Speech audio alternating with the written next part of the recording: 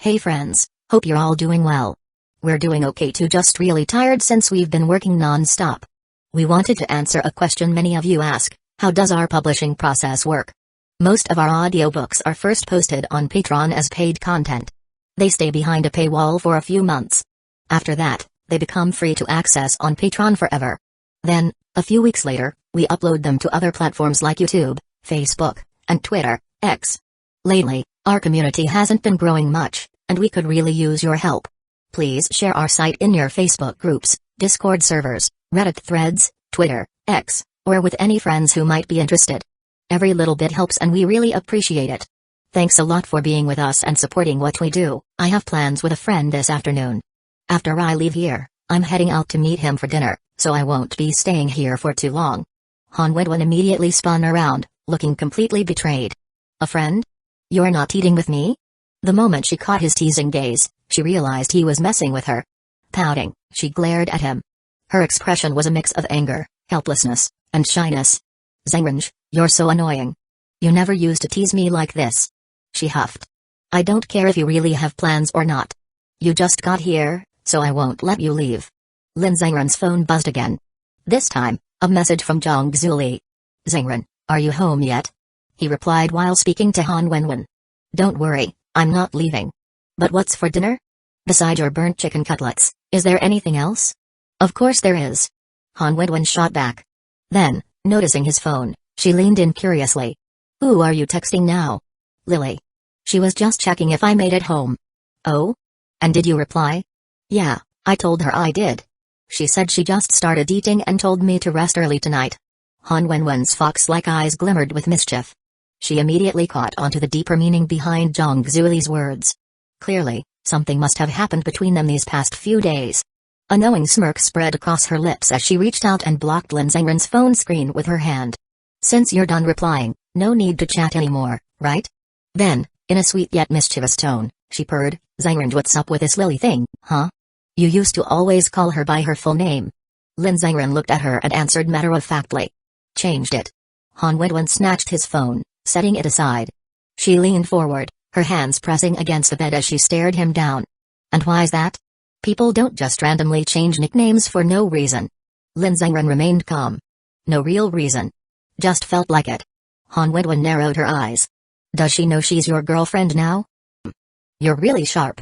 Han Wenwen puffed her cheeks, her expression instantly sour. I knew it. That explains why you showed up so late today. She whipped out her phone and checked the time. I texted you at 3 p.m., and now. She squinted at the screen. It's already past 6 p.m. I got dressed and waited at home this entire time, she complained. And yet someone didn't seem the least bit eager to come see me. Lin Zengran chuckled. I was late because of the competition, not for any other reason. As he spoke, he suddenly noticed a red scratch on Han Wenwen's right ring finger. What happened to your hand? Han Wenwen glanced at it, seemingly unaware until now. Huh? No idea. Maybe I scratched it while changing clothes earlier. I didn't even feel it. Let me see. Even though she was sulking, she obediently stretched out her hand. Lin Zengran took her hand, examining the tiny wound. Her fingers were slender, fair, and soft. More delicate compared to Zhang Zuli or He King's hands. When he gently touched the scratch, Han Wenwen's brows knitted slightly, and she pursed her lips. Does it hurt? She nodded. A little bit. Do you have band-aids at home? She pointed toward the bedside drawer. I think I have a few in there. Lin Zengran found one and carefully wrapped her finger, securing it neatly. Han Wenwen watched his every movement. His touch gentle and precise.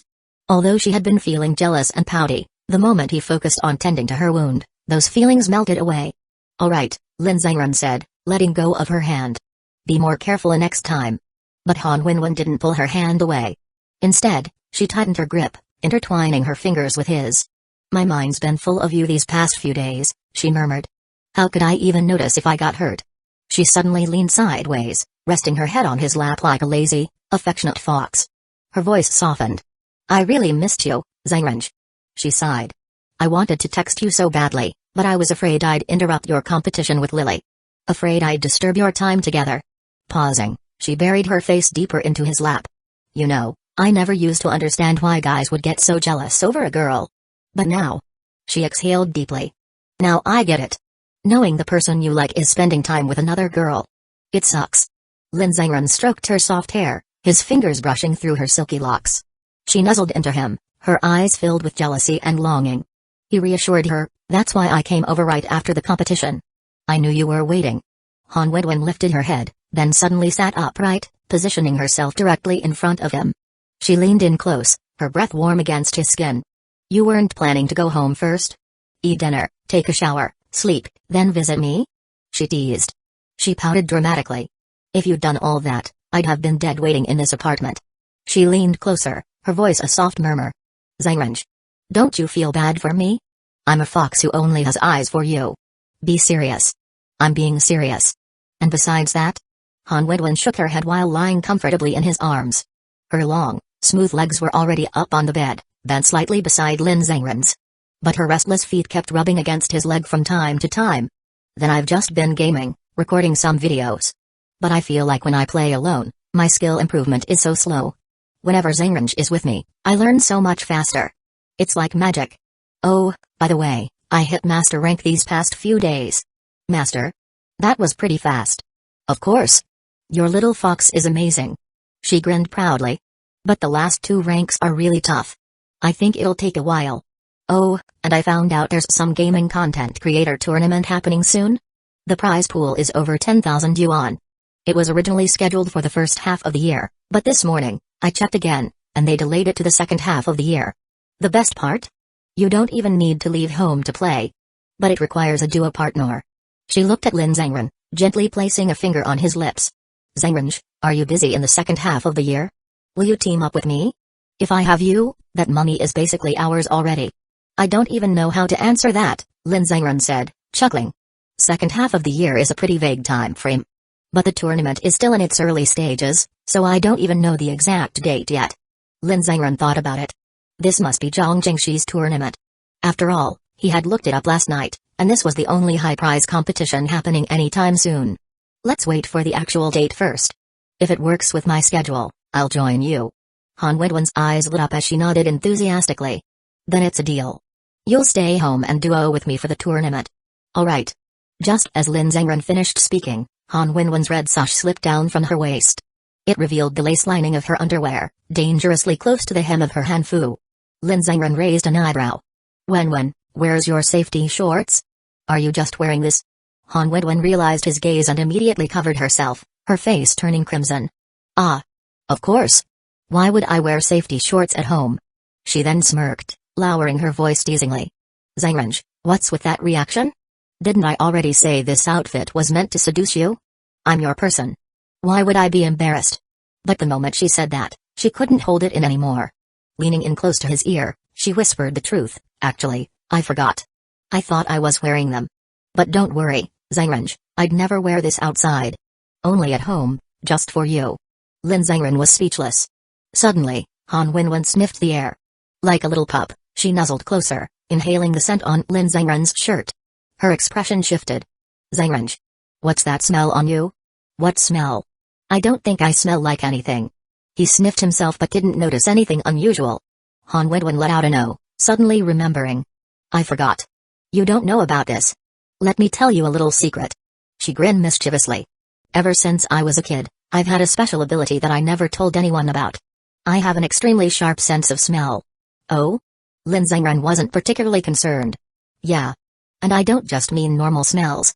If I really focus, I can even detect scents from things you touched days ago." "Is that so? You don't believe me, do you?" Han Wenwen smirked. "Let's test it, then. Go ahead." The little fox sat up, pressing her entire body against Lin Zhengren as she sniffed. She nuzzled into his chest, sniffing his shirt, his arms, and even his hand. Then, her expression darkened. She glared at him for a moment before suddenly leaning in and sniffing his neck. And then, his lips. Lin Zhengren found it amusing. "Well? What did you pick up?" Han Wenwen's lips curled into a sly smile. "A lot." She tapped his right shoulder. "For example, Lily leaned on your shoulder recently, didn't she? And I don't mean just hooking arms. I mean resting her head on your shoulder." Lin Zhengren blinked. He recalled that the day before Zhang Zuili's competition, she had buried her face against his shoulder out of nervousness. "Not only that," Han Wenwen continued, "and she hugged you, too, right?" Lin Zhengren exhaled. "Your sense of smell is insane. That was 2 days ago, And you can still tell? Impressive, huh? Han Wenwen beamed. But that's not all. She sniffed the front of his shirt again, her expression turning serious. At first, I wasn't completely sure. But now that I've checked thoroughly, I'm certain. There's another woman scent on you. Lin Zengren. Han Wenwen bit her lip, tapping her chin. This scent is very faint but mixed with high-end shampoo. Based on the smell, I'd say you didn't hug her. More like she accidentally bumped into you or something. She picked up his hand, examining it. And you helped her up with this hand, didn't you? For once, Lin Zengren was genuinely impressed. You really have an overpowered ability. You've had this since you were a kid? Han Wenwen nodded. Yep. But I can't smell everyone this accurately. I've known you for so long, and foxes are most sensitive to their master's scent. That's why I can read you so well. What if I changed my shampoo? It wouldn't matter. I'm not sniffing the shampoo, Zengren. I'm smelling your scent. No matter what soap or perfume you use, I'd still recognize you. Then, she tilted her head, her smile growing sly. That aside. Who's this new girl, Zengren? She pretended to be open-minded, but there was a dangerous undertone in her voice. You're not thinking about 4 girlfriends, are you? Because from the way it smells, you spent quite a while with her. And don't even try to say she was a random passerby. She tugged at his shirt collar. Besides, I know she wiped something off you. There's a faint trace of lipstick and makeup remover on your shoulder. Lin Zengren. Han Wenwen huffed, unable to hold back her jealousy anymore. Zengren. Who is she? No one special. She just dripped, and I helped her up. That's why her lipstick smudged on me, and she wiped it off. Really? Of course. Was she pretty? She was okay. Han Wenwen clicked her tongue. Okay means she was stunning. Zengren, your standards are insanely high. Now tell me. Was she prettier than me? Lin Zengren hesitated. You two have different styles, so I can't compare. You're both beautiful. Han Wenwen pouted, then dramatically flopped onto his chest. Ugh. I don't want to talk to you anymore. Flirty bastard. Chapter 130, Playing with Fire. Just as Lin Zengren lifted his hand, Han Wenwen collapsed into his arms, wrapping her arms around his body. She lowered her head deliberately. The meaning was clear. Zengren, hurry up and pat my head, I'm ready. Lin Zengren couldn't help but admire this fox's natural talent for acting spoiled. It was as if she had been born for this. He ran his fingers through her silky black hair, and Han Wenwen buried half her face against his chest, looking completely at ease. Her legs curled up instinctively, resting against his. Zengren's hands are so big, she murmured, her fingers trailing along his toned chest. One hand rested against his abdomen, moving lazily up and down. Tracing from his stomach to his chest. Then from his chest back down. She was clearly enjoying the feel of his firm muscles. At some point, she even thought, this damn shirt is in the way. She was tempted to slide her hand underneath his clothes. But before she could. Thwack! Lin Zengren flicked her forehead as a warning. Han Wenwen pouted. Zengren isn't a girl. What's the big deal if I touch a little? Behave. Lin Zengren changed the subject. What are we eating tonight? Didn't you say there was more than just chicken cutlets? Han Wenwen looked up at him, but her fingers didn't stop tracing circles on his abs. Yeah, I said there were other options. She began counting with her fingers. Let's see. We have burnt chicken cutlets, expired snacks, and, oh, the most delicious option of all. Me. She grinned mischievously. Zengren can pick anything for dinner. Lin Zengren didn't even react. He had expected this answer. Still, he played along. Are you sure? Absolutely sure? Then I pick you. But as food, are you properly cleaned? Han Wenwen smugly nodded. Of course. First thing I did this morning was take a bath. So, Zengren. Where do you want to start? Lin Zengren's gaze swept over her, his lips curling slightly. Let's start with your neck. A dangerous thought crossed his mind. This fox had been restless for too long. Maybe it was time to teach her a lesson. Okay. Han Wenwen sat up, but since she wasn't tall enough, she knelt in front of him instead. Tilting her head back, she exposed her slender, swan-like neck.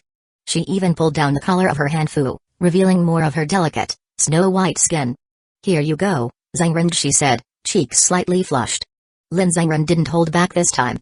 Instead of ignoring her teasing like before, he wrapped an arm around her waist and pulled her into his embrace. Huh. A small gasp escaped her lips. His warm breath brushed against her neck, making her body tremble instinctively. No matter how much she loved flirting, no matter how much she pretended to be bold. At the end of the day, she was still a girl who had never been touched before. And at the moment of real intimacy, her body's natural reaction betrayed her. A simple embrace. A slight shift in temperature. It was enough to send waves of shivers through her body. Her heartbeat pounded violently, her breath growing uneven. She lowered her gaze, seeing Lin Zhengren's serious expression. Like a predator watching its captured prey. Her face turned completely red. Lin Zhengren studied her reaction carefully. Then, in a low and deliberate voice, he asked, "I'll ask you one more time. Are you sure you're ready for this?" Han Wenwen's eyes glistened, and she bit her lower lip. Her breathing was erratic, her chest rising and falling rapidly. Turning her head away slightly, she hesitated. Her voice soft and almost trembling. I was wrong." Her fingers clenched slightly. Not yet. It's too soon. I'm not ready." She swallowed. And you're not even staying the night.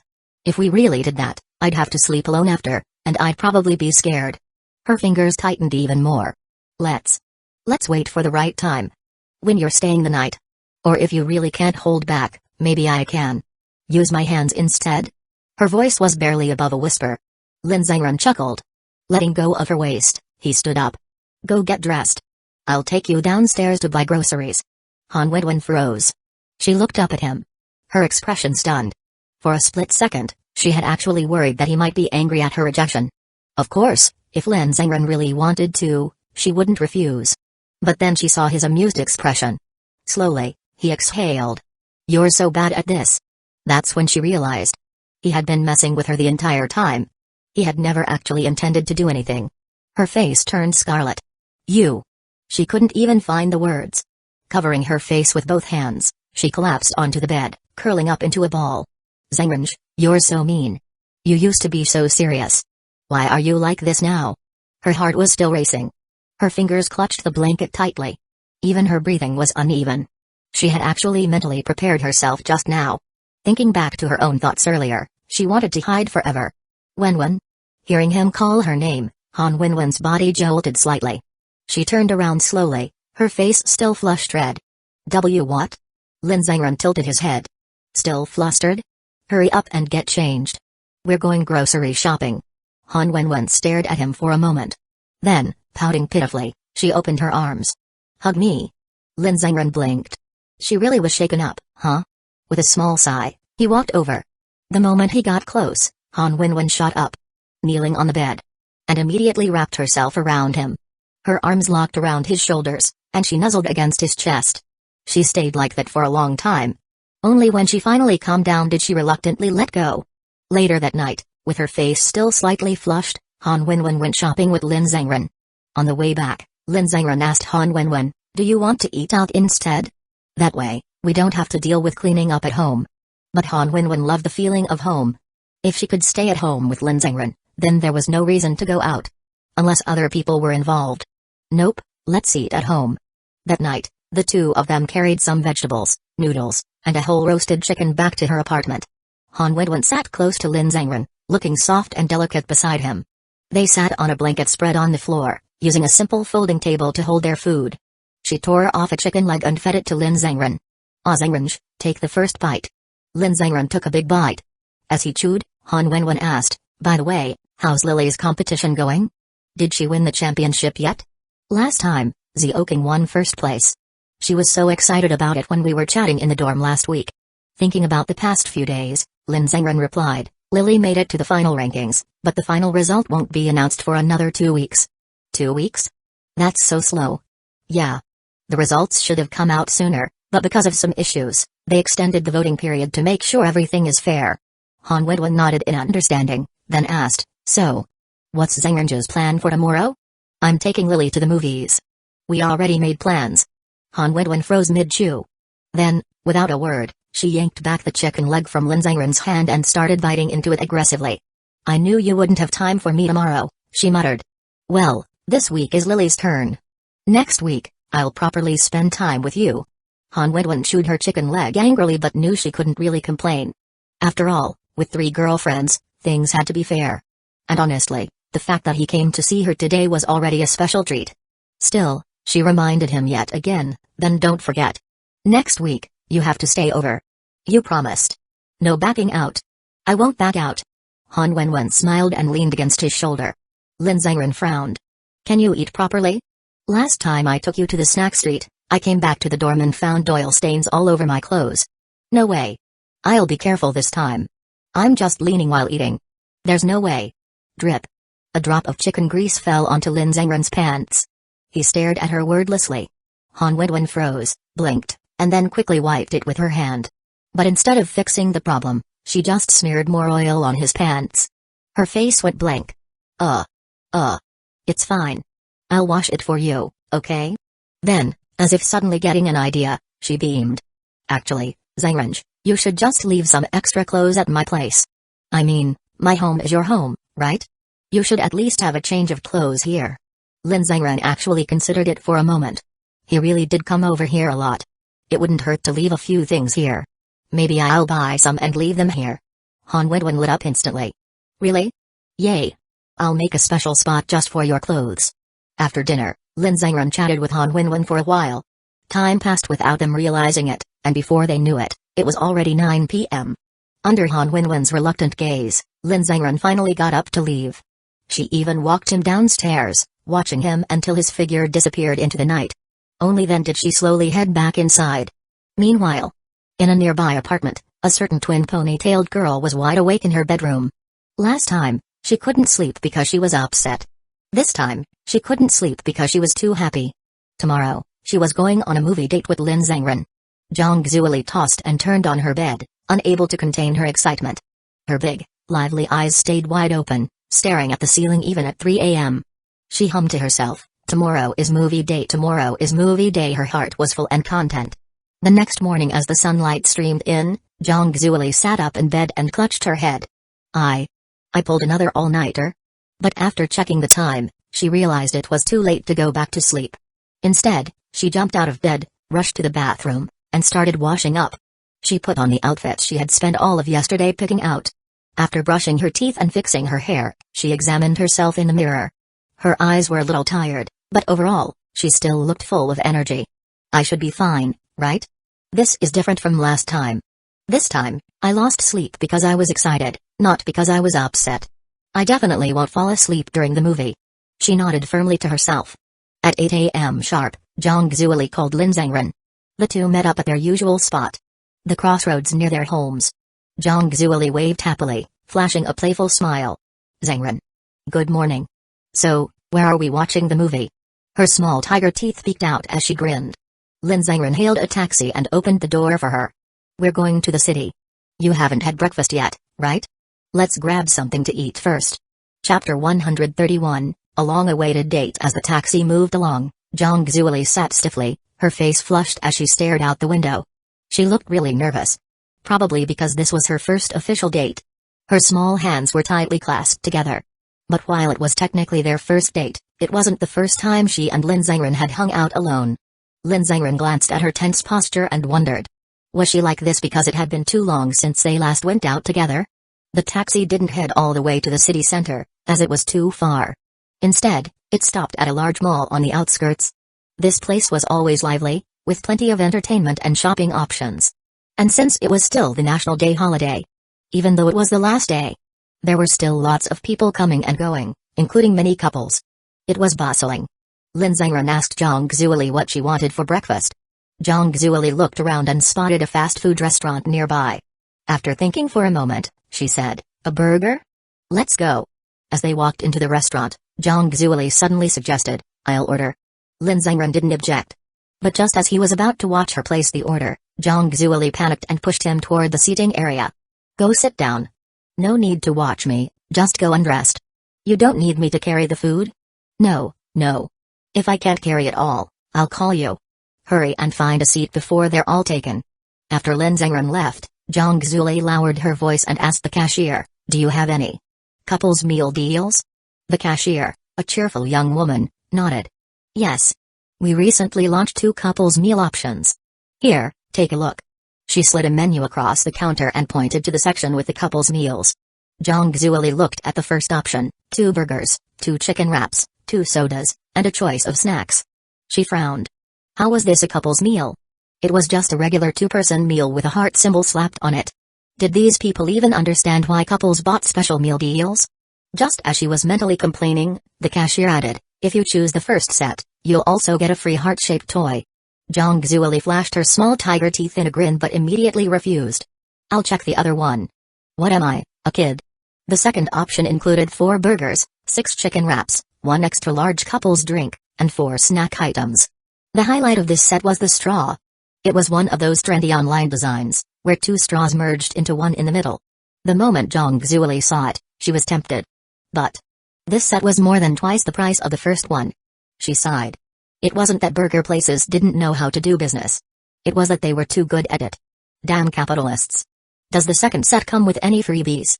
She asked. Nope. The cashier smiled, showing a row of neat teeth. But the first one does? Yep. Fewer people buy the cheaper one, so we include a toy to encourage sales. Zhang Zueli didn't know what to say. But as she thought about that straw, her face turned red. Fine. I'll take the second set. Alright. Please wait a moment. A short while later, Lin Zhengren was stunned to see Zhang Zueli carrying an entire tray loaded with food. Burgers, chicken wraps, snacks, and a huge cup of milk. His eyes widened. Did you skip dinner last night? Zhang Zueli blinked. No, I ate. Lin Zhengren recalled that she had messaged him last night about her dinner, so he knew she wasn't lying. Then why do you order so much? Can you even finish all this in the morning? Zhang Zueli, being her usual tsuntier self, wasn't great at lying. Her face turned red as she placed the tray on the table and pretended to be clueless. I didn't realize it'd be this much. I just saw a set meal and ordered it without looking closely. It's fine. I'll eat more so it doesn't go to waste. Before sitting down, she discreetly removed the 2-in-1 couple's straw from the drink. It would have been too obvious if she left it in. Zhengren, she said, trying to sound casual. I only just noticed the straw after I ordered. It's one of those couple's ones. So, if you want some, Lin Zhengren had already seen her sneakily hide the straw earlier, so he knew exactly what was going on. He smirked and deliberately teased her. I'm not thirsty. You drink it. Huh? Zhang Zueli was horrified. Then what was the point of her buying this ridiculously big drink? What was the point of this couple's meal? But she still stubbornly said, oh okay. I'll drink it myself then. She plugged in the straw. 2 separate tips but a shared middle section. And sipped her drink with a pout. She then unwrapped a burger and took a few bites, looking like a defeated puppy. Lin Zhengren took a bite of a chicken wrap and shook his head. Actually, I'm kind of thirsty. Can I have some? You're thirsty? Zhang Zueli's eyes lit up. She put down her burger and excitedly handed him the drink. Here. Drink from the other straw. Lin Zhengren took it and drank a couple of big gulps. Zhang Zueli stared at his moving Adam's apple, her gaze fixed. Even though they were using separate tips, the middle section was the same. And she had already drunk from it before. Does this count as an indirect kiss? Her face grew even redder. Lin Zhengren handed the drink back. If you can't finish all the food, we can just pack it up. Zhang Zueli took it, her voice full of suppressed excitement. Okay. She smiled. But don't worry, Zhengren. I'm still really hungry. I probably won't leave much behind. With that, she eagerly gulped more of the drink and chomped down on her burger. Her appetite had returned. Half an hour later, thanks to her enthusiastic eating, there wasn't much left. Just 1 burger and 2 chicken wraps. Though, to be fair, Lin Zhengren had eaten nearly half of it himself. Still, Zhang Zueli was stuffed. She clutched her stomach. Ugh. I ate too much. After breakfast, they sat at the table and checked the show times for the romance movie. But there weren't any morning screenings. The first one was at 10:30 a.m. It made sense. Most film festivals wouldn't schedule romance movies first thing in the morning. After all, couples wouldn't wake up early just to watch one. Zhang Zueli saw the timing and asked, there's no morning screening. So what do we do now? She already knew this in advance. She had checked last night. This whole conversation was an act. A ploy to extend their date. Today's Zhang Zueli was full of schemes. But Lin Zhengren casually replied, if that movie is not available, let's watch something else. How about this one? It says it's a groundbreaking Chinese animated film. Even after 2 lifetimes, Lin Zhengren still enjoyed entertainment. He was still a 16-year-old boy, after all. Zhang Zueli liked animated films too. But if they watched this, would they still watch the 10:30 romance movie? She didn't dare ask, since she had offered to pay today, and her money only covered 1 movie. Plus, Zhengren had already suggested it himself. Okay, she agreed. Hey, Zhengren, doesn't this tagline sound familiar? I feel like I've seen it before. Who knows? Maybe they've had multiple groundbreaking moments. They bought their tickets and headed for the entrance. As they handed their tickets over, the ticket girl suddenly asked, "Excuse me, are you two a couple?" Zhang Zuoli's body stiffened. She looked at Lin Zhengren. Lin Zhengren nodded. Zhang Zuoli beamed. "Yes. We're a couple." The ticket girl smiled. "We have a promotion for couples today. If you touch each other's noses, you get a free bucket of popcorn." Zhang Zuoli's heart pounded. "Really? But we have to do it here." She turned to Lin Zhengren and pretended to hesitate. "Zhengren, do you think it'd be embarrassing? But if we don't do it, we'd be losing free popcorn." Lin Zhengren pointed to a sign nearby. Zhang Zuoli looked over and saw that the promotion started at 10:30 a.m. Right when the romance movie was scheduled to begin. The ticket girl added, "This event only starts at 10:30, so if you'd like, you can come back later for another movie." Zhang Zuoli's expression fell instantly. Then why even mention it? What was the point of bringing this up when she definitely wouldn't be able to watch the 10:30 movie? She didn't even have money left. Lin Zhengren noticed her sulky expression, a small smile playing on his lips. He had his own plans. The ticket girl asked again, "Would you two like to buy popcorn and drinks?" Since they had just eaten, they both declined. After getting their tickets checked, they entered the theater. As they approached the screening room, Zhang Zuoli suddenly marveled, "Wow, so this is what the inside of a movie theater looks like. It's so dark." Lin Zhengren was confused. "You've never been to one before?" Zhang Zuoli shook her head matter-of-factly. "Nope. Who would I go with? My parents are always busy, and I usually have singing practice. I don't really have close friends. It's just you. I mean, I only know you. Have you been here before?" Lin Zhengren found her response ridiculous. Was this girl experiencing memory loss? "You forgot? I took you to the movies last time. You wouldn't stop complaining about how you fell asleep and missed the whole thing." Oh, right. She suddenly remembered. She had literally spent days whining about how she fell asleep and missed the ending. So how did she forget this? But then, "I really don't remember much about that movie," she muttered blankly. "I just remember watching it with you. And then falling asleep."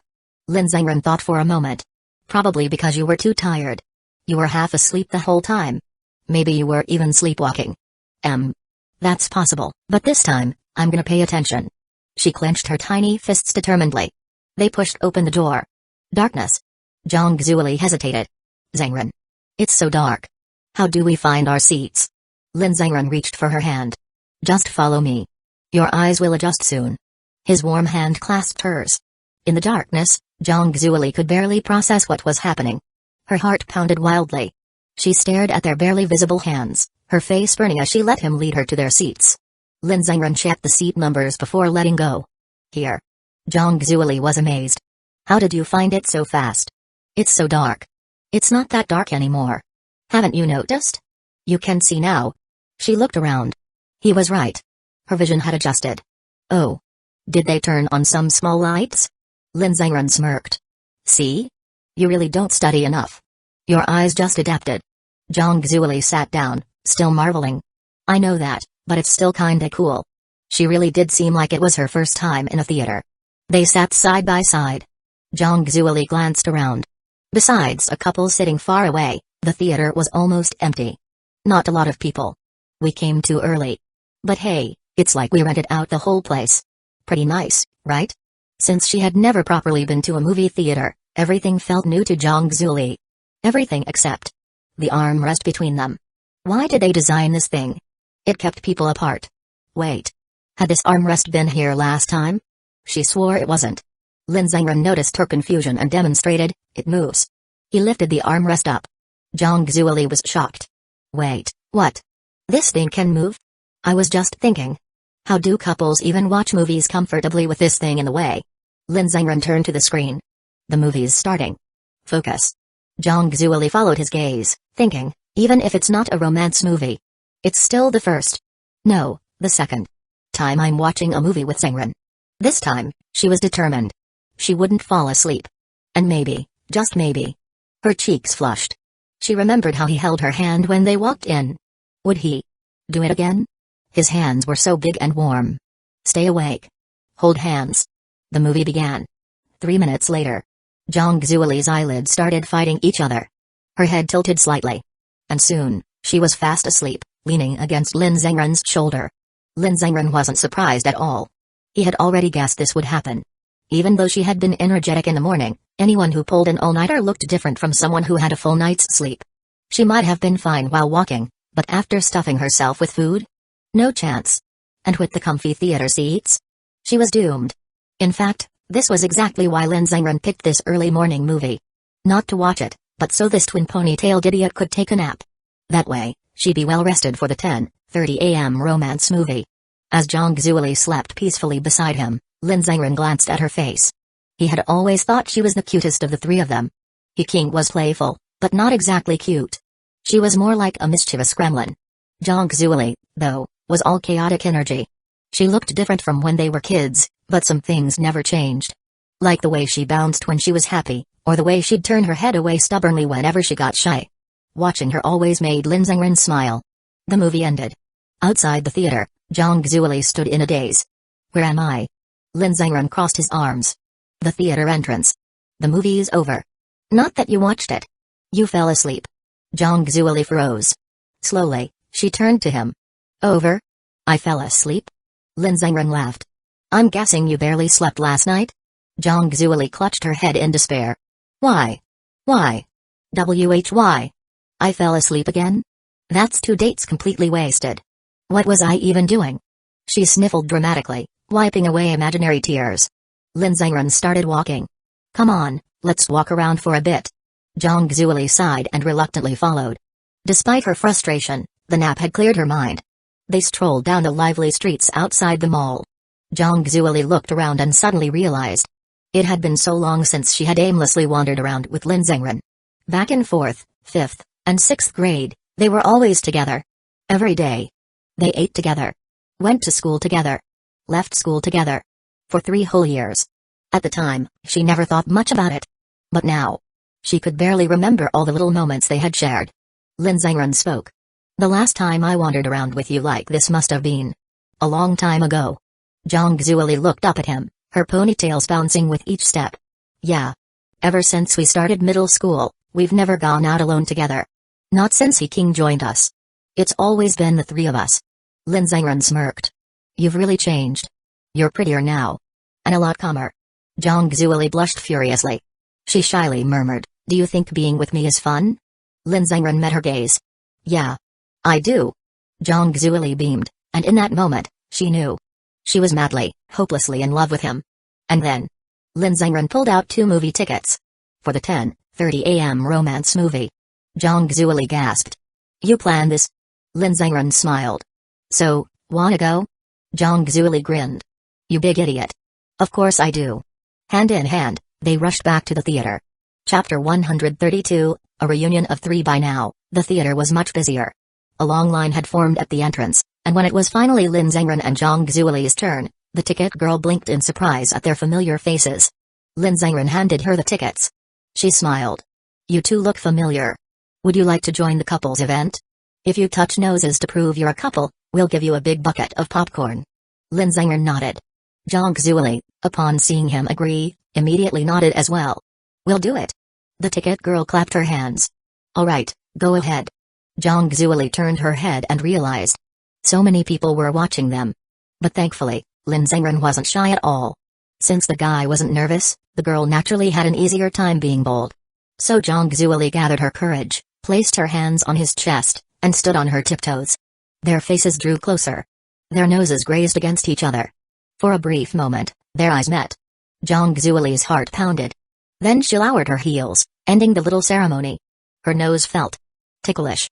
She touched it absent-mindedly, her face burning. The ticket girl handed them a giant bucket of popcorn. Almost as tall as her forearm. Here you go. I hope you two stay sweet and never separate. Lin Zhengren reached for it, but Zhang Zuoli grabbed it first, checking the weight. She looked at him in awe. Wow. This is huge. Totally worth it. The couples waiting in line saw the size of the popcorn bucket and suddenly became restless. They might be shy, but free stuff is free stuff. Back inside the theater, Zhang Zuoli wasn't as nervous this time. She didn't even think. She just let Lin Zhengren hold her hand and followed. Following this big idiot was always the right move. Once they found their seats, Zhang Zuoli didn't even wait. She skillfully lifted the armrest and placed the popcorn in the middle. Though the theater was much more crowded this time, it didn't affect their mood. This was supposed to be my treat, she said, feeling a little guilty. But you still ended up paying. Lin Zhengren kept his eyes on the screen. Doesn't matter who pays. You're mine anyway. Zhang Zuoli bit her lip. How did he say something so embarrassing so easily? If it were her, she'd never be able to say something like that out loud. Unless it was a special situation. Like last time. Seeing her go quiet, Lin Zhengren smirked and teased, "Am I wrong?" Zhang Zuoli froze, then slowly nodded. "Of course I am." Lin Zhengren pretended not to hear. "Huh? What did you say?" Zhang Zuoli puffed up her cheeks like she wasn't going to back down. She grabbed a popcorn kernel and held it up to his mouth. "I said yes. Even if you didn't ask, I was always yours. Forever yours. Is that good enough?" Lin Zhengren took the popcorn and ate it, highly amused. Teasing this girl was always fun. Zhang Zuoli, feeling a little embarrassed, also grabbed a popcorn kernel and popped it into her mouth. So sweet. She took another. Then another. But somehow, even though the bucket looked huge, after just a few bites, it was gone. Even before the movie had started. Zhang Zuoli reached in and touched the bottom. Wait. What? How? She flipped the bucket over and examined it. That's when she discovered the scam. In the middle of the bucket was a hidden cardboard layer, and underneath was foam. Half the bucket was fake. Only the top layer was actually filled with popcorn. Zhang Zuoli's jaw dropped. The people who came up with this event must have had a really hard time, she muttered. They want to give stuff away, but then not really. Lin Zhengren wasn't surprised. These kinds of tricks were becoming more common. Zhang Zuoli gave up, placing the empty bucket in the middle. After a refreshing nap, she happily intertwined her fingers with Lin Zhengren's and thought, finally. I can actually enjoy this movie. This was the third time. At long last. 3 minutes later. Zhang Zuoli's eyelids drooped. And then. She fell asleep on Lin Zhengren's shoulder.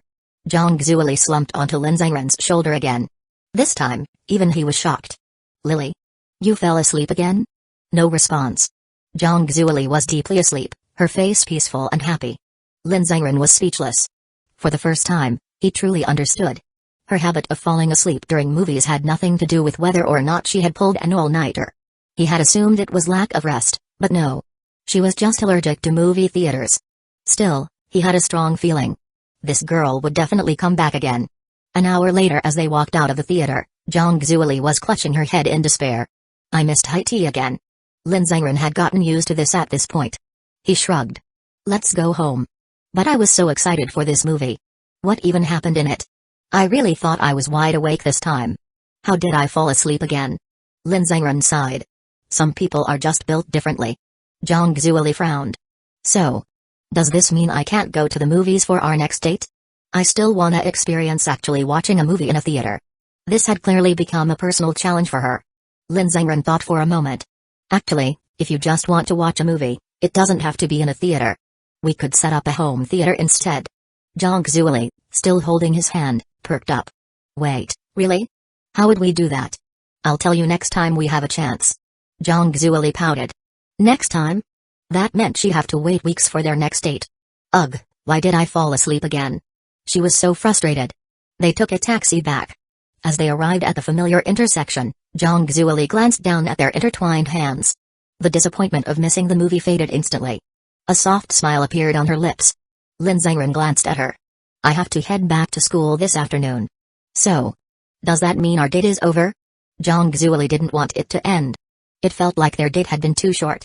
Like she hadn't done anything. Except take 2 naps. She didn't want to let go of his hand. Seeing her downcast expression, Lin Zhengren chuckled. Didn't we say we'd have another date after your competition results come out? You can watch the movie then. Zhang Zuoli blinked, then slowly nodded. That's true. A taxi pulled up at another part of the intersection. From the car stepped a sweet-looking girl with a single ponytail. She had just arrived, and her best friend, a fox-like girl, was already waiting for her. As they reunited, the taxi drove off, passing right behind Zhang Zuoli. The breeze from the moving car made her twin ponytails sway slightly. Zhang Zuoli took a deep breath. Then, mustering all her courage, she stepped closer to Lin Zhengren. She grabbed the edge of his shirt, stood on her tiptoes. And with her stubborn, proud eyes locked onto his, she whispered, see you this afternoon, Zhengren. Then, she kissed his neck. Softly. Gently. And then, she licked it. Where she learned that move. Who knew? Lin Zhengren froze, completely stunned. Zhang Zuoli stammered, her face completely red. I'm heading home now. Even though it felt like we didn't do much today, I had a lot of fun. Then she let go of his hand, covered her mouth in embarrassment, and ran off. Even after running far away, she turned back, flashed her little tiger teeth, and waved. I'm leaving. Don't forget, after the competition results, you owe me a trip to the zoo. Lin Zhengren watched her retreating figure and sighed helplessly. She looked so proud. Like she had just won something. He raised his hand and called out, walk slowly. Got it. Just as Lin Zhengren was about to turn home, he noticed two people standing in the distance. A pair of wide, almond eyes stared at him in shock. He King. Her red lips slightly parted. Next to her, Han Wenwen also stood frozen, her gaze locked on Zhang Xuli's kiss. Three people. Awkward silence. Lin Zhengren blinked. Since when had they been standing there? The noon sun was warm, but He King looked not so warm. She wasn't happy. She stared at the spot on his neck where someone had just kissed him. Then she stared at the ground, lost in thought. Meanwhile, Han Wenwen linked arms with He King, her fox-like eyes filled with jealousy. Her expression practically screamed, seriously? You two couldn't find a more private place? Now look what you've done, Zhengren. Most guys, in a situation like this, would be panicking, trying to think of a way to explain themselves. But Lin Zhengren? Unbothered. 2 lifetimes had made him immune to panic. He looked at them calmly and asked, why are you two here? Even his tone was strong and steady. Completely guilt-free. He King lowered her head, her voice soft. I called Wenwen last night, and we were talking about how I'd never visited her place since she moved. So I thought, since I had to go back to school today anyway, I could stop by and see her before heading back. She fidgeted. And we just got here. Han Wenwen grinned mischievously, hugging He King's arm. I came to pick up King. Then she turned to Lin Zhengren, her fox-like eyes glinting. Zhengren classmate, do you have plans this afternoon? If not, why don't you come with us? I made some food. She smirked. Her gaze practically screamed, are you seriously not going to comfort King? She's jealous, you know. And I'm not exactly happy either. She tilted her head playfully, clearly expecting an answer. Lin Zhengren nodded. I haven't eaten yet. Sure, I'll come. Han Wenwen raised an eyebrow. Damn. He really never panicked. That level of confidence. So attractive. At Han Wenwen's apartment, the three of them arrived at Han Wenwen's small apartment. She linked arms with He King and proudly introduced her place. It's small, but the location is great. And there are security cameras everywhere, so it's pretty safe. He King walked quietly beside her, sneaking glances at Lin Zhengren from time to time. A little jealous. A little sulky. Han Wenwen called out, King? Huh? He King snapped back to reality. What's wrong, Wenwen? Han Wenwen smiled. She totally caught her spacing out. I was asking what you think of my place.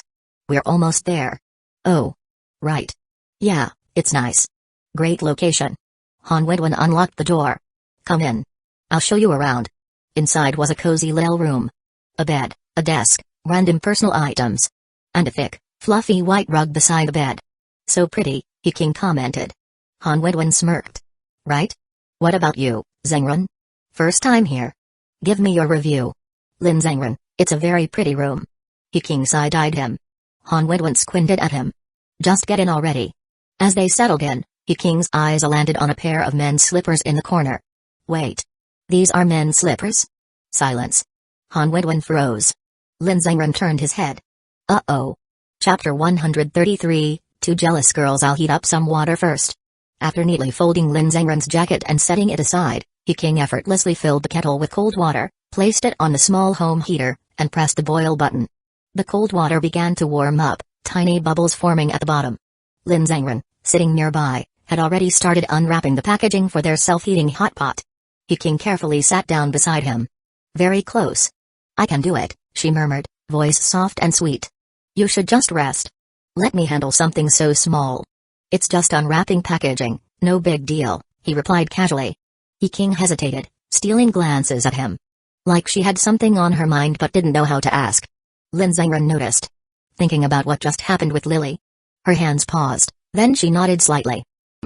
You two were on a date, weren't you? She asked softly. I remember you saying the competition ended on the 5th or 6th. But today's the 7th. That means today was a date, right? Oh, and I heard from Wenwen that Lily made it onto some ranking list. Sounds impressive. She tried to sound neutral, but her voice was laced with a hint of jealousy. Yeah, she made it to the top 50, so I took her to the city to watch a movie. A movie. He pursed her lips. She suddenly realized. She had never been to a movie with Lin Zhengren. As if reading her mind, Lin Zhengren asked, now that I think about it, we've never watched a movie together, have we?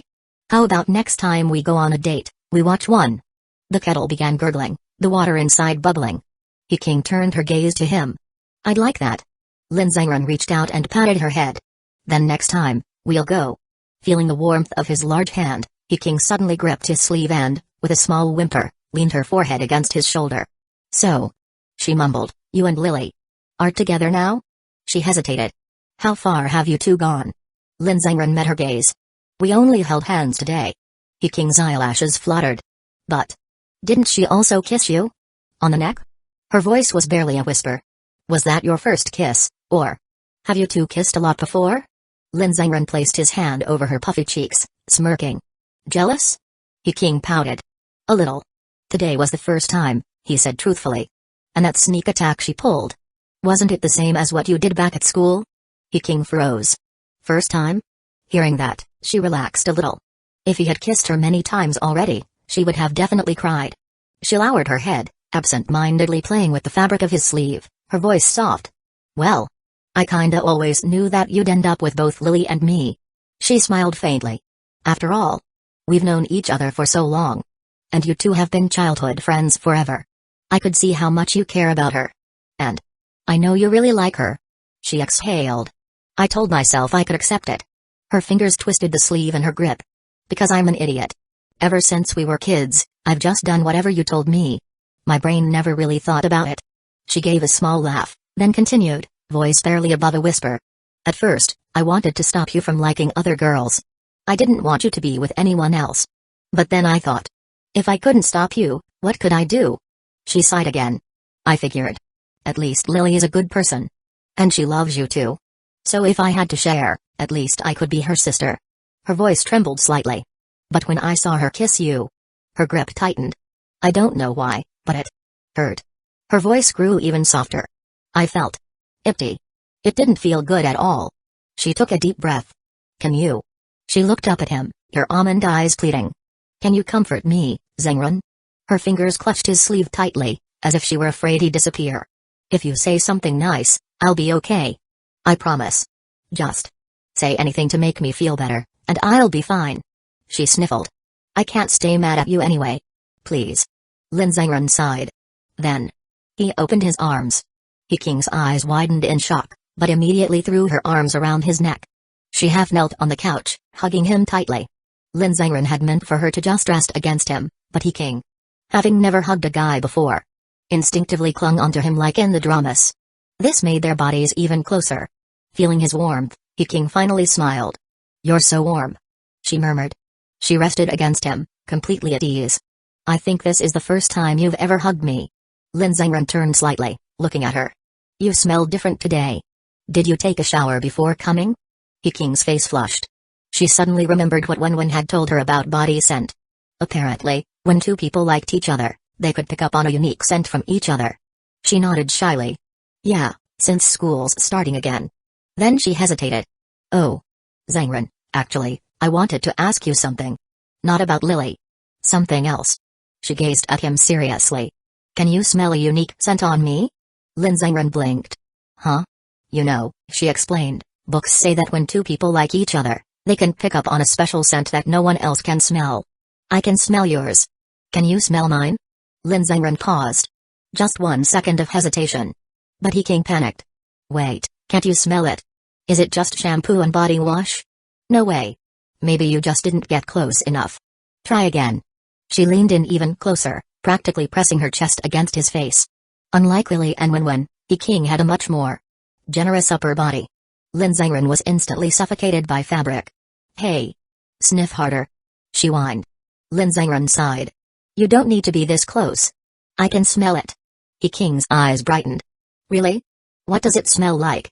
Like dairy. A sweet kind of milk. Her cheeks turned pink. Milk? Are you serious? Yeah.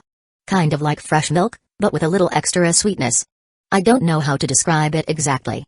King thought for a moment. Oh. I remember one time when I was little, I spilled milk on myself. My mom said I smelled like milk all day. Could it be from that? Lin Zhengren chuckled. That was years ago. No, it's just your natural scent. She pouted. I don't get it. But. Do you like it? Lin Zhengren nodded. She beamed, looking completely pleased. Lin Zhengren raised an eyebrow. You said you could smell mine. What does mine smell like? King thought for a second. Like a cool smell. Cool? Yeah. Not exactly a fragrance, but. It's really nice.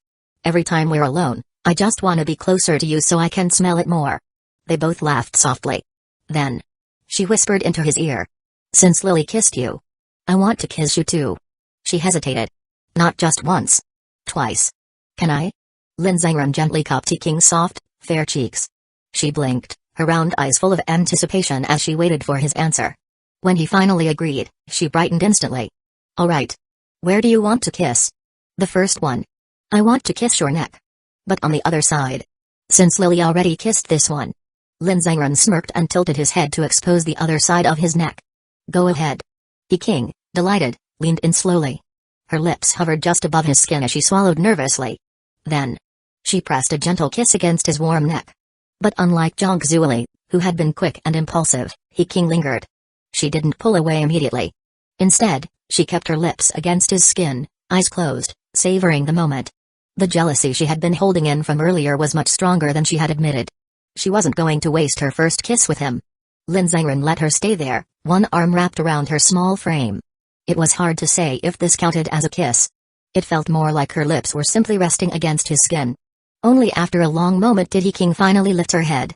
This time, she was truly happy. Her cheeks flushed all the way to her ears, glowing a bright red. Lin Zhengren chuckled. All right, that was the first one. Where do you want the second? King's eyes wandered over his face. From his ears, to his eyes, to his nose. Then finally, her gaze landed on his lips. Her heart started pounding. Would it be okay to kiss him there? After all, his earlier offer seemed to mean she could kiss him anywhere she wanted. She took a deep breath. This time, I want to. Just as she was about to say it. The bathroom door creaked open. A tiny noise, but enough to startle her like a frightened kitten. She immediately panicked, her hands flailing as she jumped off Lin Zhengren, quickly retreating to sit properly on the couch. The bathroom door fully opened. And out walked Han Wenwen. I'm done changing. You too. She paused. Her fox-like eyes immediately noticed King's flushed face, her head tilted down, lips pressed together tightly. King? Han Wenwen's voice was teasing. Your face is so red. King's hands flew to her cheeks, desperately trying to cover her entire face. What? No, it's not. I'm not red at all. Lin Zhengren smirked and turned to Han Wenwen. Your outfit looks nice. Han Wenwen hummed in response, shifting her gaze back to the two sitting on the couch. She felt a small sting of jealousy but didn't let it show. Today, she was wearing a light red sweater paired with a classic pleated skirt. Soon, as winter approached, she'd likely add tights to the look. Lin Zhengren always felt that girls' outfits were mostly similar, but they would emphasize tiny differences. Like a new sweater or a different color scheme. King peeked through her fingers, stealing a glance at Lin Zhengren. Lin Zhengren caught her gaze and smirked slightly. His eyes seemed to say, next time, when we're alone, I'll let you kiss properly. King's face turned even redder. But she smiled secretly and nodded. Han Wenwen, being keenly observant, didn't miss the silent exchange. She pretended not to see it, though she could feel her own jealousy building up. She walked over to check the hot water kettle. The water's ready, she noted. Then, looking at the three untouched self-heating hot pots, she raised an eyebrow. Why are they still in their packaging? She grabbed a few cups, poured some hot water, and then poured cold water into the bottom compartments of the self-heating hot pots. As she worked, King suddenly felt an urgent need. She had been holding it in for a while, but earlier, she had been too caught up in the moment to notice. I'm going to use the bathroom real quick, she said. Han Wenwen nodded. No rush. The hot pots take about 5 minutes to heat up anyway. King quickly got up, but before shutting the door, she stole one last look at Lin Zhengren, then bashfully closed and locked the door. Inside, she sighed in relief. However, due to the thin walls of the apartment, both she and Han Wenwen had to be careful in the bathroom. Otherwise, the sound would carry outside. That also meant. For the next few minutes, Lin Zhengren and Han Wenwen were alone. The moment the bathroom door closed, Han Wenwen's expression completely changed. Her polite smile vanished, and she let out an annoyed huff, looking thoroughly jealous. She turned away from Lin Zhengren, pouting dramatically. She had been patient this entire time. Letting Lin Zhengren and Zhang Zuoli have their moment. then letting the king have her moment. But now, her patience had run out. "Zangrange," she grumbled. "So, you had your date with Lily, and now you've finished comforting Kinking, huh?" Lin Zangran sighed. This fox definitely got jealous the fastest out of the three. Feeling jealous again? Han Wenwen turned to face him, looking utterly pitiful. "What do you think?" She pouted. "Not only did I watch you and Lily be all sweet in public, I even gave you space so you could comfort Kinking." Her eyes glistened with pretend suffering. "My heart hurts so much." Lin Zangran leaned back against the bed and stretched out his arms. "Come here." Han Wenwen huffed, tilting her chin up. "Humphrey. I'm still mad at you." But before he could withdraw his arms, she immediately rushed over and buried herself in his chest. Her arms wrapped tightly around his waist as she nuzzled against him, refusing to let go. As if to make up for her sulking, she whispered, "Aren't you gonna pet my head?" Lin Zangran sighed fondly. "You really are a fox." As his fingers gently ran through her soft hair, Han Wenwen finally started to feel better. Still, her jealousy hadn't completely faded. She tilted her head, her fox-like eyes gleaming. "So, Zangrange, how was your date with Lily? Did you have fun?" Lin Zangran, recalling the day's events, answered truthfully. "Yeah, I had fun. I always enjoy spending time with you three." Han Wenwen narrowed her eyes. "And what exactly did you two do?" Lin Zangran shrugged. "We just watched 2 movies." "Two?" Han Wenwen's sharp mind immediately caught on to that. Watching 1 movie was already a long time sitting in a theater. Why would they watch 2? Then it hit her. She squinted at him suspiciously. "Your heart wasn't really on watching movies, was it?" Lin Zangran looked at her calmly. "You're overthinking it. We really just watched movies." She was too tired from last night, so the first movie was basically just a nap for her. Han Wenwen raised a brow. "And the second one?" "The second movie. I thought she'd be fully awake after her nap and finally enjoy it. Since that was the one we actually wanted to watch. But she fell asleep again. So even though we technically spent the entire morning on a date, she spent most of it asleep." Han Wenwen blinked her captivating fox-like eyes, looking completely skeptical. "Zangrange, are you messing with me? There's no way she slept through 2 entire movies. This was a date. Does Lily really have that kind of heart?" Lin Zangran chuckled. "I don't know why, but she really did. If you don't believe me, why don't you smell for yourself? You can tell how long she was leaning on me just from her scent." Han Wenwen paused, then nodded. "You're right. Let me check if Zangrange is lying." She placed her hands on his shoulders and leaned in. Her fox nose twitched, as if awakening some ancient bloodline, and she carefully sniffed every part of him. From his face, to his neck, to his shoulders, all the way down his upper body. Lin Zangran almost laughed out loud. "This is getting ridiculous. You could just take a quick sniff. Why the full-body investigation?" Han Wenwen ignored him, continuing to inspect. "If I'm gonna smell, I have to do it properly. Otherwise, I might miss some important details." She made a full round, then returned to his neck, sniffing a bit harder. Her brows furrowed. Because the scent here was too strong. And not just one scent. There were 2 distinct ones, and one was particularly fresh and strong. Clearly, it was He King's lingering scent from earlier. Han Wenwen puffed up her cheeks in frustration. Lin Zangran couldn't hold back his laughter anymore. "So? Do you believe me now?" She pouted. "I do. But you two held hands, didn't you?"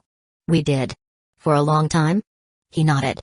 "She fell asleep while I was holding her hand, so I just kept holding it."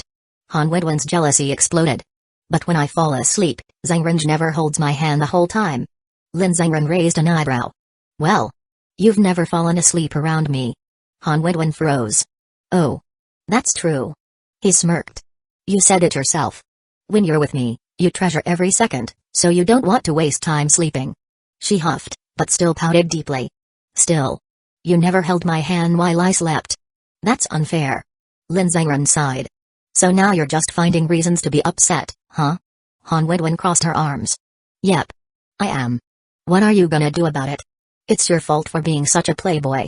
You even let Lily kiss you in public. What if someone saw? I didn't expect her to do that either. Humphrey. Good thing she was the one who kissed you. If it had been you kissing her, I'd be so mad I'd probably have a stomachache and not be able to eat all day." Lin Zangran smirked. "That'll happen eventually." Han Wenwen clicked her tongue in annoyance. "Ugh, Zangrange. Even if that's true, don't say it out loud. Also, did Kinking kiss you just now too?" He nodded. "She did. And you hugged her too, huh? Your whole body smells like Kinking right now." "I had to comfort her somehow." Han Wenwen sighed dramatically. Having multiple girlfriends was fine when they were separated. Everyone understood their sisterhood. But the moment they were all together, it was nothing but jealousy and competition. Then I want to kiss too. Lin Zhengren raised an eyebrow. Where do you want it? Han Wenwen thought for a moment, staring at his neck. Then, a mischievous glint flashed in her eyes. Actually, I have a question first. She leaned closer, smirking. So far, everyone has been kissing you. But have you ever kissed anyone first? Lin Zhengren chuckled. Not yet. Holding hands with you guys is already a recent development. I haven't reached the level of just casually kissing you all. Han Wenwen pouted. Then. I don't want to be the one kissing you. She tilted her head up, their noses touching. I want you to kiss me. She lowered her voice, teasing. Kiss my neck. You can even bite me a little if you want. The little fox brushed her nose against his, rubbing against him like a pampered kitten. Come on, just one little kiss. Please. Lin Zhengren suddenly remembered something. Weren't you terrified of being bitten last time? Han Wenwen grinned confidently. That was last time. Now I'm mentally prepared. She suddenly leaned close to his ear and whispered. Oh, and speaking of that. Her voice was dangerously soft, dripping with seduction. Even though my 18th birthday wish is to give myself to Zhengren. That doesn't mean we can't do other things before then. Lin Zhengren's expression shifted slightly. Han Wenwen giggled. I know boys start having thoughts at a young age. She cooed. So if you ever feel restless, just come find me. She grazed her finger over her lips, her cheeks turning a deep red. I can't do everything yet, but... Her voice dropped to a sultry whisper. I can help in other ways. Lin Zhengren flicked her forehead. Flick. Ow! Han Wenwen yelped, rubbing her head. Lin Zhengren scowled. What the hell have you been reading? Han Wenwen pouted dramatically, pretending to be in pain. Why Zhengren is so mean to me? She whined. I was just trying to be a good girlfriend. Lin Zhengren sighed. You're such a little fox. She beamed, her tail practically wagging. Of course. But I'm a fox that belongs only to Zhengren. Chapter 134, Fighting for the First Kiss. After speaking, Han Wenwen tilted her head slightly, gently tugging at the fabric of her top, exposing part of her delicate shoulder and graceful swan-like neck. A uniquely alluring scent, one that belonged only to Han Wenwen, floated toward him. Zhengren, hurry up. She whispered. If you take too long, Kinking will come out of the bathroom. Lin Zhengren wrapped his arms around her and looked into her expectant, slightly bitten lips. She was completely prepared. Then I'm going to bite. This time, he didn't hesitate. Without any warning, he sank his teeth into the soft skin of her neck. Han Wenwen's brows furrowed slightly. For the second time in her life, she felt a sensation like an electric current running through her body. The first time had been when Lin Zhengren held her by the waist. The second was now. She had read in novels before that when a girl was truly touched by the man she liked, her body would naturally react. And that kind of feeling couldn't be faked. She had always been curious. What exactly did it feel like? Last night's moment had been too sudden. She hadn't fully processed it. But this time, the moment his lips and teeth touched her sensitive skin, Han Wenwen shuddered. Her slender fingers dug into his shoulders, her usually sharp fox-like eyes becoming misty. Her heart skipped a beat. For a moment, it felt like something invisible had passed through her body. Like she had suddenly lost all strength in her limbs. No matter how mature she acted, reading about something and experiencing it firsthand were two very different things. The bathroom door clicked open. King stepped out. She saw Lin Zhengren sitting alone on the carpet beside the bed. The self-heating hot pots on the table were steaming. And Han Wenwen? She was lying on the bed, facing away from them, her body slightly curled up, clutching the blanket tightly. King blinked in confusion. Wenwen? Why are you lying down? The hot pots should be ready, right? Han Wenwen didn't respond. She was too afraid that if she spoke, her voice would betray her. She simply shook her head. Lin Zhengren spoke up instead. She said she just wanted to lie down for a bit. Let's eat first. King, still a bit confused, sat next to Lin Zhengren and glanced at Han Wenwen. Wenwen? You sure you're okay? We're gonna start eating. Han Wenwen nodded slowly. Seeing that, King turned to Lin Zhengren and lowered her voice. What's she doing? Lin Zhengren looked at Han Wenwen and smirked. This fox always acted bold, but when it came to real intimacy, she was actually the most sensitive. She had been so flustered just from that one bite. She's fine, he said lightly. Just a bit dramatic. She was asking me about you earlier, actually. King's face flushed slightly. What did you say? Lin Zhengren shrugged. Just the basics. She'll probably ask you later too. King giggled softly. Meanwhile, If He King had turned her head, she would have seen Han Wenwen's face completely red, her lower lip slightly swollen from biting down too hard. She touched the spot on her neck where Lin Zengren had bitten her. She could still feel the warmth of his lips lingering there. Her heart was racing uncontrollably. Being bitten by Zengren feels so strange. So intense. She swore to herself. Next time, when it's just the two of them, she would definitely bite him back. Han Wenwen was determined. But then she thought back to last night. If he had kissed her first instead of just holding her waist, would she have even been able to say anything at all? Would she have just gone along with whatever happened next? Thinking about that made her face burn hotter. 2 minutes later, Han Wenwen finally composed herself. Since nothing had gone further, she was able to recover quickly. Otherwise, she might have curled up in Lin Zengren's arms and refused to leave. She slid off the bed and onto the soft carpet, letting out a deep breath. He King immediately turned to her.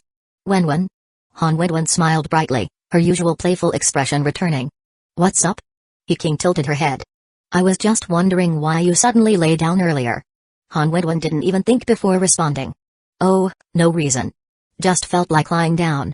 You're not feeling unwell, right? Nope. I'm perfectly fine. He King giggled. I do that sometimes too. Randomly lie down for no reason. Han Wenwen grinned. Right? Sometimes, you just need to relax. Lin Zengren, watching the two girls chat, smirked slightly. Han Wenwen was always good at covering things up when she wanted to. But he knew the real reason she had been lying there curled up like that. He King, completely unaware, started serving food. Han Wenwen, meanwhile, was still fuming internally. Humphrey. Next time, I'm definitely getting revenge. She sneaked a glance at Lin Zengren. He caught her gaze immediately, his eyes glinting as if he knew exactly what she was thinking. Han Wenwen pouted, but quickly smirked back. Just you wait, Zengren. Next time, I'm taking the lead. The two best friends exchanged a glance and smiled at each other. He King said, Alright, let's eat. Everything's ready. As they prepared to eat, Han Wenwen snuck a glance at Lin Zengren, and once again, a soft blush spread across her face. As Lin Zengren began to open his chopstick wrapper, He King's wife-like instincts immediately kicked in. She took the chopsticks from him. I'll do it. Lin Zengren looked at the little fool in confusion. I can do it myself. He King didn't say anything, but the pure look in her eyes practically spoke for her. Why should you do it? I'm your girlfriend. Of course, I should handle these little things. You just sit and relax.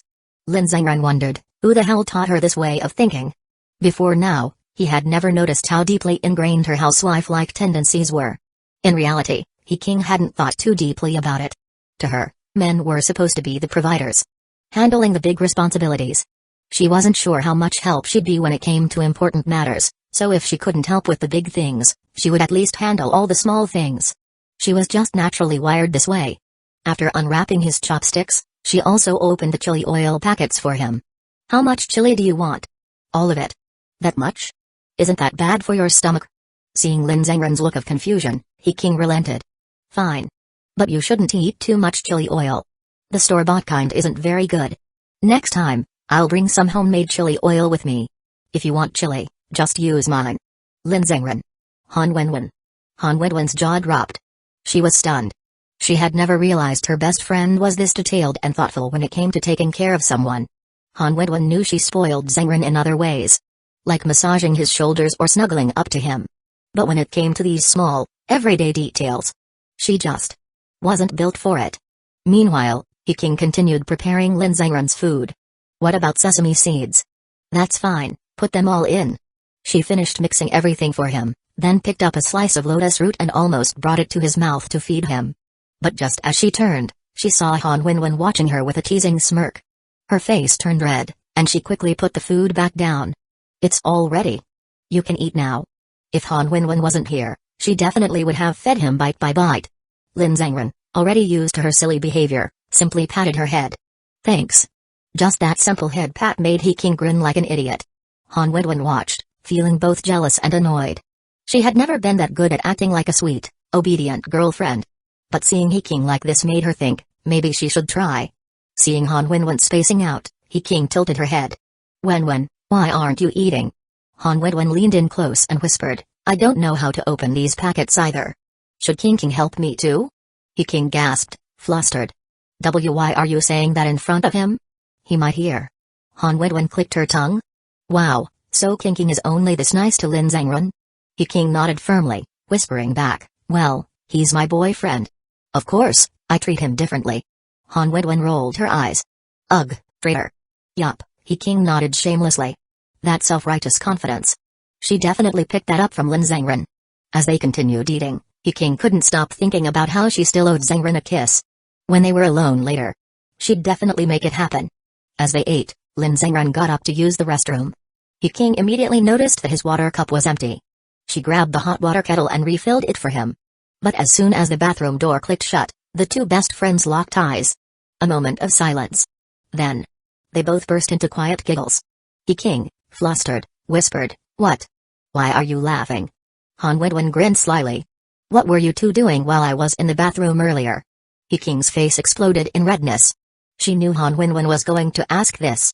She quickly covered her burning cheeks. "And nothing. We didn't do anything. He was just comforting me because Lily kissed him." "Lily?" Han Wenwen raised an eyebrow. "Didn't you always call her Zhongzhuili before? Since when did you start calling her Lily?" King groaned, burying her face in her hands. "I don't know how to explain it. I just started calling her that. Don't ask me why."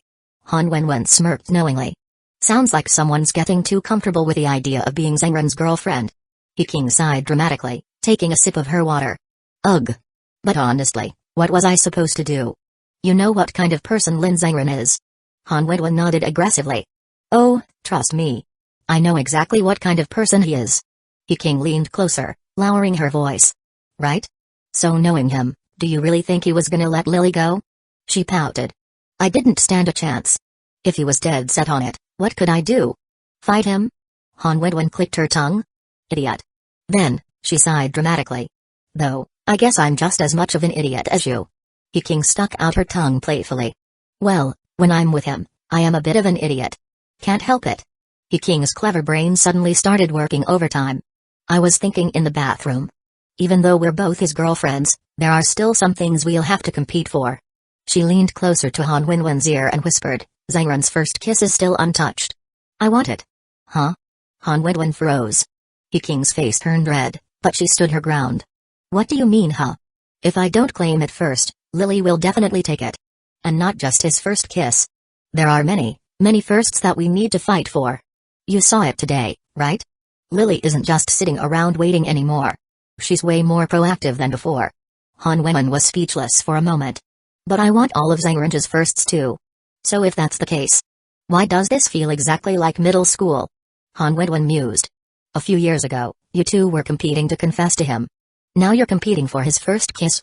King blinked, then hesitated. "That does sound familiar." But then she shook her head. No. It's different now. Back then, Lily and I were just normal friends. But now, we're sisters. We're the closest we've ever been. But..." She bit her lip. "Sisters or not, this isn't something we can share. Who wouldn't want to be his first?" Han Wenwen narrowed her eyes. "Which first are you talking about?"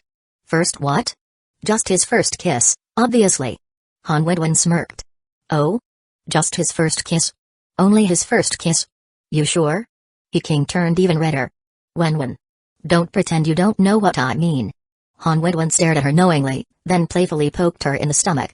"You've changed, King. You're getting sneakier." "What do you mean?" "This isn't being sneaky." King, ticklish, giggled and squirmed under Han Wenwen's teasing pokes. "Haha. Stop it, Wenwen. If you keep messing with me, I'll get revenge." "Oh? How?" Han Wenwen smirked, wiggling her fingers threateningly. "Like this." King lunged at her, tickling her back. The two best friends erupted into laughter, rolling around as they playfully attacked each other. Eventually, King stopped laughing and looked at Han Wenwen seriously. "By the way, Wenwen, I had no idea you've been living alone for so long. You never told me. If you needed money, I could have helped you. I could have asked my mom or even earned it myself to support you." Han Wenwen had expected this reaction and simply smiled. "I knew you'd say that, King. That's exactly why I didn't tell you." She leaned back slightly. "But I'm doing fine now. I'm already making more than enough money for myself. As long as I don't spend too much, I'm actually pretty stable now. The worst part is already over." King sighed. "You really are amazing, Wenwen. Even though Zhangren taught me some things, I still haven't made much money yet." Han Wenwen grinned. "And yet you're the town's taekwondo champion." That's way cooler than what I do. King shook her head. It's not that amazing. Actually, when I saw those men's slippers in your apartment, I started thinking about something. When, have you really never met a guy you like? Are you still not planning on getting a boyfriend? Han Wenwen paused, then smirked. How about this? She leaned close to King's ear and whispered, since Zengren already has both of you, why don't I just join in too? Wenwen. King gasped, laughing as she pushed her away. Come on, you can't just pick a boyfriend for fun. You should like the person first. The two of them started playfully wrestling again, rolling around on the floor. As they were still laughing and tickling each other, the bathroom door suddenly swung open. Lin Zengren stepped out. Only to find two girls tangled together on the floor, tickling and giggling like kids. Awkward silence. The three of them stared at each other. Both girls froze. Then, they scrambled to sit up, acting like nothing had happened. Han Wenwen smiled sweetly, as if she hadn't just been rolling around the floor. Meanwhile, King covered her face in embarrassment, mortified that Lin Zengren had seen her acting so childish. After finishing their hot pot, they chatted a little longer before Lin Zengren went home to grab his things. They had agreed to meet up later to take the bus back to school together. Of course, while he was out, Zhang Zuoli naturally sent him a message and joined in. So, when the afternoon came and everyone had packed up, they all found themselves standing at the intersection. 4 people. Lin Zengren, Zhang Zuoli, King, Han Wenwen. All at the same crossroads, just like 3 years ago. They looked at each other. Only this time, the ones feeling the most awkward were Zhang Zuoli and King. The two girls made eye contact for just a moment. Then immediately, one turned away shyly, while the other lowered her head, avoiding eye contact completely. Chapter 135, meeting again soon. The 4 of them slowly walked toward the curb as Lin Zengren hailed a taxi. King stood on his left. Zhang Zuoli stood on his right. As they waited for the taxi to arrive, no one spoke. The air was strangely quiet. Zhang Zuoli fidgeted inside her shoes, lightly tapping her toes against the ground. Meanwhile, King twisted her fingers together in front of her, her head lowered. Neither of them knew how long they had been standing there before they finally glanced at each other. And then, at the exact same moment, they both spoke up. Zhang Zuoli, King, what are you doing here? King, Lily, I heard you made it onto the ranking for the music competition? Both girls froze, staring at each other. It wasn't just that they had spoken at the same time. It was that they had called each other by nicknames. They had always called each other by their full names before. Now it was Lily and King. Their faces flushed pink, but then, after a brief pause, they both giggled shyly. And again. At the same time, they answered each other's question. Zhang Zuoli looked up, speaking first. Yeah. Zengren and I entered the competition together, and I made it into the top 50. But the final results won't come out for another 2 weeks. King nodded. Oh, I see. Wenwen rented an apartment here a while ago, and I've been meaning to visit her for ages. Since school is starting, I thought today would be the perfect time. Han Wenwen, watching from the side, narrowed her fox-like eyes, clearly amused by how in sync they were. Lin Zengren, noticing this too, smirked. You guys spoke at the same time and asked each other questions. Did you even hear what the other person said? The taxi arrived, cutting off their conversation. Lin Zengren took the front seat, while Han Wenwen, King, and Zhang Zuoli squeezed into the back. Despite the change in setting, the awkward atmosphere remained. The car moved, but inside, there was still silence. Zhang Zuoli stared out the window. King kept her hands on her lap, staring down. Finally, Han Wenwen broke the tension.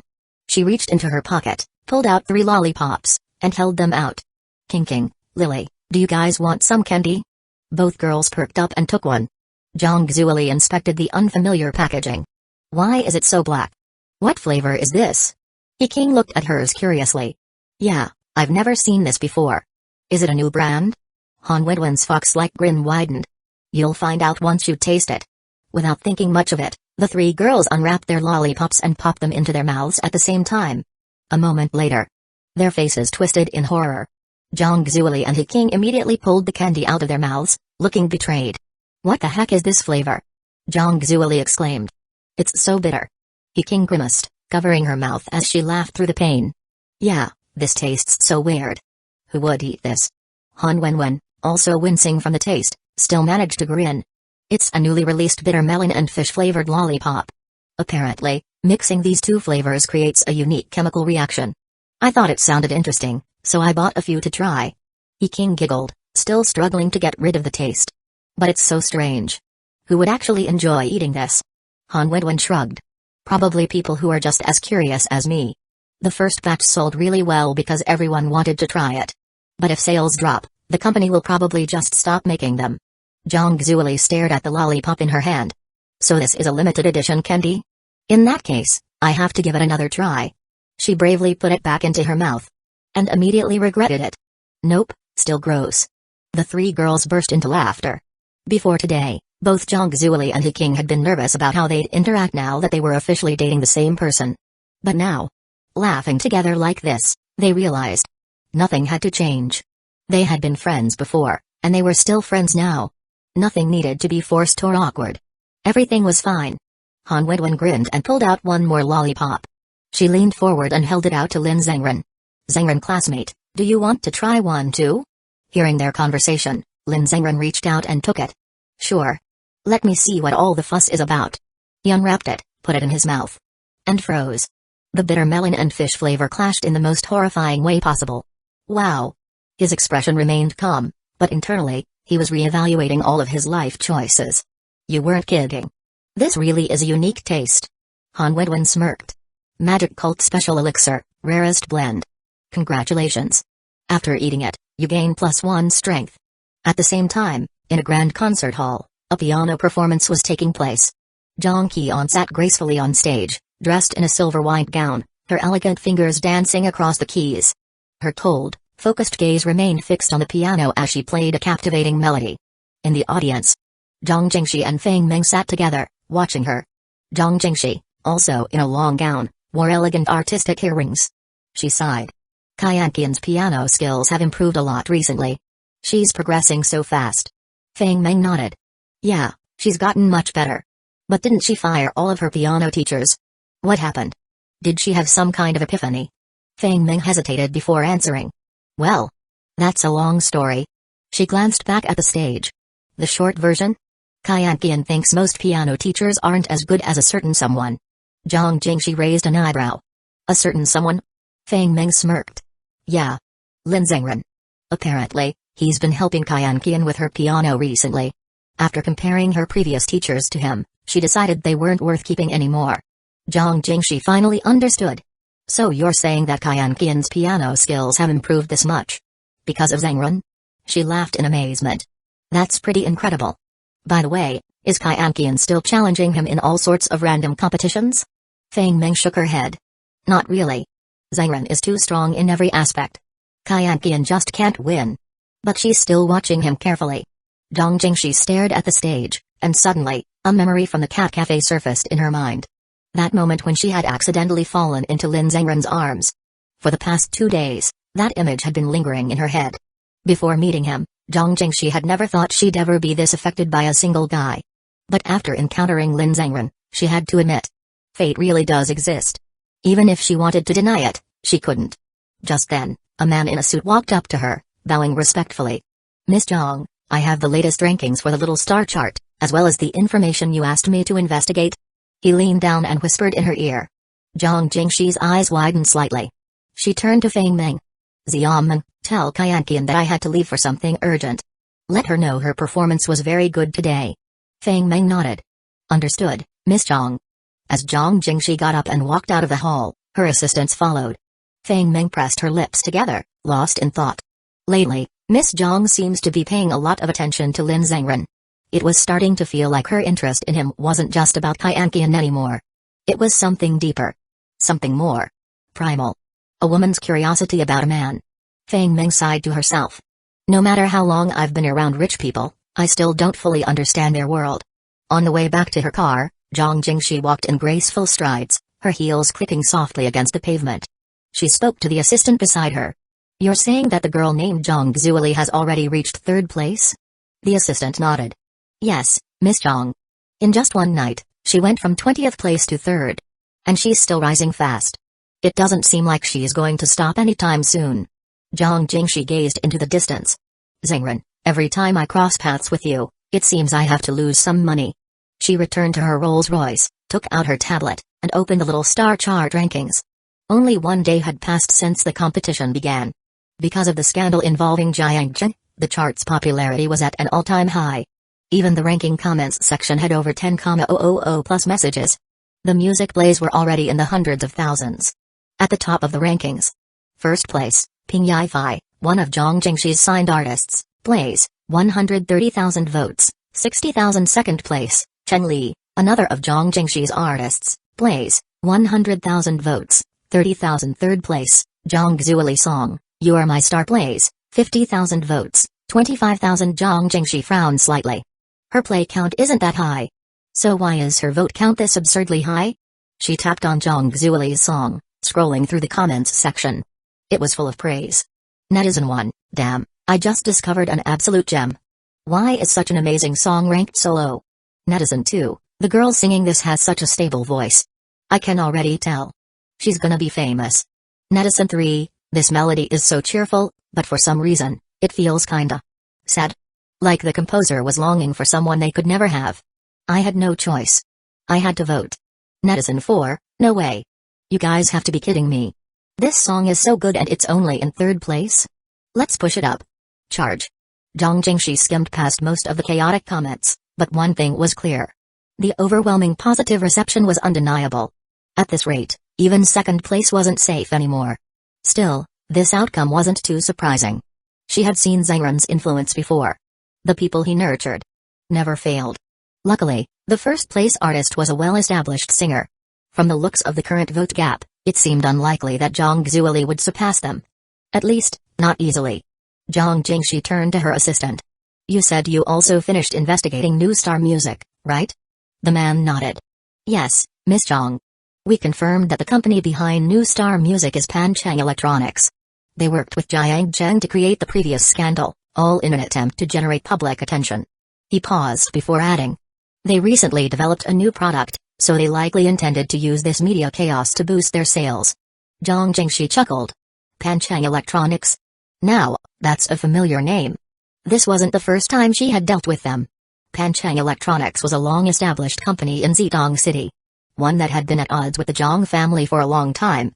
And more importantly, they had been investing heavily in music lately. Now that she had entered the scene, they were probably getting nervous. Zhang Jingshi smirked. And after their plan failed, do they have any other moves planned? The assistant shook his head. Not for now. However, I've heard they're taking a strong interest in the Little Star chart. Zhang Jingshi's eyes flickered toward the rankings. Then her gaze landed on Zhang Zuoli's affiliated music studio. Something clicked in her mind. She suddenly laughed softly to herself. Zhangren, it looks like we'll be working together again very soon. She set down her tablet and pulled out her phone. She opened WeChat, found Lin Zhangren's chat, and sent him a message. Zhang Jingshi, Zhangren, do you have time to have dinner with me in the next few days? A few moments later. Lin Zhangren, Zhang Ji, I'm a student.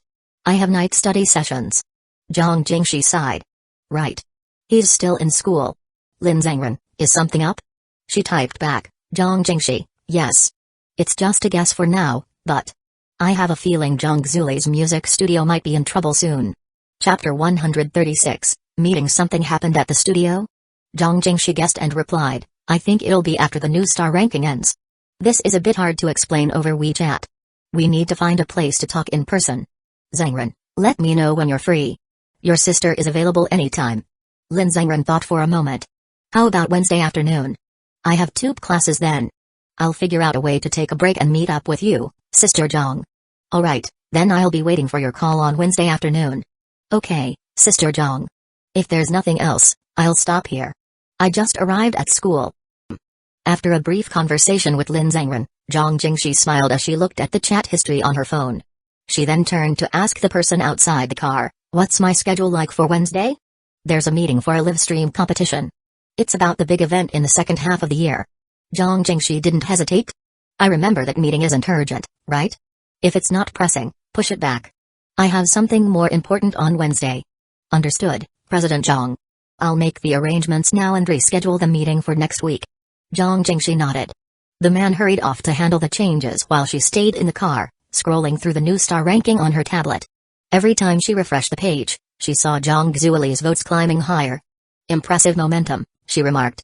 Over the next 3 days, Zhang Zuoli's original song, You Are My Star, performed beyond everyone's expectations. Rankings are usually time-sensitive. Songs don't typically maintain the same growth rate from start to finish. They have peak and low periods. At least, that's how it is for other songs. But Jang Zueli's track seemed to be playing by different rules. It surged steadily, increasing at a breakneck pace 24/7. In just 2 days, it reached second place. By Wednesday morning, it was aggressively closing in on first. In the girls' dorm on Wednesday morning, Jang Zueli went about her routine as usual. Getting up, brushing her teeth, and freshening up. She slipped on her slippers and headed to the sink, squeezing toothpaste onto her toothbrush and wetting it before putting it into her mouth. That's when she overheard a group of girls chatting excitedly nearby. "Have you guys heard that song lately? You Are My Star? It's amazing. I have. I heard it's in some ranking competition and getting super popular. But I've never heard of this singer before. Her stage name is Zu? Is she a new artist? Her voice is so cute. I think she only has this one song. She must have just debuted. Her talent is insane." Jang Zueli froze mid-brush, her expression shifting from disbelief to shock. At first, she thought they might be talking about someone else's song. But the song title and the stage name were identical to hers. And they even mentioned a ranking competition. That couldn't be a coincidence. Could it be? Jang Zueli stared at her reflection in the mirror, eyes gleaming with excitement. "I'm going viral?" she murmured to herself. Sometimes, things go unnoticed until they start. But once they do, Jang Zueli realized these whispers were popping up everywhere. Like they'd been there all along, just waiting for her to hear them. From washing up to having breakfast to heading to class, she kept catching snippets of conversations about her song. She was stunned. How did everyone suddenly know about it overnight? After all, the competition she entered wasn't even that big. Finding a discreet spot, she quickly pulled out her phone and checked the rankings. Her song was now ranked second. You Are My Star had amassed 650,000 total plays and 230,000 votes, securing the number 2 spot. The gap in total plays between her and the first place song was still huge.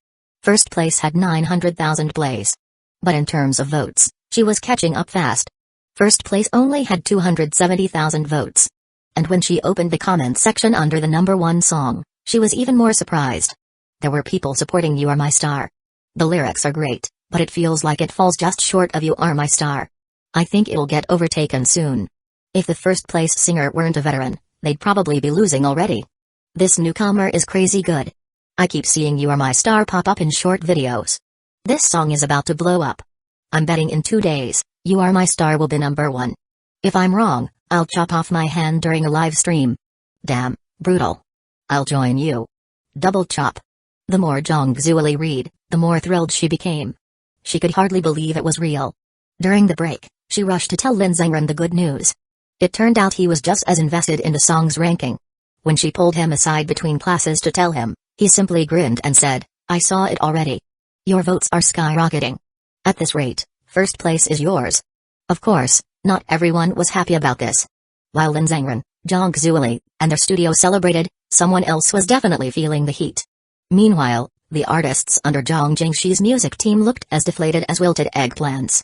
Ever since the ranking competition began, these professionally trained singers had been living in fear. None of them expected to be completely crushed by a small independent studio's contestant. Every meeting became painfully silent as they gathered, too embarrassed to say a word.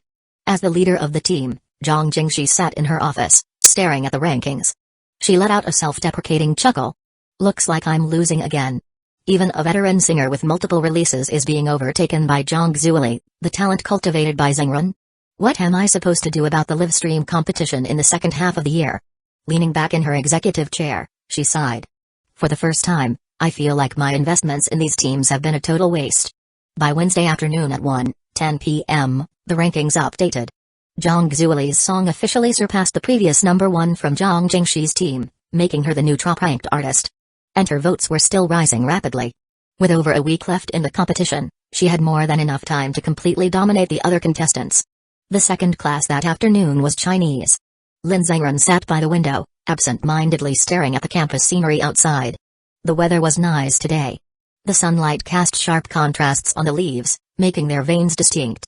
Although his song was soaring in the rankings, his mind wandered back to the message Zhang Jingshi had sent him on the first day of school. If something really was wrong with the studio, then he might need to move his plans forward. "Class monitor, answer this question," the homeroom teacher called out. Lin Zhengren stood up effortlessly. Without even looking at the textbook, he answered smoothly. The female teacher raised her eyebrows. Half surprised, half unsurprised. Correct. Sit down. From the podium, she had seen him daydreaming earlier. But with Lin Zhangren, it didn't really matter. He always aced his exams, and no matter what she asked, he always had the right answer. If he wanted to space out, well, she wasn't going to stop him. Sitting next to him, Jang Ki-on, poised and delicate, watched as he resumed staring out the window. Her cold, sharp eyes flashed with surprise. Was he really so skilled that he could listen to the lecture while daydreaming? And this wasn't even the first time she had seen him do it. After class, Lin Zhangren left the classroom and went to find his teacher.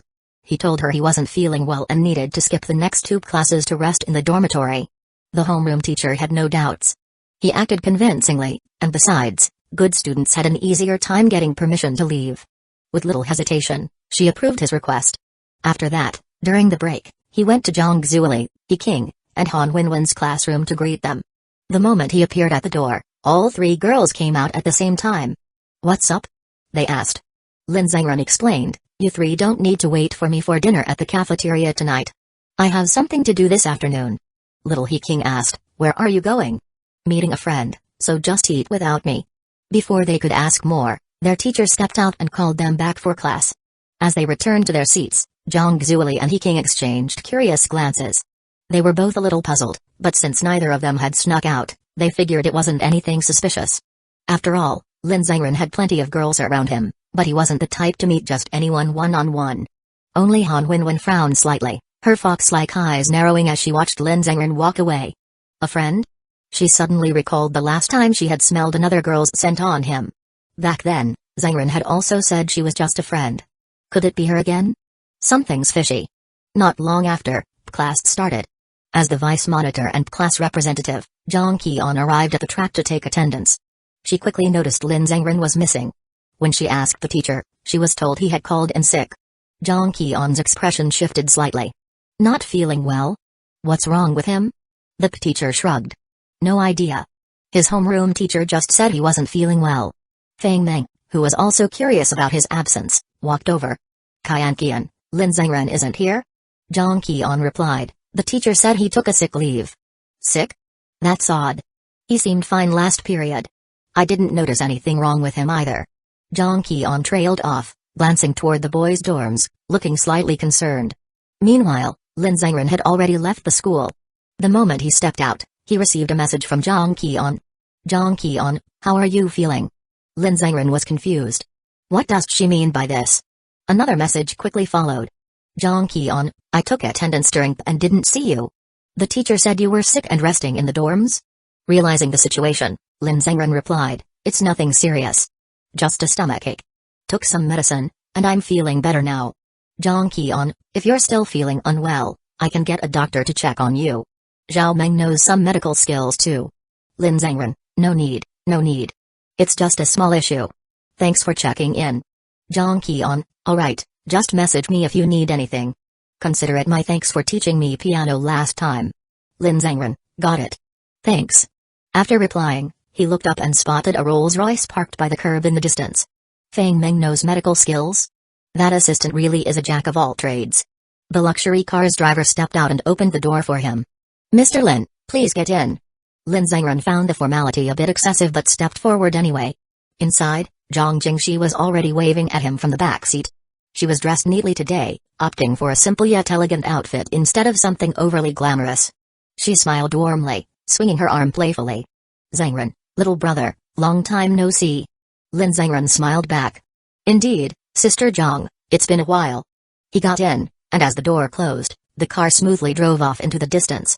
Chapter 137, Zhang Jingxi's proposal. As the car drove on, Lin Zhangren asked where they were headed. Zhang Jingxi replied, I know a great French restaurant. Their food is excellent. How about I take you there to try it? Lin Zhangren found this a bit excessive. No need, Sister Zhang. I came out today to discuss business, not for a fancy meal. Besides, I have to head back in the evening. We can just find a casual place to talk. Zhang Jingxi gazed at him warmly. But last time, we agreed that we still owe each other a meal. True, but a high-end French restaurant like you mentioned must be really expensive. I don't know when I'd be able to pay you back. You already treated me last time. She chuckled. Do we really need to be so particular about that? Then, an idea came to her. Alright, let me ask you this. What did you have for dinner last night, Zengran? Lin Zengran wasn't sure what she was getting at. Tomato and scrambled eggs. The school cafeteria made it. Was it good? He shrugged. Not really. It's cafeteria food. What do you expect? Zhang Jingshi covered her mouth with the back of her hand, laughing. I figured. How about this? Forget the fancy restaurant. Tonight, I'll personally cook you some homemade tomato and scrambled eggs. Let's just go to my music team's office instead. The driver, who had been silent the whole ride, was visibly surprised. In all the years he had worked for her, he had never seen Zhang Jingshi cook for anyone before. She casually found an excuse for it. Cooking is a hobby of mine anyway. And I make a great tomato and scrambled eggs dish. It's simple and affordable. Of course, if you feel bad about me covering all the costs, why don't you buy the tomatoes and eggs? Lin Zengran smiled. He honestly didn't care much about what they ate. Alright then, that works. Thanks for the trouble, Sister Zhang. It's no trouble at all. She turned to the driver. Take us to the mall. Understood, President Zhang, the driver responded. The car changed direction toward the mall, and the two of them, somewhat absurdly, ended up buying just a few tomatoes and eggs. Afterward, they headed to Zhang Jingshi's music studio. Upon arrival, the studio was bustling with singers practicing and rehearsing. The moment they saw Zhang Jingshi, many stood up to greet her. Good afternoon, President Zhang. Hello, President Zhang. Zhang Jingshi simply nodded in acknowledgement. Walking alongside her, Lin Zengran took in the layout of the music studio. Compared to the one Zhang Zuoli trained at, this place was on a whole different level. For starters, it was at least twice the size. It spanned 3 floors, with elevators and circular staircases on either side. There were personal rest areas, a lounge, and a tea room. Everything was sleek and well-designed. Despite being filled with singers, the soundproofing was excellent. Back at Zhang Zuoli's studio, Lin Zengran could easily hear people practicing even from outside the rooms. While wearing headphones helped to keep sessions from interfering with each other, the noise still bled through. Here, as he passed by the rehearsal rooms and observed through the glass walls, he realized he could barely hear a thing unless he listened carefully. The difference between a well-funded company and a struggling one is really night and day. Noticing his reaction, Zhang Jingshi gave a slightly embarrassed smile. I've invested a lot more money into this music studio than my taekwondo ventures. The music industry demands a lot of resources. But even so, one new star ranking was enough to expose our flaws. We're still lacking that final edge. Lin Zengran offered an honest opinion. I wouldn't say that. Your music team is still top tier. Compared to other studios, they're practically unbeatable. Zhang Jingshi raised a brow. And yet, they still lost to you? Lin Zengran simply chuckled. Just lucky, I guess. Zhang Jingshi smirked. She didn't believe in luck. Strength is strength.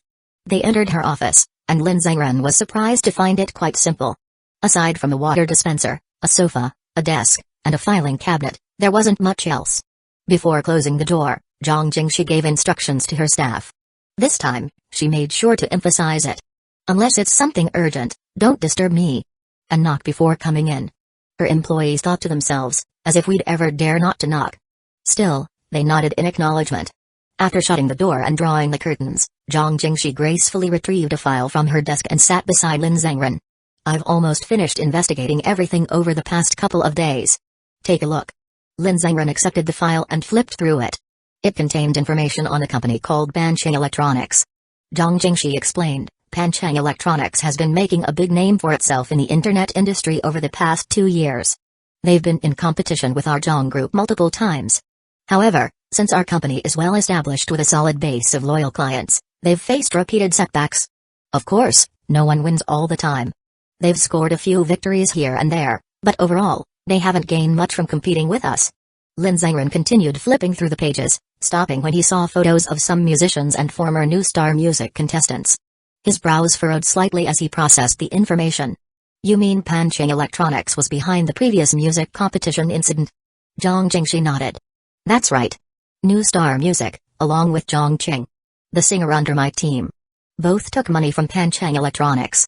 Their company has a new product launch coming up, so they likely use the competition to generate publicity and divert attention toward their brand.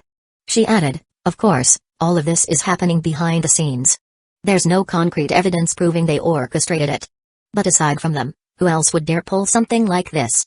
One of Panchang Electronics' vice presidents is known for shady tactics like this. And since their plan failed last time, I've heard they've now set their sights on the new star ranking. They're probably about to make a move soon. Lin Zhengren carefully examined the profiles of Zhang Zuoli and their small-town music studio in the documents. A move? You mean, they're planning to take over our studio? Zhang Jingshi smiled and nodded. Most likely.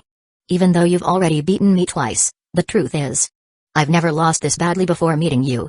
You don't have any major resources backing you, but I have both money and connections. Yet, I still lost. So, if my team was shocked by the outcome, I bet every other company watching this is just as stunned. Lin Zhengren sighed. It's just that you're too fair, Sister Zhang. If you really wanted to win, you probably had plenty of ways to make it happen. But clearly, you don't resort to those kinds of tactics. Zhang Jingshi couldn't hold back a laugh. Zhengren, you're really giving me too much credit. The world isn't like it used to be. Things on the internet are much more transparent now. No matter how big the Zhang group is, we're still just the largest enterprise in this city, not some all-powerful force that can do whatever it pleases. Winning by unfair means is the same as losing. And honestly, before I met you, I never thought a team I invested so many resources into could lose like this. She paused, then smiled wryly. I'm getting off track. Regaining her composure, she continued, anyway, Panchang Electronics isn't stupid. They'll definitely recognize Zhang Zuoli's talent. And considering that your studio has no strong backing, taking over a small independent music studio like yours would be ridiculously easy. They're watching the ranking closely, and I'd say it's only a matter of time before they take action. Lin Zhengren closed the file in his hands. Yeah, and our studio's owner would never agree to a buyout. She's a dreamer. She's been dedicated to discovering and nurturing new talent for years. Even though her team has never been wildly successful, she's never given up. If Panchang Electronics can't poach Zhang Zuoli directly, they'll probably resort to other methods to pressure the studio into handing her over. Exactly. Zhang Jingshi then added, there's one thing I haven't told you before. A while ago, I actually approached your studio's owner about a buyout, too. I even made an offer to acquire Zhang Zuoli. Lin Zhengren looked at her in surprise. She gave him a meaningful look. Why are you so surprised? My thinking was simple. If I could recruit Zhang Zuoli, then you'd likely follow as well. In the end, it's you that I truly want, Zhengren.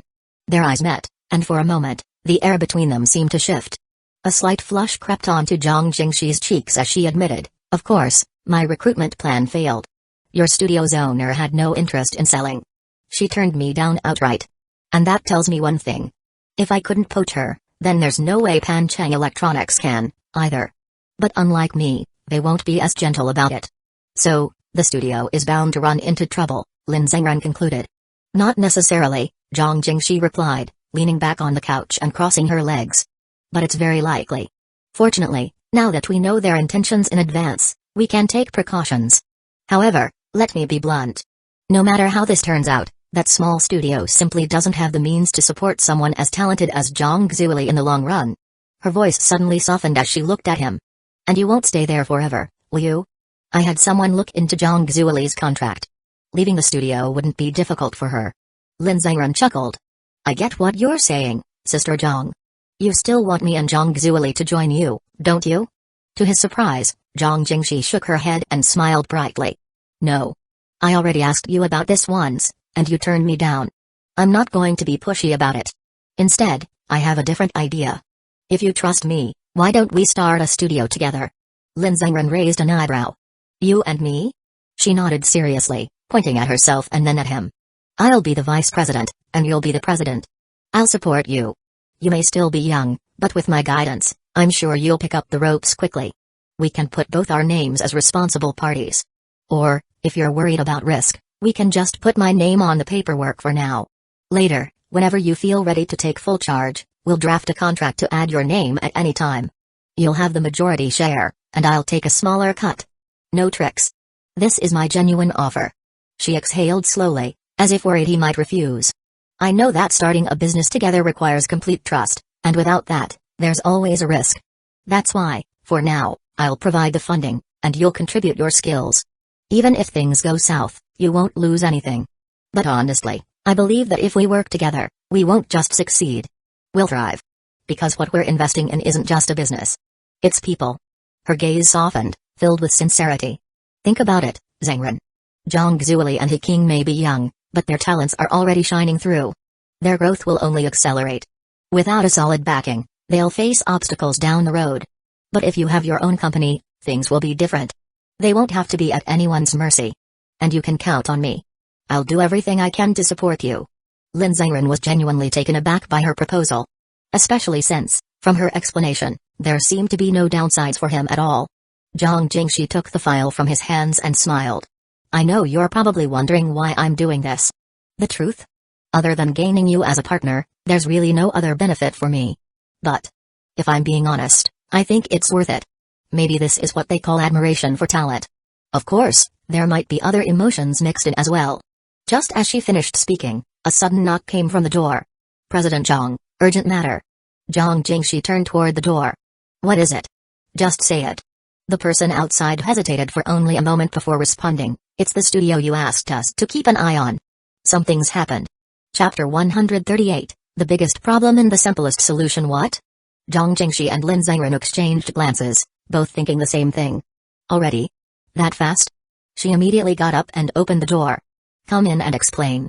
The man outside, seeing that it was Zhang Jingshi, wasted no time reporting the situation. President Zhang, it's like this. The music studio where Zhang Xueli works shut down this morning. They put up a sign saying they were temporarily closed, and her song has been taken down. Temporarily closed, and the song was removed? Lin Zhengren pulled out his phone and checked the news star ranking. Sure enough, the song was still listed, but its title had turned black, indicating a copyright issue. It was marked as unavailable due to licensing adjustments. The comment section had turned into chaos. Some were confused as to why the song wasn't playing. Others speculated about what had happened. Zhang Jingshi reassured Lin Zhengren, don't panic. Let's figure out what's really going on first. She turned to the man and asked, do we know why they shut down? He shook his head. Not yet. From what we've gathered, the studio's owner, Miss Wang, looked off when she left work last night. Like she had just received some bad news. Then, this morning, the studio was closed. Bad news. Could it be that they already have something on her? Zhang Jingshi thought for a moment. Has there been any negative news about the studio online today? No, I checked. Nothing yet. Lin Zhengren added, then it's just like you said, Sister Zhang. Their goal isn't to destroy the studio. It's just to take Zhang Xueli. If they had dirt on Miss Wang, they'd use it as leverage but wouldn't expose it publicly right away. Zhang Jingshi nodded. That seems to be the case. I just didn't expect them to act so fast. If they found leverage this quickly, it means Miss Wang must have made mistakes in the past that gave them an opening. She turned back to the man. Any other updates? Not for now, President Zhang. We're still investigating. She waved him off, signaling that he could leave, then closed the door and turned to Lin Zhengren. Zhengren, I'm shutting down the new star ranking temporarily. Otherwise, if Zhang Xueli's song is taken down and others rise in the rankings, the entire chart will become distorted. Lin Zhengren was surprised. You're stopping the ranking? But it's at peak popularity right now, and the song sales are linked to it. Won't this cost you a lot of money? Zhang Jingshi smiled gently. Not too much. And while I'd love for my team to win and make money, I already told you. Winning unfairly is meaningless. Besides, I've already changed my mind about running a team alone. Just now, on the couch. She trailed off, but Lin Zhengren understood. Zhang Jingshi was different from other business people. Making money wasn't her sole purpose. Despite her belief in his talent, she didn't know exactly how capable he was. Yet, she was still willing to take a gamble on him. And in truth, this deal was entirely in his favor. Running a company required both skill and the right people. He couldn't handle everything alone. President Zhang, what you proposed earlier has no downsides for me, Lin Zhengren said. How about this? Once we resolve this situation, we'll discuss the new studio in detail. I'd be happy to partner with you. Zhang Jingshi's eyes widened in delight, as if she had just made millions. Really? Zhengren, you're willing to start a business with me? Lin Zhengren had never seen her this excited before. She was grinning from ear to ear. Yeah, really. That's amazing. Once this situation is settled, I'll handle all the foundational setup for the company. You'll just need to make key decisions and train our team. Lin Zhengren nodded. Even without a formal contract, his experience already far surpassed most so-called experts. He'd have no trouble leading a team. Zhang Jingshi had more to say, but then she realized she had gotten a bit carried away. Her face turned slightly red. Alright, let's focus on the current issue first. We'll talk about the studio later. Yeah. First, we need to find Ms. Wang and at least figure out why she shut down the studio. Without wasting any time, they got into a car and headed to Miss Wang's residence. With Zhang Jingshi's connections, Tracking down someone's address was a simple task. Soon, they arrived at the residential complex where Miss Wang lived. Her apartment door was locked. Lin Zhengren knocked. "Miss Wang? Are you home?" There was no response. Zhang Jingshi spoke up as well. "Miss Wang, I'm Zhang Jingshi from the Zhang Group. I know you're in trouble. Please open the door. I'm here to help you." At last, they heard movement from inside. A hesitant voice came from behind the door. "President Zhang. You're really here to help?" Zhang Jingshi's reputation carried weight. "Open the door first. We can talk inside. Staying in here won't solve anything," she said firmly. The door slowly opened. Even though it had only been one night, Lin Zhengren immediately noticed how exhausted and haggard Miss Wang looked. Inside the apartment, there was another person. A young and good-looking man. The young man greeted them politely. "Good afternoon, President Zhang, Lin Zhengren." Lin Zhengren recognized him right away. He was one of the male singers from the studio, probably around 18 or 19.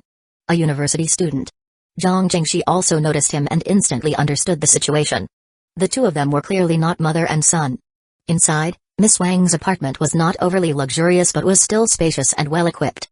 After all, despite years of struggling financially, she had managed to keep her music studio running, proving that she had some level of success. She invited Zhang Jingshi to sit while she hurried to pour water. When she saw Lin Zhengren, she hesitated. "Zhengren, you're here too." She had seen Zhang Jingshi and Lin Zhengren talking at the last competition, but she never expected them to be this familiar. Enough to visit her together. Before Lin Zhengren could say anything, Zhang Jingshi casually spoke from the couch. "I'm Lin Zhengren's fiancé." The room went dead silent. Miss Wang and the young male singer were both stunned. Even Lin Zhengren turned to look at Zhang Jingshi. She smiled sweetly. "What's wrong, Zhengren? Did I say something incorrect?" Lin Zhengren chuckled. While it sounded a bit exaggerated, technically, she wasn't lying. Meanwhile, Miss Wang and the young man were completely shocked.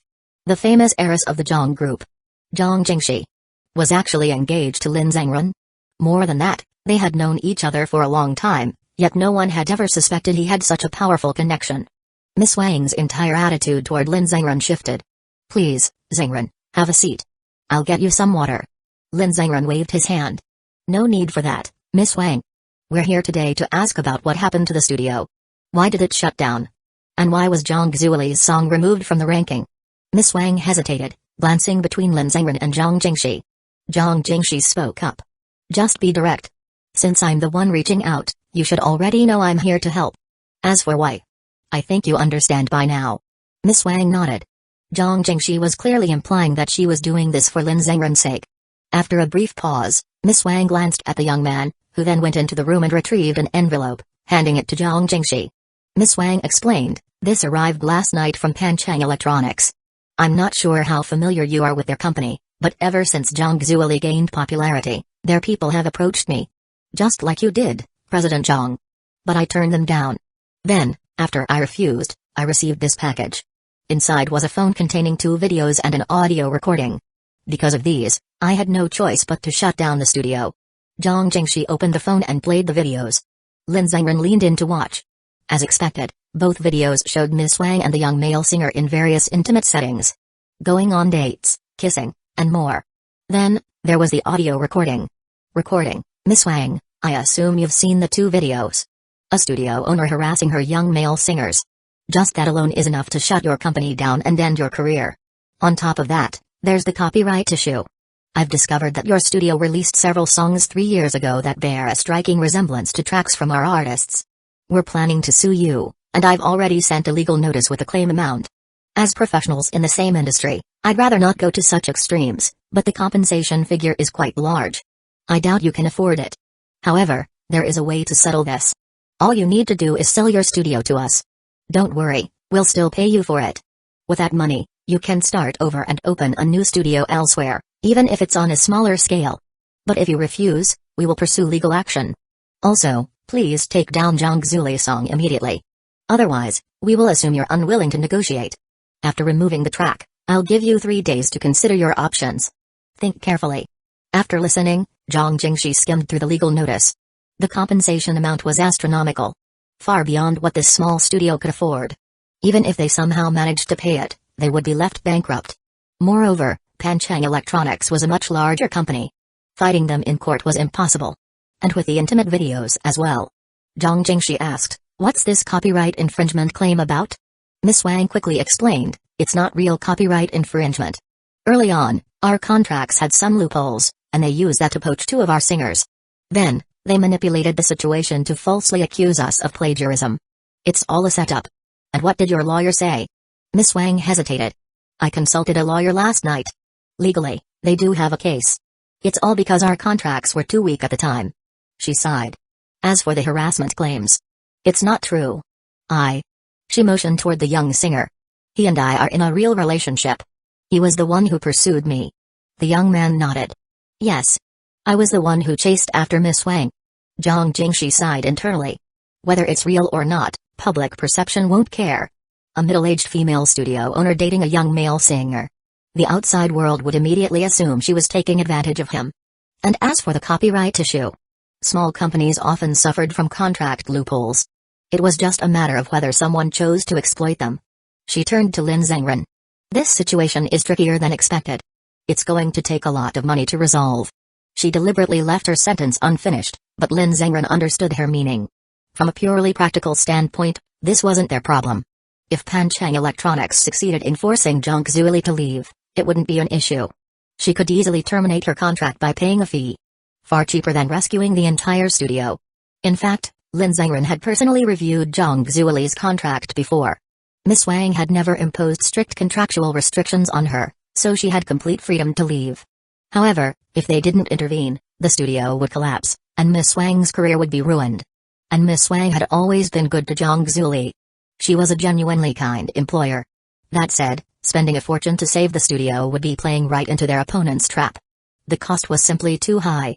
At first glance, it seemed like an impossible problem to solve.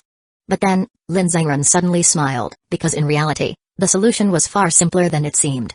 He just had to take matters into his own hands. After all, he wasn't exactly an ordinary person. And by ordinary person, it wasn't about having powerful connections. It was a more literal meaning. He was fundamentally different. Miss Wang, still distressed, noticed his expression and asked anxiously, Zhengren, why are you smiling? Zhang Jingshi was also curious. She had no clear solution. The evidence was in their opponent's hands, and the only way out seemed to be paying a hefty sum.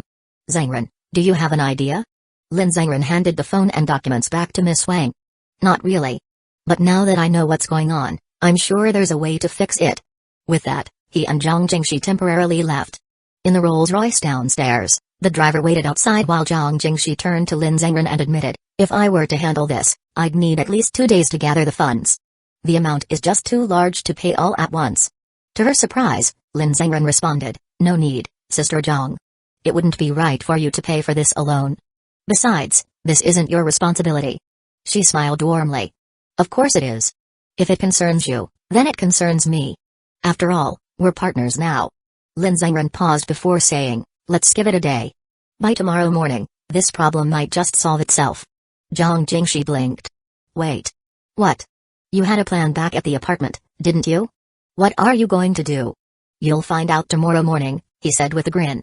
After returning to school, he requested leave for 2 evening classes. Then, as he stepped outside the campus once more, he glanced at the system panel. The hardest problems can sometimes be solved in the simplest way. All I have to do is erase those videos and get the 2 stolen singers to withdraw their lawsuit. Easy. Chapter 139, First time using inhuman methods, current spirit level, 57 chi refinement phase, attributes, strength, 87, unlocked, strength never declines and immunity to disease, stamina, 74, unlocked, future offspring will be strong, capable of 7 rounds a night, endurance, 76, unlocked, lifespan exceeds limits, increased body durability, double cultivation efficiency, affinity with all things, level 1, beginner affinity, can quickly master any skill and far surpass normal humans. After reviewing his stats, Lin Zhengren pulled out his phone and looked up the address for Panchang Electronics. At first, he thought about taking a taxi. But since he was alone tonight, there was no need to waste money. He stepped into a small alley, placed a hand on the wall, then easily braced himself with his feet, swiftly climbing up between the walls until he reached the rooftop. Standing there, he surveyed the cityscape. Using the rooftops as stepping stones, he took off toward his destination. Back in middle school, he had once arm wrestled with his father to gauge the strength of a normal adult. Starting with almost no force, he gradually increased his strength, analyzing the numbers. At around a strength value of 12, his father couldn't overpower him anymore. Assuming the strongest normal human had a strength value of around 15 to 16, his current 87 strength value didn't just make him 4 or 5 times stronger. It was much more than that. Especially since strength and endurance multiplied each other, his true power was hard to calculate. But one thing was certain. Jumping across rooftops was a non-issue. His figure flickered through the night like a blur. By the roadside, a little girl holding her mother's hand suddenly pointed at the rooftops. "Mommy, look. A big black bird just flew past up there." Her mother, puzzled, looked toward the rooftop but saw nothing. "A big black bird? There aren't any big birds in the city, just sparrows." "Sparrows? Mommy, what's a sparrow?" "They're the little birds you see in the trees." The little girl let out a thoughtful then looked back at the now empty rooftop. But that bird looked really big. Her mother chuckled. Maybe it was just an airplane flying by. It's late at night, after all. Maybe. The little girl soon lost interest, swinging her mother's hand as they continued walking. Meanwhile, Lin Zhengren darted through the urban skyline and arrived at Panchang Electronics headquarters in just 10 minutes. He perched on a rooftop, observing the 7-story building. Only a few offices still had their lights on. Most employees had already left for the day. This wasn't a major metropolis where everyone worked late into the night. Lin Zhengren scanned the security guards and surveillance cameras outside the building. The guards weren't a problem, but the cameras were annoying. Fortunately, he had affinity with all things. With a simple program, he could disable the cameras for about 30 minutes. Just enough time. He descended from the rooftop, carefully using the building's structure to climb down with ease. Then, he found an electronics store that was still open and walked inside. He bought a USB drive, handed the store owner some extra cash, and asked for a custom program. The owner, curious, asked, "What kind of program?" Lin Zhengren casually made something up. "A game software." The owner, intrigued, agreed to let him use a computer. Sitting down, Lin Zhengren opened the coding environment. Immediately, his affinity with all things activated. At level 1 affinity, he could instantly gain the equivalent of 40 to 50 years of programming expertise.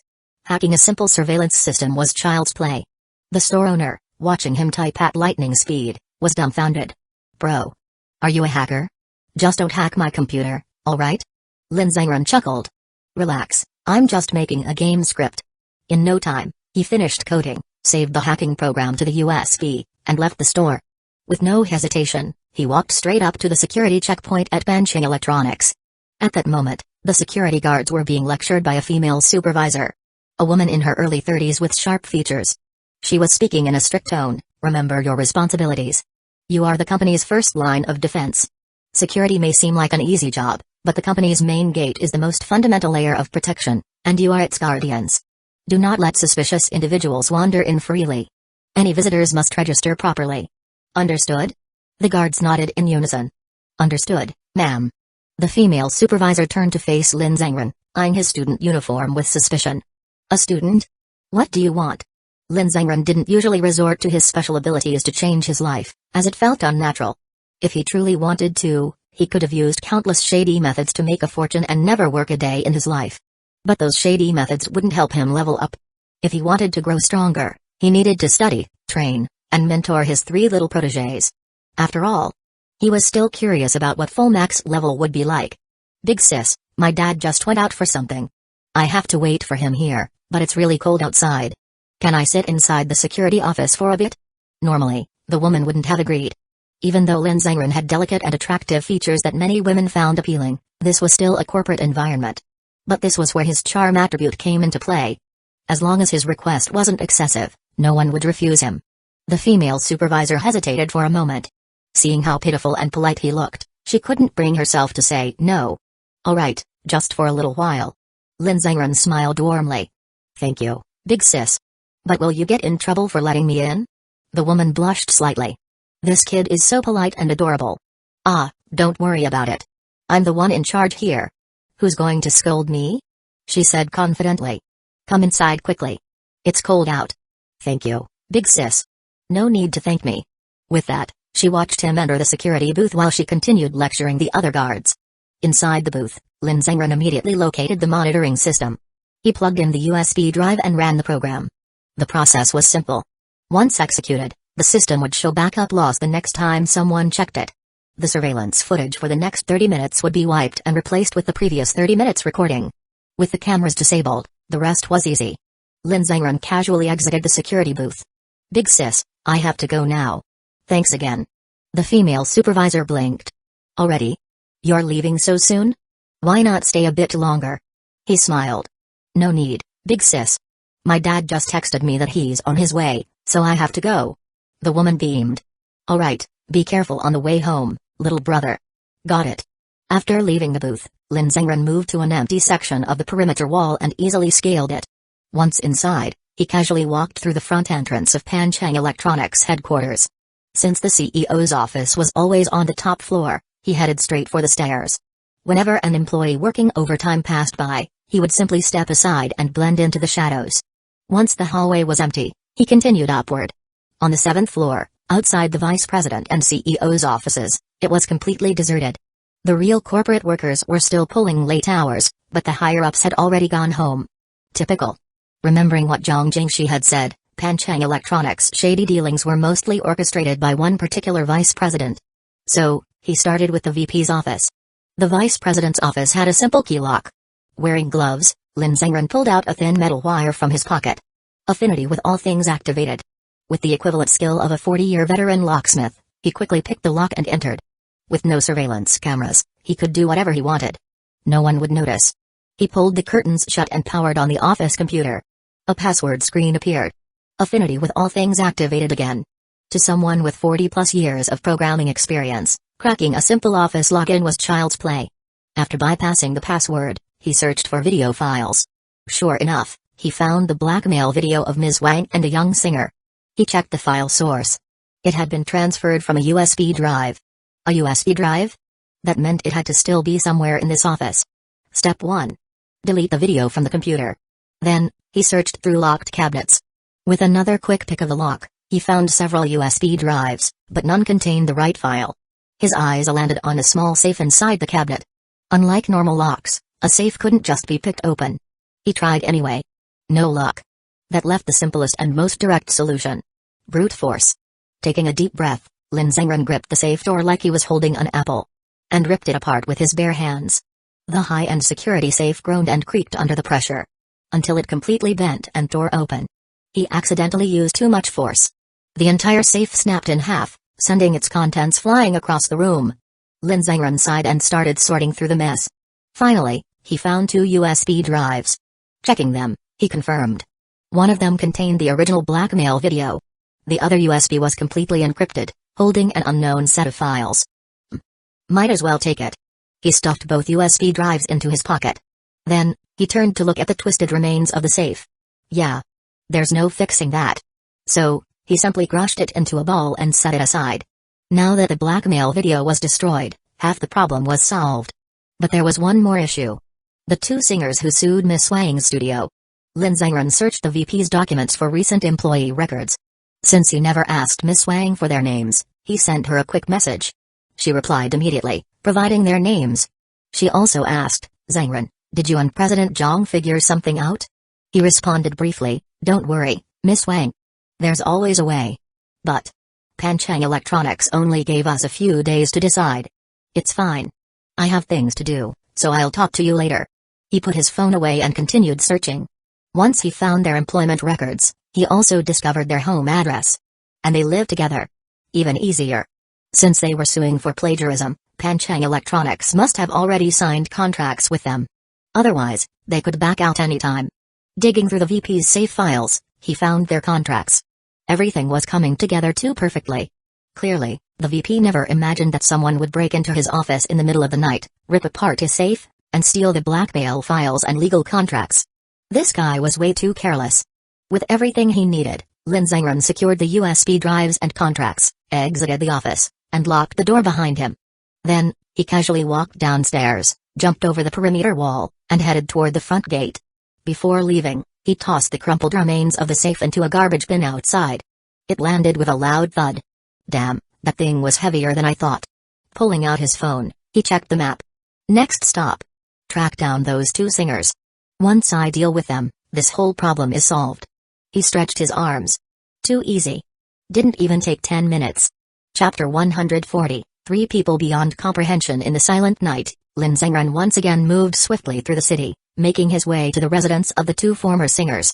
The next morning, as the sky gradually brightened, Liu Yong, the vice president of Panchang Electronics, arrived at the company by car. At the entrance, the garbage truck was making its scheduled bi-weekly collection, operated by sanitation workers who mechanically lifted the bins, dumping their contents into the crusher. A loud, crunching noise echoed from the truck. The sound resembled scrap metal being crushed. Because it was. Last night, the remains of the safe that Lin Zhengren had destroyed had been thrown into one of those bins. Liu Yong ignored the workers and drove into the parking lot. At the entrance, a security guard greeted him. "Good morning, Director Liu." Liu Yong briefly paused. "Everything all right last night?" The guards reported back, "No issues, Director Liu. Everything was normal." "Good." Liu Yong had only asked out of routine. Panchang Electronics was a well-known company. Even if there were thieves in the city, it was unlikely they'd bother with a corporate office. Besides, there wasn't anything worth stealing. With that, Liu Yong parked his car and entered the corporate building. Along the way, he greeted several employees before taking the elevator up to the 7th floor, where his office was located. He unlocked his office door with his key and stepped inside, humming a tune. As he sat down at his computer, he casually checked the news star ranking, letting out a cold sneer. "That pathetic studio won't last another day. I bet they'll call me today, begging to make a deal. After all, the evidence I have is more than enough to bury them." He powered on his computer, navigated to the blackmail video file location, and froze. The file was gone. At first, he thought he had simply clicked the wrong folder, so he closed and reopened it. Still nothing. A faint sense of unease crept up his spine. He sat up straight, his expression tense, and searched for the file name directly. No results. He tried again. Still nothing. What the hell? How did my files disappear? This damn computer lost my data? He cursed under his breath, slamming his desk in frustration. Fortunately, he still had the USB drive with the original file. Getting up, he pulled out his office keys and walked over to his filing cabinet. He opened it and reached for his safe to retrieve the USB. Except, the entire safe was gone. Huh? Liu Yong stood frozen, his eyes widening in disbelief. For a moment, he thought he must be seeing things. He rubbed his eyes, took a deep breath, and looked again. The safe was still missing. Where the hell is my safe? His mind went blank. The first thought that crossed his mind wasn't that he had been robbed. Because a safe, a big, heavy metal safe, wasn't something that could just be stolen. This was his personal office. Even if someone broke in, who could have moved a damn safe without anyone noticing? Feeling a growing sense of dread, Liu Yong grabbed his phone and called the administrative department. "Hello, admin? Did anyone enter my office yesterday? Where the hell is my safe?" The admin officer sounded just as confused. "Your safe? We don't know anything about that. No one touched anything in your office. How the hell does a safe just disappear? It had a ton of valuable documents inside. Confidential ones. I swear, Director Liu, no one touched it. Besides, a safe isn't something that can just go missing. Maybe I should check the surveillance footage? Right, the cameras. Hurry up and check. Got it, please hold." After hanging up, the admin officer cursed under his breath. Damn crazy boss. Who the hell would steal a whole damn safe? A few minutes later, the admin officer called back, his voice filled with disbelief. "Director Liu. The security footage from last night is gone. It looks like the system failed or got corrupted. The only footage available is from the day before yesterday." "What?" Liu Yong stared blankly at his office, feeling an unnatural chill crawl up his spine. Could it be ghosts? No. That was ridiculous. Wait. A horrifying realization struck him. If the safe was gone, then the USB drive was gone too. If the USB was gone, then the blackmail video was gone. Which meant he had lost all leverage over the music studio. His hands trembled as he frantically pulled out his phone and dialed the numbers of the two singers he had recruited. If he couldn't use the video, he could still rely on their testimonies and a lawsuit. But no one answered. His calls went straight to voicemail. A bad feeling began sinking deep into his gut. Something was very, very wrong. Meanwhile, that morning, Lin Zhengren took another day off and met up with Zhang Jingxi. The two of them, along with Miss Wang and the young male singer, were currently standing in the storage warehouse of Zhang Jingxi's music team. But the four of them weren't alone. In front of them stood two people. The very same two singers that Panchang Electronics had recruited. The ones who had betrayed the music studio and falsely accused Miss Wang of plagiarism. Zhang Jingxi and Miss Wang exchanged glances. Then, Zhang Jingxi turned to Lin Zhengren. "What the hell is going on? Why are they here? None of them had an answer. But this morning, when Zhang Jingxi and Lin Zhengren arrived at the studio, they heard strange noises coming from the warehouse. When they went inside to check, they found these two just standing there, completely confused.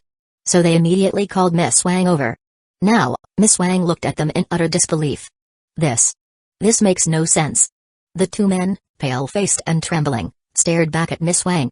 Miss Wang didn't hesitate. Why the hell are you two here? One of them shook his head frantically. We don't know.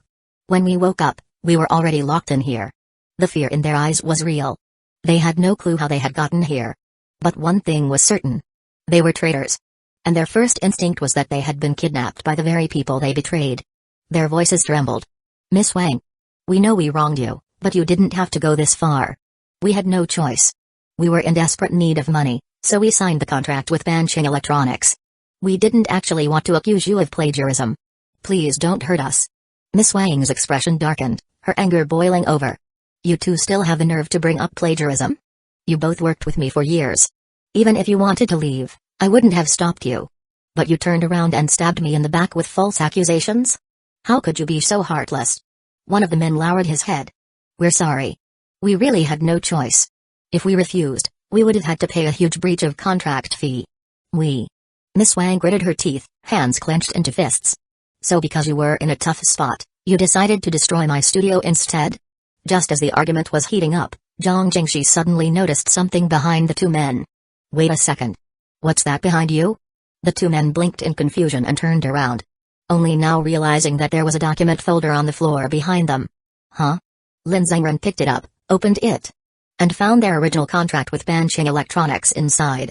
Unbelievable. Both Zhang Jingxi and Miss Wang were momentarily stunned. What? Lin Zhengren sighed. This is just getting ridiculous. What is even happening here? No one had an answer. Well, except for Lin Zhengren. Because if he didn't know, then no one could. Even in a fictional novel, this kind of scenario would be unbelievable. In a romance novel? Completely outrageous. In a cultivation novel? At least somewhat reasonable. The young male singer, who had been quiet up until now, suddenly realized something. Hold on. Let's forget how these two even got here for a second. If both they and the contract are in our hands, doesn't that mean? He paused. Then lit up in excitement. That means we don't have to worry about paying the copyright compensation anymore. His excitement grew. We can just get them to sign a new contract with us, and this whole issue will be settled. Miss Wang blinked, suddenly realizing the same thing.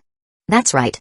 If we have both the people and the documents, then the copyright issue is completely resolved.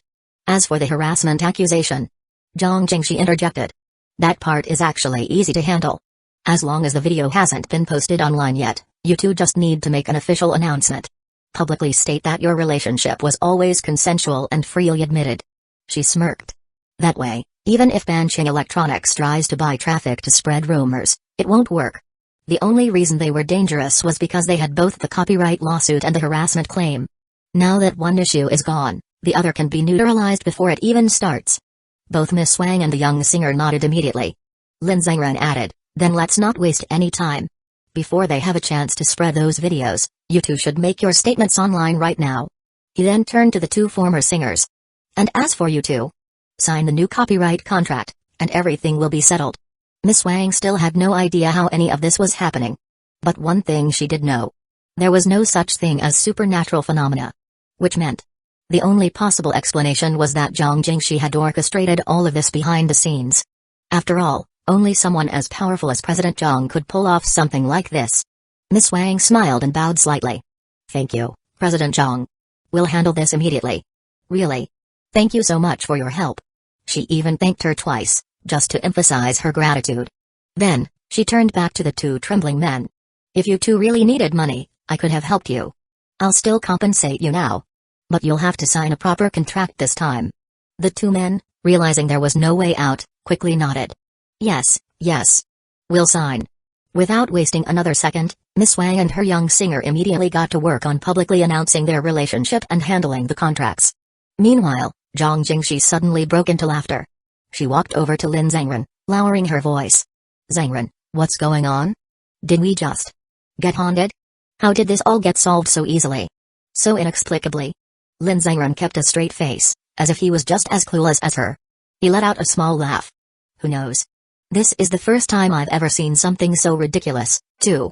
Truthfully, if this situation had played out normally, it would have been a long, drawn-out process.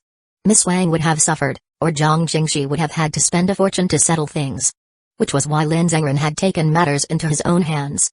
After all, what he had done was completely unrealistic. In a realistic world, his actions were practically a deus ex machina. Because who would ever expect that someone in real life was secretly a cultivator? Using his abilities like this was something he preferred to avoid. Because if he really wanted to, he could use them to amass unimaginable wealth and power.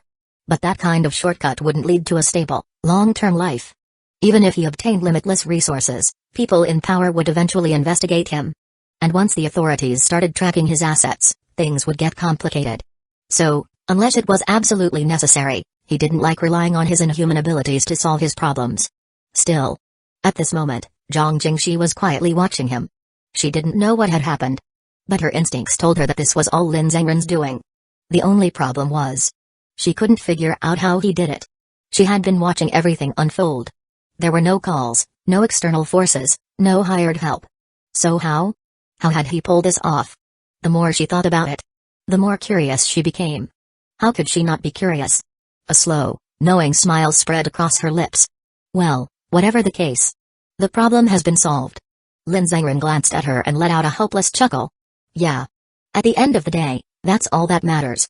Chapter 141, The Establishment of Zhengxi Company. After Wang Ji made her relationship with the young hunk public, her moments instantly received tons of likes.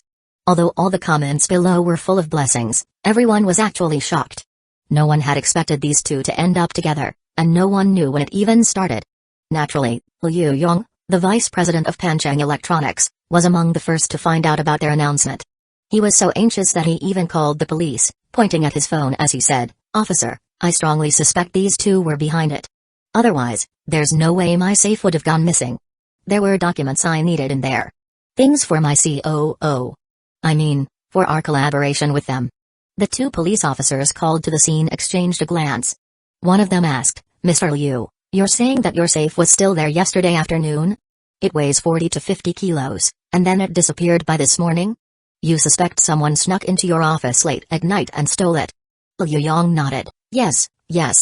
The other officer suddenly laughed, then awkwardly coughed twice to cover it up. "Mr. Liu, no offense, but if someone really managed to get past your security last night, into an office building where plenty of people were working overtime, then this person also somehow unlocked your office door, cracked the password on your computer, deleted your password-protected files, and carried off a 40 to 50 kilo safe. And the most miraculous part is, your surveillance cameras conveniently malfunctioned last night. I can't help but wonder, could there be an inside man in your company? Otherwise, do you really think an outsider could pull that off? Unless we're talking about Superman. An inside job?" He suddenly thought it was very possible. Everything just seemed a little too coincidental. The officer asked, "Also, would those documents in your safe, if leaked, cause major financial loss to your company?" Liu Yong replied, "Not exactly. It wouldn't cost the company much money, but aside from the files for a studio collaboration, there were also what?" He let out a quiet sigh. Truth be told, he couldn't make sense of it all himself, slumping in dejection. "Nothing really. Honestly, nothing that valuable. Officer, so basically, the only loss is the safe itself? Nothing else is missing." The moment Liu Yong heard that, he knew the case was probably going nowhere. He looked over at the administrative department staff member nearby. The admin staff quickly raised his hands. "Mr. Liu, I swear I'm not the insider. I was in the office all day yesterday, and I don't even have the key to your room." Liu Yong rolled his eyes at him in frustration, then slumped down on the couch alone. Though there was no direct financial loss, losing the chance to buy the studio, plus another missing document, meant the loss of countless future assets. Worse, it seemed like the plan he had worked on for years was now going up in smoke. Inside the private kitchen of the music studio, Lin Zengren couldn't help but marvel at how every big boss seemed to have their own quirky habits upon learning that Zhang Jingshi had a private kitchen here too. Most people hide antiques or something, but Zhang Jingshi liked to stash kitchens? The sleek and luxurious private kitchen was about 20 square meters. Zhang Jingshi stood at the counter, inspecting the tomatoes and eggs that Lin Zengren had bought yesterday. They were still pretty fresh after just one night. Zhang Jingshi turned around with a tomato in hand. "Zengren, you look a bit surprised?" Lin Zengren looked around. "A little. I just didn't expect you to have a private kitchen here too, Zhongji. Besides temporary workspaces, any place I spend a lot of time in will have one. Sometimes I just feel like cooking something for myself. Even though I rarely get the chance, when the urge strikes, not having a place to cook would really drive me crazy. Lin Zhengren, I get that. Zhang Jingshi skillfully blanched the tomatoes and peeled off their skins. She cut the tomato flesh into rough chunks, cracked the eggs into a bowl, added salt, and beat them evenly. Watching her skilled movements, Lin Zhengren could tell she was very good at this. As she heated the oil in the pan, Zhang Jingshi turned her head slightly to glance at him. It'll be ready in a bit. This dish is really easy. Her movements were indeed practiced, but her mind didn't seem entirely on the task. She kept spacing out. Partly curious about what happened at the warehouse this morning, and partly because every time she was alone with Lin Zhengren, the atmosphere just felt off. She couldn't quite put her finger on it. Lost in thought, her hand accidentally touched the edge of the hot pan. She yelped in pain. Pulling her hand back, Lin Zhengren immediately said, "Burned yourself? Rinse it under cold water, quick." Zhang Jingshi replied and rushed to the sink, running her finger under the tap while Lin Zhengren turned off the stove. Feeling the cool water running over her fingers, she looked a little embarrassed. She almost never made mistakes in the kitchen, and here she was, trying to show off a bit, only to make such a rookie error. Lin Zhengren came over to check. The two of them were standing almost shoulder to shoulder. Zhang Jingshi could faintly smell his unique scent. A kind of comforting fragrance. "Is it okay now?" she asked. Lin Zhengren, still feel that burning sensation? "A little." "Then keep rinsing a bit longer." Zhang Jingshi nodded. She knew she didn't need to rush, but still couldn't help asking. Softly, she said, "Sorry to let you see that, Zhengren. I just said I cook all the time, and here I go burning myself. That's nothing to laugh at. Who hasn't burned themselves while cooking? By the way, do you have any ointment for burns in the kitchen?" "I do." She looked toward a cabinet in the distance. "Should be in there." Lin Zhengren responded and went to get it. After grabbing it, he opened the tube. Zhang Jingshi figured she'd rinsed long enough and pulled her hand back from the water. Her finger was slightly red, but there were no blisters. Nothing serious. She sighed in relief. Luckily, it's not too bad. She turned to show it to Lin Zhengren, who instinctively held her hand to examine it. He saw it was just a bit red. Rinsing in time had helped. But Lin Zhengren clearly wasn't overthinking it. "Not too bad. Just apply a little ointment and you'll be fine." Zhang Jingshi's gaze trembled slightly as she looked at him holding her hand. Her heart was racing. He squeezed out a bit of ointment and gently spread it on her finger, carefully smoothing it out. "If it hurts, just say so." Zhang Jingshi shook her head. "It doesn't. You can keep going." She bit her lip lightly as she stared at her slightly cool, ointment-covered finger and Lin Zhengren's gentle, meticulous movements. When he finished, Lin Zhengren said, "The rest of the dish is basically done. Let me finish it." You know how to cook? It's just tomato scrambled eggs. Even if it's not as good as yours, we're already near the end. I just need to cook it through, right?" Zhang Jingshi nodded slightly. As he let go of her hand, her cheeks flushed. "All right then, go ahead. I'll watch." "Okay." Lin Zhengren picked the wok back up. Zhang Jingshi stared at her finger for a moment. When she saw he was almost done cooking, she added a bit of sugar to the dish. As she sprinkled it in, she commented, "Zhengren, looks like you're not bad at this. Pretty skilled, actually." Lin Zhengren smiled, thinking to himself that a certain skill was just way too useful. The dish was ready. Lin Zhengren brought over a plate, but instead of serving the food, Zhang Jingshi directly picked up a pair of chopsticks and fed him a bite of egg, one hand cupping underneath to prevent it from falling. "Try it." After the steak incident last time, Lin Zhengren was already used to this. He ate the egg from the chopsticks. After tasting it, he was pleasantly surprised. "Tastes great. You really do cook well, Zhang Ji. This time it doesn't count as just me cooking. It was a joint effort." Zhang Jingshi smiled and picked up another bite of egg. Even though there were other chopsticks nearby, whether she forgot or did it on purpose, she used the same pair to feed herself another bite. After tasting it, she even lightly pressed her lips together and nodded, blushing, "It's good."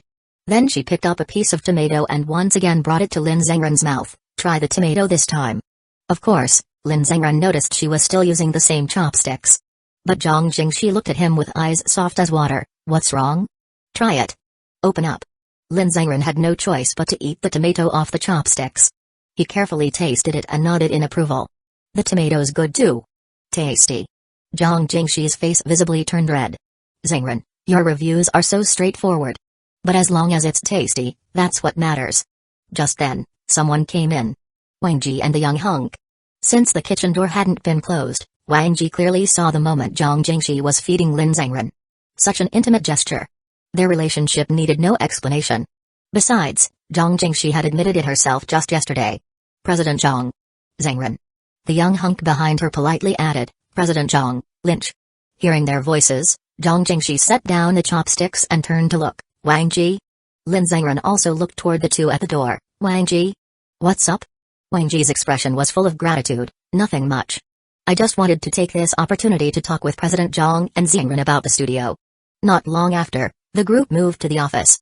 Zhang Jingxi and Lin Zhengren sat together, while Wang Ji and the young man sat together on the other side. A secretary came over to pour tea for the four of them. But just as she was about to pour for Lin Zhengren, Zhang Jingxi stopped her. I'll do it. You can go. The secretary didn't understand, but still nodded obediently. Okay, President Zhang.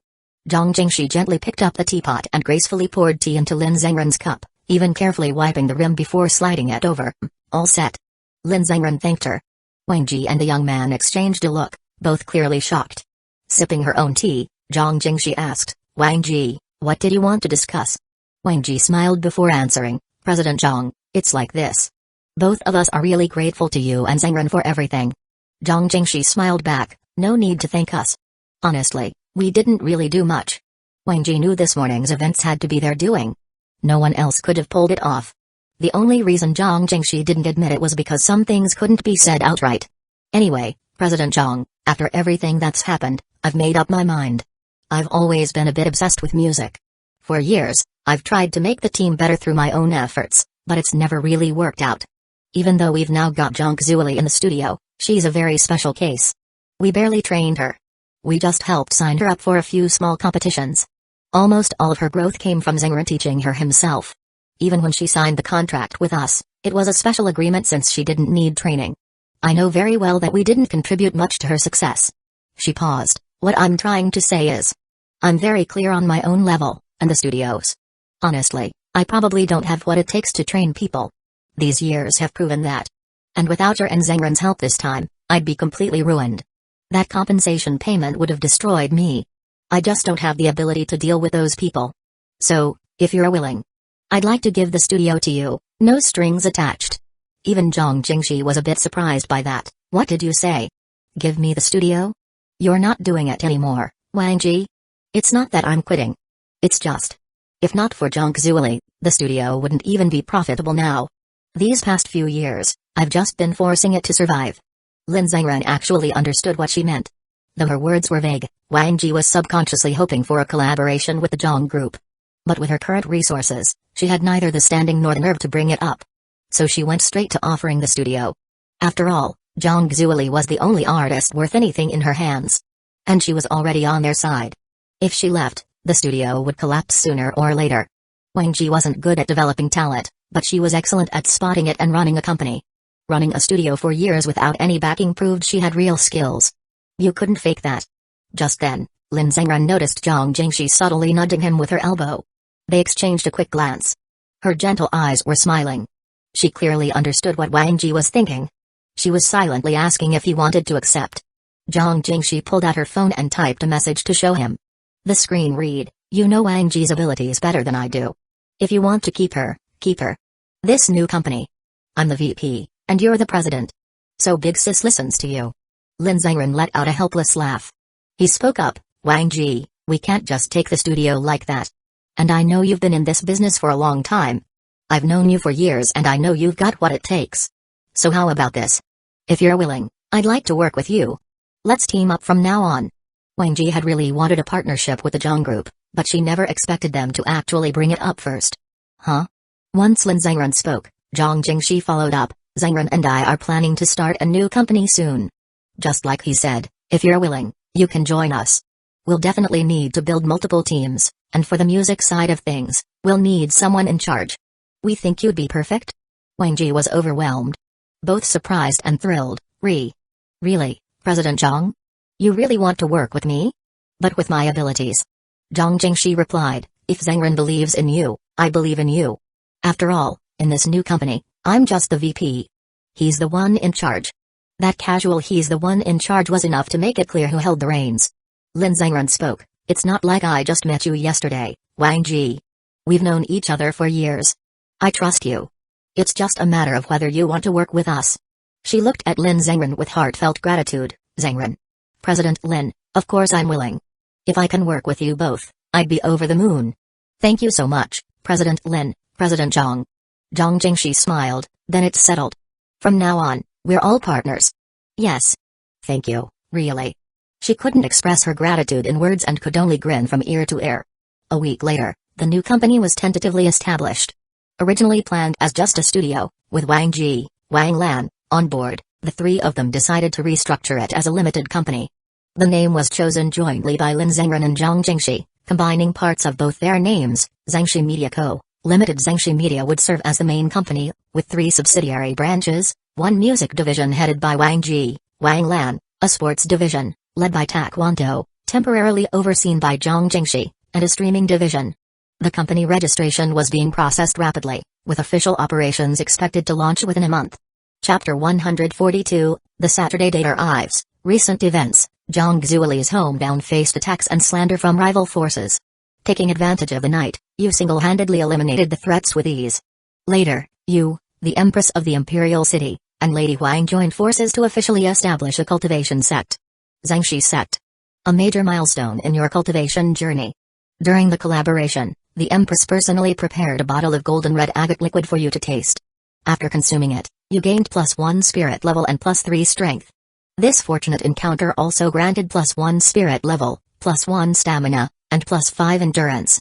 In addition, with the founding of your sect, your affinity with all things skill advanced.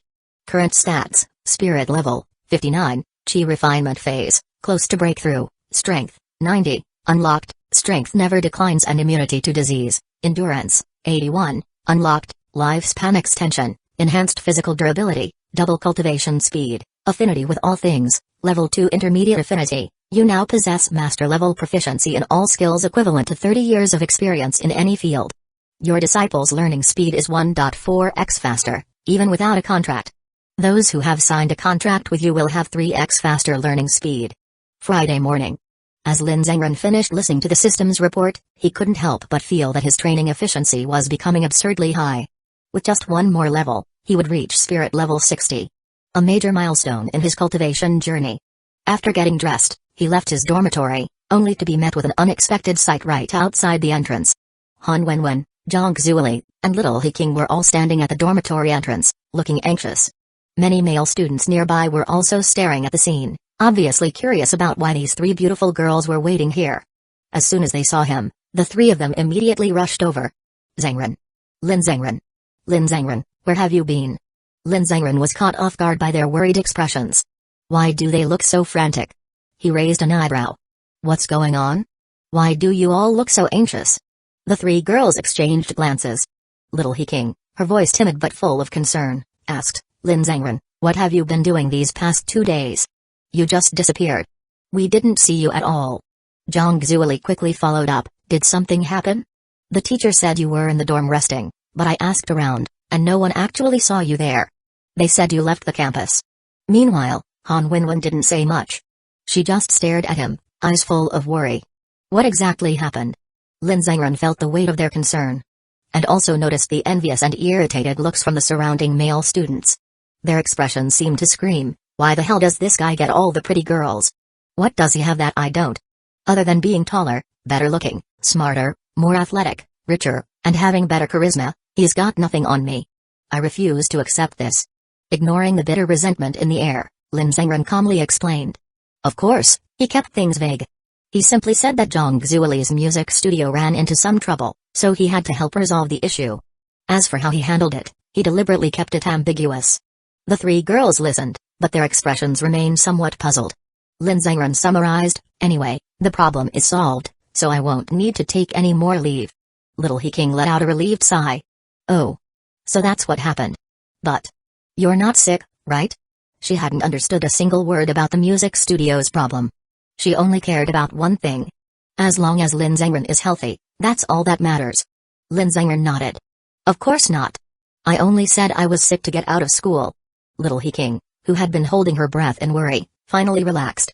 She clutched her chest, exhaled heavily, and gave a bright smile. That's good. That's all that matters. I was so worried. The other two girls also let out a sigh of relief. This had been their biggest concern. However, Zhang Zuoli caught on to something else. Wait a second. So that's why my song was taken down 2 days ago, and the ranking board was temporarily frozen? I tried calling Miss Wang, but I couldn't reach her. So the studio was in trouble, and you went to help? Is my song back up? What's the ranking now? Lin Zhengren asked. Zhang Zuoli nodded excitedly. Yep. It's back up, and it's still ranked number 1. Han Wenwen, linking arms with Little He-King, pouted. Lin Zhengren, next time you get busy, can you at least give us a heads up? We were worried sick. And when we messaged you, all you did was reply with vague answers. I was busy, Lin Zhengren explained simply. And besides, as long as I was replying, didn't that prove I was fine? Still. Alright. Let's go have breakfast and then head to class. The 3 girls responded in unison. As the 4 of them walked toward the cafeteria, the surrounding male students could only watch with envy. Why does this guy get to be surrounded by 3 beauties? Other than being taller, more handsome, smarter, more athletic, wealthier, and having a better aura than us, what does he even have? Back in class, Zhang Qian and Fang Meng were talking about something when Lin Zhengren walked in. As soon as Zhang Qian saw him, she immediately stood up. You're back? Lin Zhengren nodded and took his seat. Just as he sat down, Fang Meng suddenly reached over and grabbed his wrist. Zhang Qian asked, how is he? Fang Meng, after checking his pulse, looked slightly shocked. He's completely fine. Actually, he's more than fine. His pulse is incredibly strong. Way above normal human health levels. Lin Zhengren raised an eyebrow. What's with you two? Fang Meng withdrew her hand and explained, Zhang Qian was really worried about you. If you hadn't shown up today, we were planning to go look for you. Zhang Qian, pretending to be indifferent, flipped through her book without commenting. Now that Lin Zhengren was back, she felt relieved. Everything quickly returned to normal. Thanks for checking on me, Lin Zhengren said politely. I appreciate it. Zhang Qian didn't respond, but Fang Meng smiled and returned to her seat. That Friday was unusually peaceful. Maybe it was because everyone was happy that Lin Zhengren had returned. The entire day felt lighter, more cheerful than usual. Saturday morning. Today was the day Lin Zhengren had promised to spend with Han Wenwen. So, a certain fox-eyed girl woke up bright and early, excitedly getting ready. Meanwhile, in the same dorm, Little He-King sleepily rolled over, rubbing her eyes. Wenwen? Why are you up so early? She mumbled. Han Wenwen had already changed into a stylish outfit and was sitting in front of her mirror, brushing her hair. Her fox-like eyes shimmered with anticipation. Because she had been waiting for this day for so long. I have to go back to my rental apartment today to film some gaming videos. So I need to leave early. Little He-King, still half asleep, stared at her for a moment, then curled back under the covers. That means you won't be around to play with me this weekend. She mumbled. And Lin Zhengren is resting today too. I have nothing to do. Han Wenwen laughed. Didn't you just win a competition? Shouldn't you be resting properly in the dorm? Do you always need something to do? Then, as if remembering something, she put down her mirror and opened her storage box under the bed. She pulled out a book, her lips curling into a mischievous smile. Walking over to Little He-King's bedside, she leaned down and whispered softly into her ear, "King, if you're really bored, I have a book for you to read." Little He-King slowly opened her eyes, still drowsy. A book? What kind of book? Han Wenwen smirked. Just read it and see. It's really interesting. She then leaned in close and whispered in her ear, "It's very spicy." There was a moment of silence. Then, Little He-King's face turned bright red. Her eyes snapped open. Huh? Wenwen, what did you just say? Han Wenwen chuckled, slipping the book under the blanket. I don't repeat myself, King. But you heard me the first time, didn't you? She winked playfully. Just read it over the next couple of days.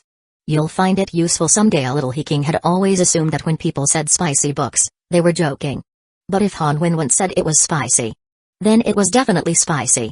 Her voice turned hesitant. Wenwen, where do you even find books like this? Han Wenwen, satisfied with the reaction, grinned. Online shopping, of course. Don't worry, it's technically a normal romance novel. It just has certain extra details for flavor. By now, she had finished getting ready. Waving a hand, she said, "All right, I'm heading out, King. You enjoy your book." Little He-King, still flustered, weakly waved back. Bye. Have a safe trip, Wenwen. As Han Wenwen left the dorm, she hurried downstairs to meet Lin Zhengren. Meanwhile, Little Hiking hesitantly peeked under her blanket. The book title stared back at her. My husband says I'm sexy, she blinked, feeling a little uneasy. What kind of book is this? What a weird title. Curious, she flipped it open and started reading a few pages. Only to immediately realize. This was a whole new world. Her face turned beet red. Her mouth fell open in shock. What is this? Can you even write stuff like this? Chapter 143, A Date with the Little Fox. Today, I went to bed and pulled the curtains shut. My husband and I were about to do that again. So, I brushed my teeth to keep my breath fresh and put on a lace top before heading to his bedroom, planning to. Little Hiking had barely read a few lines before her entire face turned red. She snapped the book shut, biting her lip in embarrassment. What is this sinful book? Who in the world would write something like this?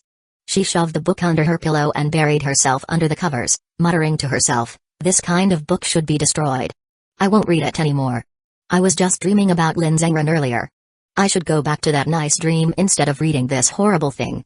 Damn you, Wenwen. But that night, despite only reading for 5 minutes, Hiking had her first ever inappropriate dream. And it involved Lin Zhengren. A beautiful Saturday morning. Han Wenwen skipped happily out of the dormitory. But as she reached the school gates, she suddenly slowed down. Because in the distance, she saw Lin Zhengren standing there, talking to a girl. Her expression subtly changed. Then, she casually strolled forward, taking her time. The girl in front of Lin Zhengren was cute, with a round face that made her look even more youthful. She held a small envelope in her trembling hands, her face flushed red. Behind her, a group of her friends hid at a distance, cheering her on quietly. You got this, babe. Go for it. The girl hesitated for a moment before stammering, senpai. I'm from the high school next to yours. I've seen you so many times. And I was wondering if we could be friends? Before Lin Zhengren could even respond, Han Wenwen had already stepped in with a sweet smile. Oh, this guy? He already has a girlfriend. The girl froze, her face turning even redder. Huh? Really? Han Wenwen's fox-like eyes gleamed mischievously. What do you think? The girl finally realized what she meant by has a girlfriend. I didn't know. I'm so sorry. I didn't mean to bother you. She panicked and ran away, her group of friends quickly rushing to comfort her. Lin Zhengren watched her retreat, then turned back to Han Wenwen. Han Wenwen, arms crossed, also watched the girl leave, her voice soft but teasing. Looks like all the girls in our school have already tried their luck, so now you're attracting outside girls too? Lin Zhengren, do you just never stop? Lin Zhengren raised an eyebrow, noticing how she was clearly jealous but pretending to be calm. So, he played along. Han Wenwen, when did I ever try to attract girls from other schools? Han Wenwen puffed up her cheeks, dropping the act. I saw it with my own eyes, and you're still pretending? I was going to reject her. That counts as flirting? Yes, it does. That's ridiculous. She turned her head away, arms still crossed. Humphrey. I don't care. Lin Zhengren knocked her on the head. Ow. He ignored her fake protest and asked, where do you want to go today? Han Wenwen's fox-like eyes sparkled. She pulled out her phone, opened her notes app, and handed it to him. Lin Zhengren glanced at the list. Only 5 places? That's manageable. Han Wenwen blinked. 5? No, scroll down. Lin Zhengren swiped down. And his face immediately turned deadpan. There were over 100 locations. What? Han Wenwen explained proudly, I've been collecting these spots little by little. A lot of couples go to these places, so I wanted to see them too. Her invisible fox ears twitched excitedly. Let's start. We only have 1 day. Lin Zhengren sighed. If we don't finish, don't blame me. Oh, I will blame you. She pouted playfully. You always bully me. I do not. She didn't answer. Just smiled mischievously. Lin Zhengren hailed a taxi, and the two of them set off on their adventure. Despite Han Wenwen's calm and composed personality at school, once she was with Lin Zhengren, she completely let loose. Like a fox set free in a giant playground. She dragged him around the arcade, jumping from game to game. She bought snacks and drinks without thinking, and whenever they passed by a stall, she kept asking, Zhengren, do you want to try this? Zhengren, do you want to eat that? Zhengren, what about this? Until finally. Han Wenwen, if you want it, just buy it. Can you even eat all of this?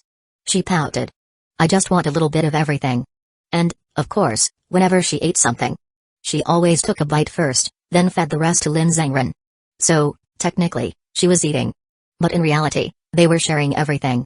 The rides weren't huge, but they had mini roller coasters and drop towers. and Han Wenwen rode everything enthusiastically. By the time they left, she was beaming with excitement. Until she spotted something at the entrance. A massive ice cream cone, the size of a forearm. Her steps slowed. She grabbed Lin Zhengren's arm, her eyes sparkling like gold coins. Look, Zhengren. Look. It's huge. I want to try it. Lin Zhengren followed her gaze. And instantly knew that she wouldn't finish it. It was 3 times the size of a regular ice cream cone, and twice as expensive. The money wasn't the issue. The issue was that Han Wenwen was infamous for not finishing big portions of food. Lin Zhengren crossed his arms. You're not going to finish it. Han Wenwen pouted dramatically. I will. I promise. Just a few bites. Please. She tightened her grip on his arm and shook him gently, her fox-like eyes shimmering with fake tears. Zhengren, please no. Ah. So cold-hearted. Lin Zhengren sighed. If you really want it, we'll share. But if you don't finish it, I'm never buying you oversized food again. Han Wenwen immediately lit up, hugging his arm. Deal. And so.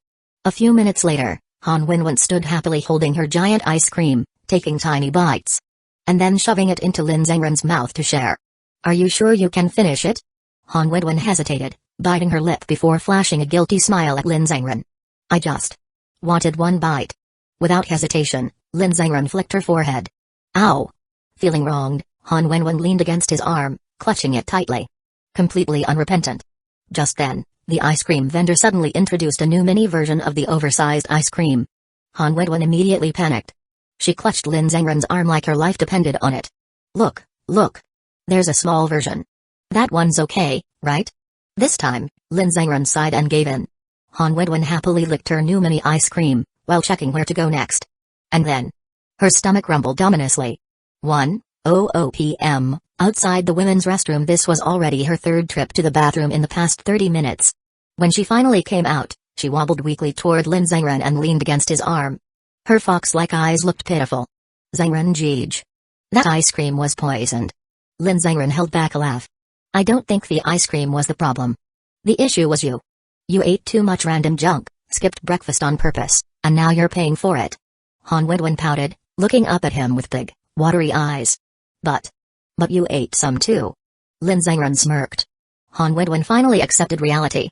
Okay. I thought I had a strong stomach, but I guess I was wrong. Lin Zhengren shook his head, but his voice was gentle. You're already stronger than most people. You just overdid it. He glanced at her. Feeling better now? Do you want to keep going or take a break? Han Wenwen leaned even closer, her voice soft. I want to go home. Lin Zhengren chuckled. You were so confident earlier about visiting 100 places. And now you're done after just one morning? Han Wenwen whined, her voice filled with a pitiful charm. My tummy hurts. I can't walk anymore. I just want to go home and lie in your arms for a bit. Lin Zhengren sighed but didn't refuse. Fine. But let's stop by a pharmacy on the way back. On the way home, an unexpected encounter as they rode in the taxi. Han Wenwen spotted something on the roadside. A stall selling plush toys. One particular plush caught their attention simultaneously. It was a massive plush dog, almost half the size of a person. For some reason, both Han Wenwen and Lin Zhengren found themselves staring at it. After a moment, Han Wenwen suddenly burst into giggles, clutching her stomach. Zhengren Jeej, I can't. She could barely breathe from laughing so hard. Why does that dog kind of look like you? Lin Zhengren raised an eyebrow. Han Wenwen quickly covered her mouth, shaking her head. Her voice dropped to a tiny whisper. Wenwen didn't say anything. Zhengren Jeej didn't hear anything. Still giggling, she tugged his sleeve gently, her meaning clear. She wanted it. Lin Zhengren was momentarily speechless. Because, honestly, it did look a little like him. Especially the brows and the overall aura. After a brief pause, he sighed and paid for it in full. The ride home sitting in the taxi, Han Wenwen hugged her new plush dog tightly. Her laughter filled the car. Her stomach hurt even more from laughing, but she didn't care. I can't believe this. How is this so funny? Then, her laughter softened, turning into a contented smile. She nuzzled against the plush dog, murmuring happily, with this dog, I'll never feel lonely at night again. Chapter 144, just the two of them after stopping by the pharmacy to pick up some medicine for Han Wenwen's stomach, as well as a few groceries for dinner. Lin Zhengren and the little fox finally made their way back to her rental apartment. Even though she was hugging a giant plush dog that looked eerily like Lin Zhengren, Han Wenwen still looked drained from the day's adventures. As soon as they got inside, Lin Zhengren placed the bags on the table, slipped off his shoes, and headed toward the bathroom. I'm going to use the restroom. You go ahead and warm up some hot water and take your medicine first. Okay. As Lin Zhengren stepped into the bathroom, Han Wenwen leaned against the wall, watching him with a mischievous glint in her eyes. Just as he was about to close the door, he paused. Because Han Wenwen was still staring at him with that strange expression. Lin Zhengren raised an eyebrow, then suddenly stepped back out. And flicked her forehead. Ow! Han Wenwen rubbed her head, looking wronged. Zhengren Jij, why are you hitting me? I didn't even say anything. Her fox-like eyes blinked pitifully. What were you thinking just now? Lin Zhengren asked, clearly seeing through her thoughts. Han Wenwen, caught red-handed, instinctively turned her head away and denied everything. Nothing. I was just thinking. Boys don't really need to lock the bathroom door, right? It's not like anyone's going to peek. Lin Zhengren's expression didn't change. Oh? Then. Would a fox peek? Han Wenwen, without missing a beat, responded righteously, of course. Foxes aren't people, so they can peek. She was so confident that she immediately got flicked on the forehead again. Ow! So stingy. Han Wenwen pouted, thinking, what's the big deal? He's my boyfriend. Why can't I take a little peek? Lin Zhengren ignored her complaints, locked the door, and went inside. I'll take a shower while I'm at it. You should freshen up too. Han Wenwen, hearing the word shower, suddenly felt like she had lost out big time. Why does this tiny one-person apartment bathroom even have a lock? Who designed this? It's completely unnecessary. Still grumbling internally, Han Wenwen kicked off her shoes, then hooked her fingers behind her heel to pull off her socks, revealing her soft, fair little feet as she stepped onto the plush carpet near her bed. She wasn't a fan of lying directly on the bed, she preferred curling up on the fluffy rug. It was also where she usually changed her clothes. Han Wenwen opened the storage box by her bed, rummaging through it until she found a pair of ultra-short denim shorts and a loose off-shoulder sweater. Just as she was about to close the box, she suddenly remembered something. She reached deeper into the bottom of the box and found exactly what she was looking for. I knew I had these. Han Wenwen pulled out an unopened package of stockings. She had bought them on a whim while shopping at the supermarket a while back. After reading too many romance novels and watching too many dramas, Han Wenwen was very aware that guys had a serious weakness for stockings. Their smooth, semi-transparent texture had an irresistible allure. So much so that stockings were practically a secret weapon in any romantic battle. They showed up in novels all the time. And if so many stories emphasized how powerful they were, then there must be truth to it. So, she had bought 2 pairs with the intention of testing their power someday. And today seemed like the perfect opportunity. The sound of running water filled the air as Lin Zhengren started showering. Han Wenwen glanced at the bathroom door, her lips curling into a mischievous smile. She held the package of stockings in her hands and started planning her move. Han Wenwen had never worn stockings before. Sitting on the bed, she carefully unwrapped the package and ran her fingers over the material. So smooth. I remember buying pantyhose, right? She held them up, examining them closely. Yep, they were full-length stockings. Her cheeks flushed slightly as she slid off her skirt and began putting them on, starting from the tips of her toes and slowly pulling them up her legs. The smooth fabric hugged her fair skin, gradually stretching over her thighs until they fit snugly. Once she had them completely on, Han Wenwen stood up and looked down at her newly covered legs. Because of the dark color, they looked sleeker, more alluring than usual. They also felt different to the touch. No wonder guys like this. It does have a special feel to it. But something felt off. Why do they feel a little uncomfortable? She frowned, tugging at the material around her hips. When she pulled it up, it snapped back down. And then she realized the issue. Oh. I see now. Without hesitation, she peeled them off again and dug through her clothing box for a different pair of underwear. This time, she put on the stockings first, then the underwear over them. And just like that, the uncomfortable feeling disappeared. It felt perfectly smooth and snug. So this is how you're supposed to wear them. Much better. After putting her outfit together, a loose, oversized off-shoulder sweater and ultra-short denim shorts, she stood in front of the mirror to check herself out. Since the sweater was so oversized, it completely covered her hips. And since her shorts were so tiny, it looked like she wasn't wearing anything underneath at first glance. It gave the illusion of, well, something not so innocent. Han Wenwen's face flushed red as she imagined Lin Zhengren's reaction when he stepped out of the shower. Zhengren Jij is usually so serious, but he is a guy, after all. He might try to keep a straight face, but surely, he'll have some kind of reaction, right? Han Wenwen flopped onto her fuzzy rug, hugging the Lin Zhengren dog plush tightly. She admired herself for a moment before hearing Lin Zhengren's voice from the bathroom. Did you take your medicine yet? Ah. I almost forgot. She jumped up, rushing to heat some hot water. As soon as it was warm, she took her medicine, then poured an extra cup for Lin Zhengren. Finally, she returned to her cozy rug, lying on her back and lifting the plush dog above her head. Little doggy, what do you think is going to happen tonight? The silent plush dog seemed to answer, you're overthinking. Nothing is going to happen. Han Wenwen pouted. Lies. Who says nothing will happen? Her mind wandered back to the time when she had boldly announced her 18th birthday wish to Lin Zhengren. Now, thinking about it. Had she ruined the surprise? Had she spoken too soon? From the bathroom, Lin Zhengren heard her talking to herself. What are you mumbling about? Han Wenwen immediately panicked. And nothing. Keep showering, Zhengren Jij. I was just talking to myself. She let out an awkward little laugh, then lightly smacked the plush dog on the head. Stupid dog. Making me flustered. Then, she turned around, staring into space, absent-mindedly tracing circles on the rug with her finger. At first, she was lost in thought about random things. Until the bathroom door opened. Han Wenwen looked up. And immediately froze. Done already? That was fast. It's only been a few minutes. Lin Zhengren walked out, drying his hair with a towel. How long do you think a shower is supposed to take? Han Wenwen blinked. Because this was the first time she had seen him like this. He had put his pants back on, but his upper body was completely bare. She had felt his muscles before. Through his clothes. But this was the first time she was seeing them so clearly. His chest, his abdomen, the defined lines of his muscles. They weren't overly exaggerated like a bodybuilder's, but they were perfectly toned. His wet hair was still dripping slightly, making him look even more refined than usual. Han Wenwen's throat went dry. She gulped. And then, realizing what she just did, she panicked and tried to act normal. But I always take at least half an hour. You weren't even in there for 10 minutes, were you?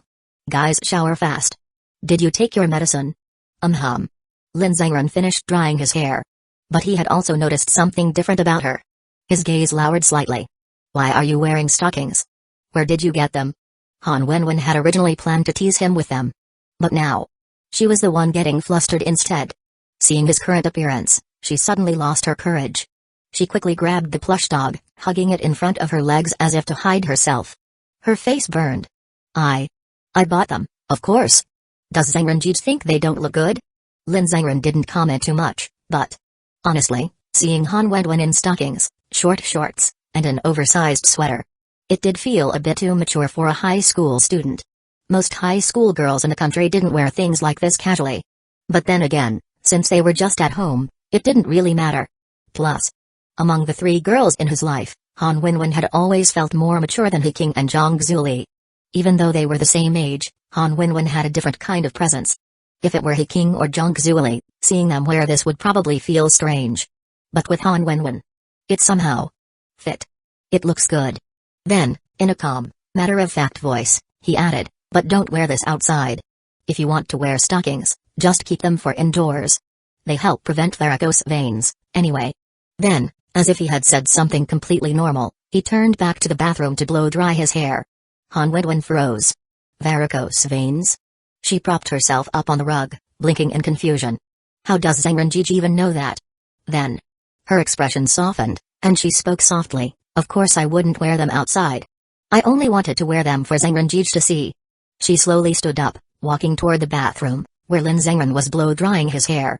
Standing behind him, she leaned in and whispered, want me to help dry your hair? Lin Zhengren turned around, looking at her flushed face. Why did you swallow just now? Huh? I didn't. She subconsciously gulped again. Maybe I was just hungry. Yeah. I probably just need to eat something. This isn't important. She clung to his arm, looking up at him. Come on, let me dry your hair. Zhengren Jij can't do everything himself. What's the point of having me here? Seeing her determined expression, Lin Zhengren handed her the blow dryer. Fine. Go ahead. Han Wenwen's eyes lit up. Yay. Chapter 145, A secretary job is within reach. Han Wenwen took the blow dryer and stepped in front of Lin Zhengren. But because she wasn't tall enough, she had to stand on her tiptoes to dry the front of his hair. Of course. This gave her the perfect excuse to rest one hand on his chest. Her soft, fair hand gently pressed against his muscles, feeling their firm contours. Her heart pounded faster. Biting her lip, Han Wenwen felt an immense sense of satisfaction. She had won. But at the same time, she still had to focus on drying his hair without completely losing herself in her own thoughts. Lin Zhengren, seeing how tense she was, casually asked, "Aren't your feet getting tired standing like that?" Han Wenwen shook her head slightly. "Not at all. Taking care of Zhengrenjij isn't tiring at all. Wenwen was born to take care of you." Lin Zhengren sighed internally. Where does this fox even learn these ridiculous lines? 1 minute later, Han Wenwen tried to reach the top of his head but found that even standing on tiptoes wasn't enough. She grinned awkwardly. "Okay, maybe I'm not tired, but I'm definitely too short. My arms aren't long enough." Then, she brightened up. "How about we move to the bed? There's an outlet there. I can dry your hair properly." Lin Zhengren reached out his hand, signaling for her to hand over the blow dryer. "I'll do it myself. If we move to the bed, your hair will get all over it. You won't want to clean it up later." But Han Wenwen hugged the blow dryer to her chest, refusing to give it up. "No way. So what if a few strands of hair end up on the bed? I'd actually love it if Zhengrenji's thing stayed on my bed. I'd sleep better at night." Lin Zhengren rubbed his temples. "Do you even hear yourself? You sound like a complete lunatic." Han Wenwen tilted her head, bit her lip, and smirked playfully. Her fox-like eyes gleamed mischievously. "Can you blame me? I like Zhengrenji so much that anything of his makes me happy, and so." The battlefield moved to the bed. The time was only around 2 p.m. Sunlight poured in through the windows, and outside, the sounds of children playing and dogs barking filled the neighborhood. Lin Zhengren leaned back against a pillow, while Han Wenwen plugged in a blow dryer and knelt beside him to start drying his hair. Now, this was much easier. Her hands alternated, sometimes resting on his shoulder, sometimes pressing against his chest. The low hum of the blow dryer filled the air as his damp hair slowly dried. Lin Zhengren, for the first time, took a closer look at Han Wenwen's stockings. The tight fabric followed the natural curve of her legs. Now that he was actually observing, he had to admit, she suited them perfectly. Like they had been designed for her.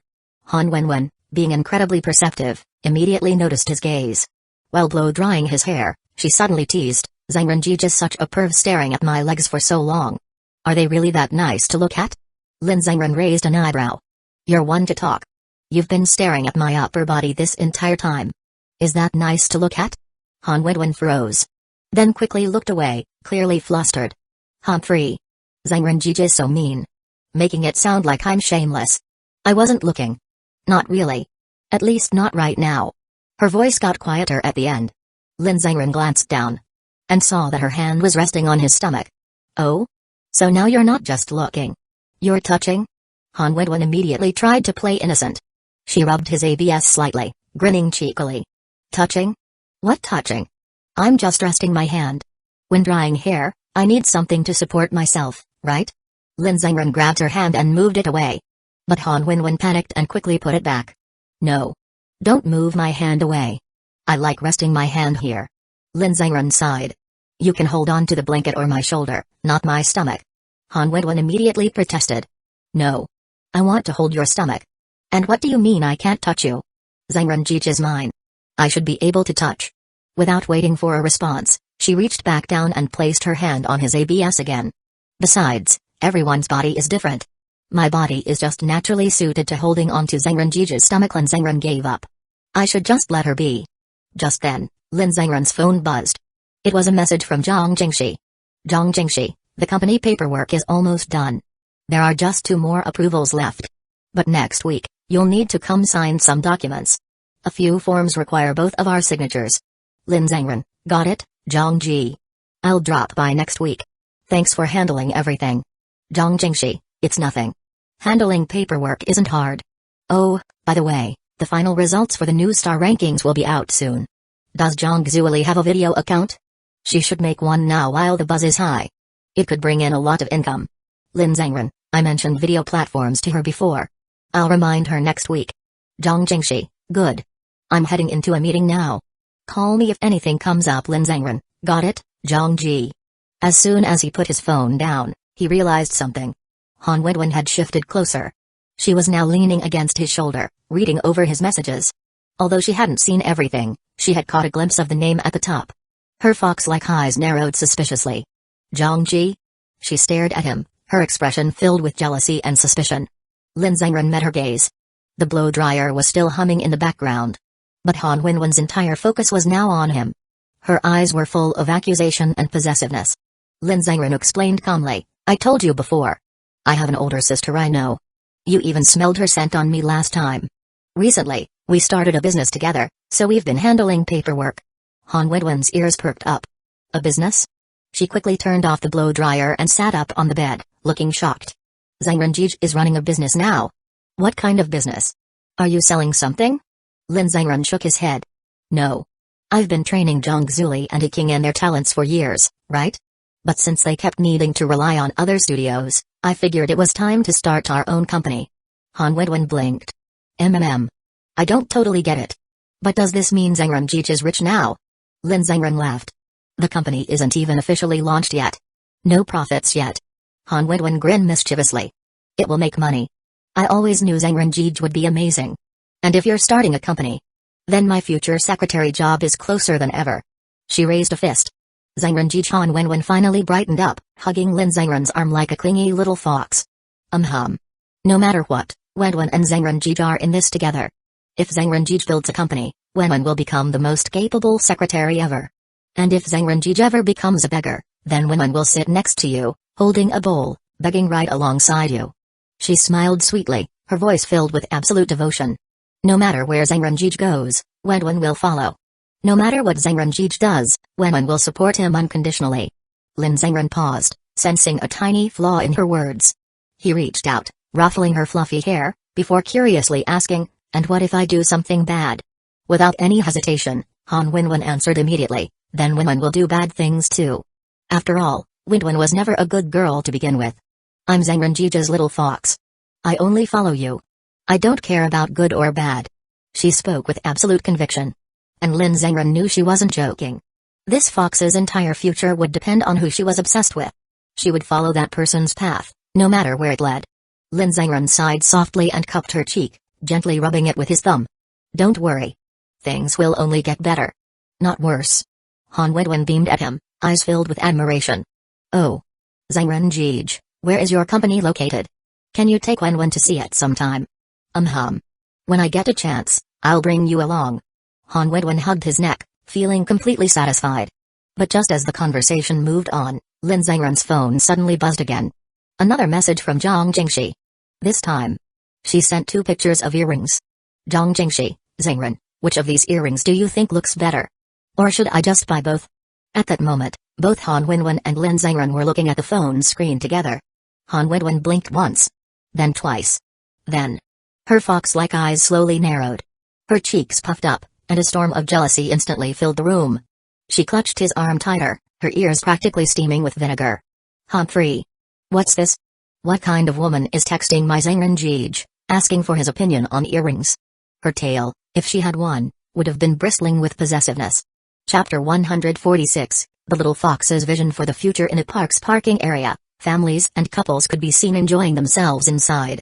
Despite coming from a wealthy background, Zhang Jingxi liked spending time alone in places like this whenever she had free time. Sitting in her car with her legs crossed, she stared blankly at the residential scenery outside. Then, glancing down at her phone, she saw a message from Lin Zhengren. I think the earrings in the second picture look better on you. Even though you have a gentle temperament, a slightly cooler style actually suits you more. But overall, both look great. Seeing the message, Zhang Jingxi's red lips curled into a smile. Her expression softened as she murmured to herself, so he thinks I look better with cooler toned earrings? She wanted to send him another message but was interrupted when a new notification popped up. An employee from Zhang Group had messaged her. The message was about a difficult client that the sales department had been struggling with, and they had yet to secure a deal. Zhang Jingxi quickly replied, send someone else to negotiate again. After sending the message, she suddenly had a thought. If her Zhengren was talented in so many fields, she wondered. Could he also have a knack for business? If he did, then she could completely outsource Zhang Group's publicity work to the company she and Zhengren started together. That way, she wouldn't have to juggle both sides anymore, saving time and avoiding duplicate efforts. Blinking thoughtfully, she mused, but if that's the case, wouldn't that make him way too capable? Almost unbelievable. I'll test it out the next time we meet. Her eyes drifted back to Lin Zhengren's message. As for cooler-toned accessories, I'll just follow his preferences from now on. It should look great. Inside Han Wenwen's rental apartment, Lin Zhengren leaned against the headboard, while a jealous little fox curled up with her legs folded, her upper body draped over his lap. Her small hands scratched at his stomach as he absent-mindedly petted her head with one hand, his other hand occupied with his phone. Both He King and Zhang Zuli had messaged him, and he was replying to them. Han Wedwen peeked at him from time to time and asked, "Haven't finished replying yet?" "Almost," Lin Zhengren replied. "Just chatting a little." Hearing that he wasn't done yet, Han Wedwen let out a displeased hum from her throat and closed her eyes, savoring the feeling of his hand stroking her hair. Like a little animal enjoying its owner's affection. That so-called sister didn't even clarify things properly just now, and now King and Lily are messaging too. This is endless. Lin Zhengren glanced at her. What wasn't clear? Didn't I explain everything already? Han Wedwen's voice carried a playful whine as she grumbled, "Oh, please. A girl asking a guy which piece of jewelry looks better? The only two reasons I can think of are either fishing for attention or actually liking him. And fishing? What kind of girl could possibly fish Zhengren? If she exists, I need to become her apprentice. So, there's no need to guess. She obviously likes you." As she spoke, she snuggled deeper into his lap, pressing herself closer to his embrace. "But it's only natural for girls to like Zhengren," she continued. "It just depends on whether you want to accept them or not." Saying that, she rubbed her head against his stomach. Lin Zhengren looked at her. "What are you doing?" Han Wedwen opened her captivating fox-like eyes and pouted. "Stop chatting with them, talk to me properly instead." Lin Zhengren sighed. "Aren't I already with you?" He sent off the last few messages, then put his phone down. "Okay, I'm done. What do you want to talk about?"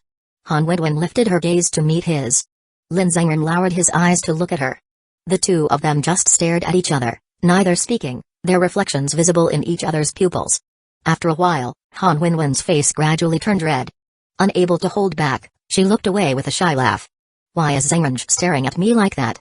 It's making me embarrassed. You said you wanted to talk, so I was waiting for you to start a topic."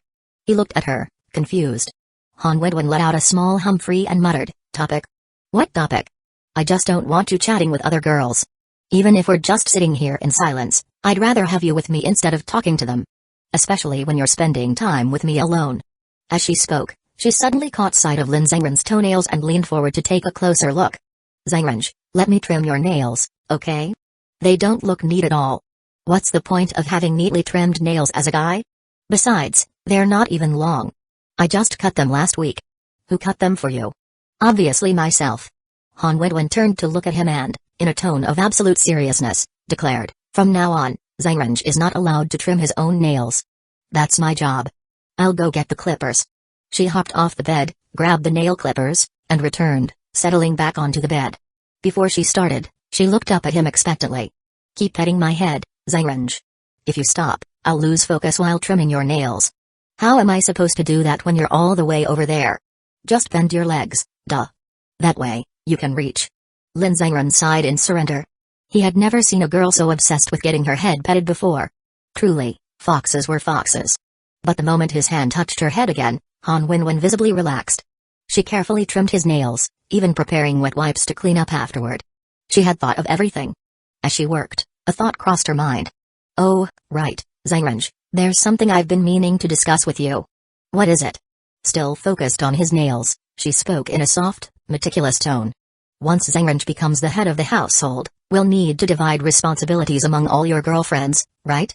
Otherwise, things will get chaotic if everyone keeps trying to do the same things." She turned back and smiled at him. "So, how about I assign everyone their roles today? I've been observing everyone's habits, so I know what they're best at. I promise to be fair." Since today was a rest day, Lin Zhengren let her ramble on. She finished trimming one foot and moved on to the other. "Let's start with kinking. She's calm and doesn't like being in the spotlight. Once we all graduate and start working, I bet she'll spend most of her time at home, aside from occasionally competing in taekwondo tournaments. She's the best person to take care of day-to-day household matters. Like organizing the house, shopping for necessities, and managing all the little things. What do you think, Zhengren?" Lin Zhengren nodded. "That does sound like her. He King is very diligent and good at managing a home." Han Wedwen beamed proudly, handing him a pen and paper. "Write it down. This is the plan for our future household." After finishing both feet, she moved on to his hands, switching to a different nail clipper and settling onto his lap with her legs apart, facing him directly. She stretched out her hands. "Give me your left hand." Lin Zhengren handed it over. She resumed her work and continued, "Next is Lily. She's energetic and lively. At first, I thought she was just spoiled, but turns out she's a whole new level of spoiled. So, I think she should be in charge of taking care of the kids. Like teaching them and keeping them entertained. Lin Zhengren chuckled. That's looking too far ahead, but raising kids is no easy task. Han Wenwen explained, that's why she won't be doing it alone. She'll just be in charge of their education. I'm too strict with kids, and Kinking is too soft, so Lily is the perfect balance. So, if we ever have little ones, we'll all take care of our own, but when it comes to education, we follow Lily's lead. Deal? Lin Zhengren laughed. Sure. Han Wenwen finished his second hand, made him write it down, then grabbed his final hand. And finally, me. I'll be responsible for taking care of Zhengren personally. Clothes, nail trimming, massages, washing your hair, brushing your teeth, and all the little things. How about that? She peeked up at him with her fox-like eyes. Lin Zhengren met her gaze, and both of them burst into laughter. So, I don't have to do anything at all? He teased. Han Wenwen laced their fingers together and smirked. Of course not. You'll be in charge of all the big decisions. You're the head of the household and the pillar of our family. Chapter 147, Preparations before bed. The afternoon passed by without much notice, and soon, the sky darkened. At some point, Han Wenwen had taken a bath. When she came out, the entire room was filled with her unique fox-like scent, a sweet fragrance lingering in the air. During dinner, Lin Zhengren made a call to check in with his parents, asking if anything had happened at home this week. As usual, his mom, Lin Seili, picked up the phone. Hello? Zhengren? Nothing much going on at home. How's school? Do you miss mom and dad? Even though Lin Zhengren had gone back to town this week, he had told his parents that he was staying in the dorms. If he admitted that he was spending the night with Han Wenwen, they definitely wouldn't approve, worrying that something might happen. School's the same as always, he replied. Glad to hear everything's fine at home. As for missing you guys. Yeah, a little. Lin Seili, feeling shy at her son's directness, sighed in amazement. Her son was really different. Other kids would feel embarrassed saying things like that so straightforwardly. Mom misses you too, she said. By the way, ever since you started high school, you hardly come home anymore.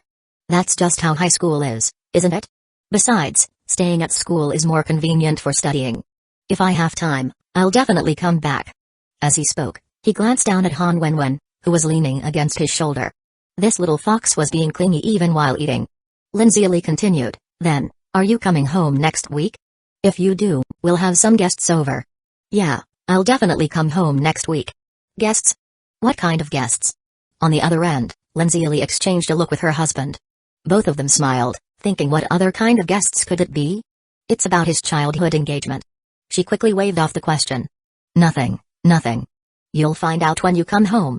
Do you want to talk to your dear father for a bit? Sure, I haven't heard from Dad yet. Lin Yingjun cleared his throat and spoke up. I've been listening this whole time. Lin Seili chuckled, your dad's busy with work at the office. After exchanging a few more words, she wrapped up the call. Alright then, if there's nothing else, I'll let you go. You must be busy, Zhengren. Got it. Bye, Mom and Dad.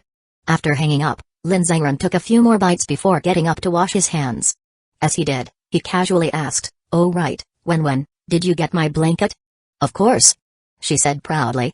She ran ahead of him to wash her hands first, then pulled a large box out from under the bed.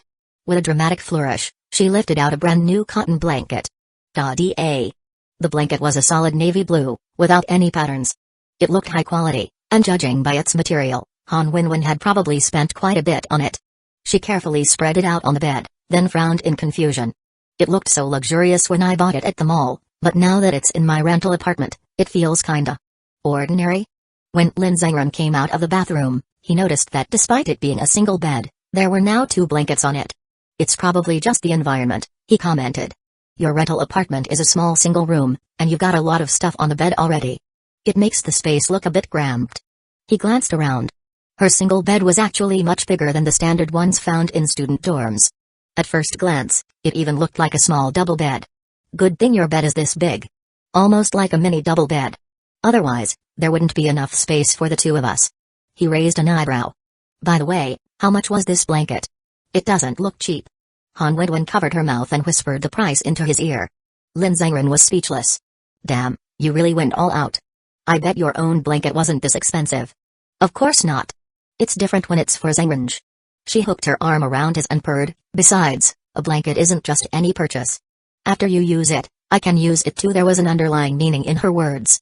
She leaned in closer, her voice dripping with charm. So, shall we sleep now? The bed is all set. Now. Lin Zhengren glanced at his phone. It's only 6:30. Han Wenwen had her own little schemes in mind.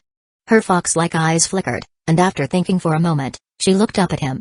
Well, there's nothing else to do tonight. You came home early today, and all the important stuff is done.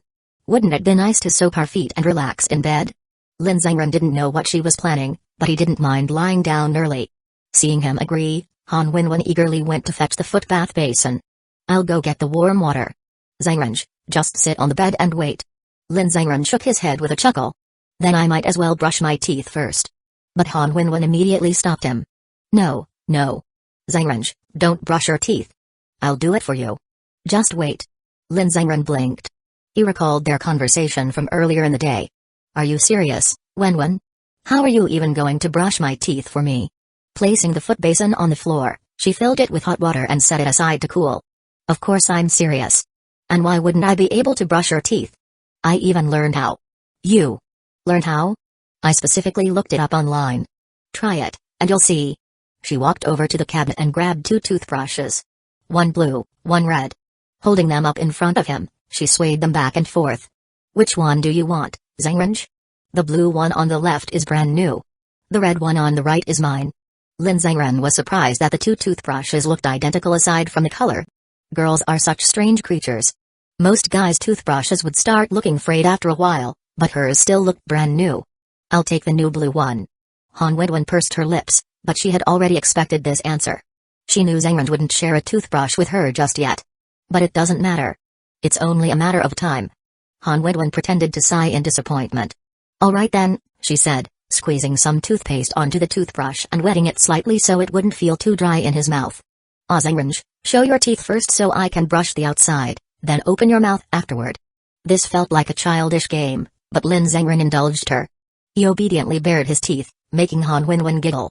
Zhengren, you look so cute like this. She carefully brushed the outer surfaces of his teeth before instructing him to open his mouth so she could clean the inside. As she observed his teeth up close, she was curious. Zhengren, how are your teeth so perfect? No cavities at all, and they're so straight. Do you actually take special care of them? Where would I find the time for that? Then do you ever get toothaches? Nope. Han Wenwen filled his mouth with foamy toothpaste bubbles and pouted. So unfair. If I eat too many sweets, my teeth start hurting. Luckily, I brush diligently, or I'd definitely get cavities. Cavities. Lin Zhengren's mind suddenly drifted to the time when Zhang Jingshi burned her finger. While his mastery of all things ability made him learn new skills quickly, medicine was an exception. He always needed actual tools or herbs to treat injuries. He figured he should research this more thoroughly in the future. After all, there would always be situations where he needed quick medical treatment. Once she was done brushing, Han Wenwen handed him a glass of water. All right, rinse your mouth and spit it out. She took meticulous care of every detail. After he finished, Han Wenwen proudly inspected his teeth from different angles, beaming at the flawless result. She even made him check his reflection in the mirror. Standing beside him, she asked expectantly, didn't I do a great job? See, I told you I was born to take care of Zhengren. Other things might not be my strong suit, but when it comes to this, even King can't compare. Lin Zhengren had no way to refute that. After all, just from the way she gave massages and handled all sorts of personal tasks, it was obvious.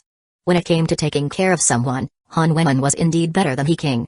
Han Wenwen grinned, looking like an invisible foxtail was swishing behind her, silently begging for praise. Lin Zhengren played along, patting her head. Yeah, you're amazing.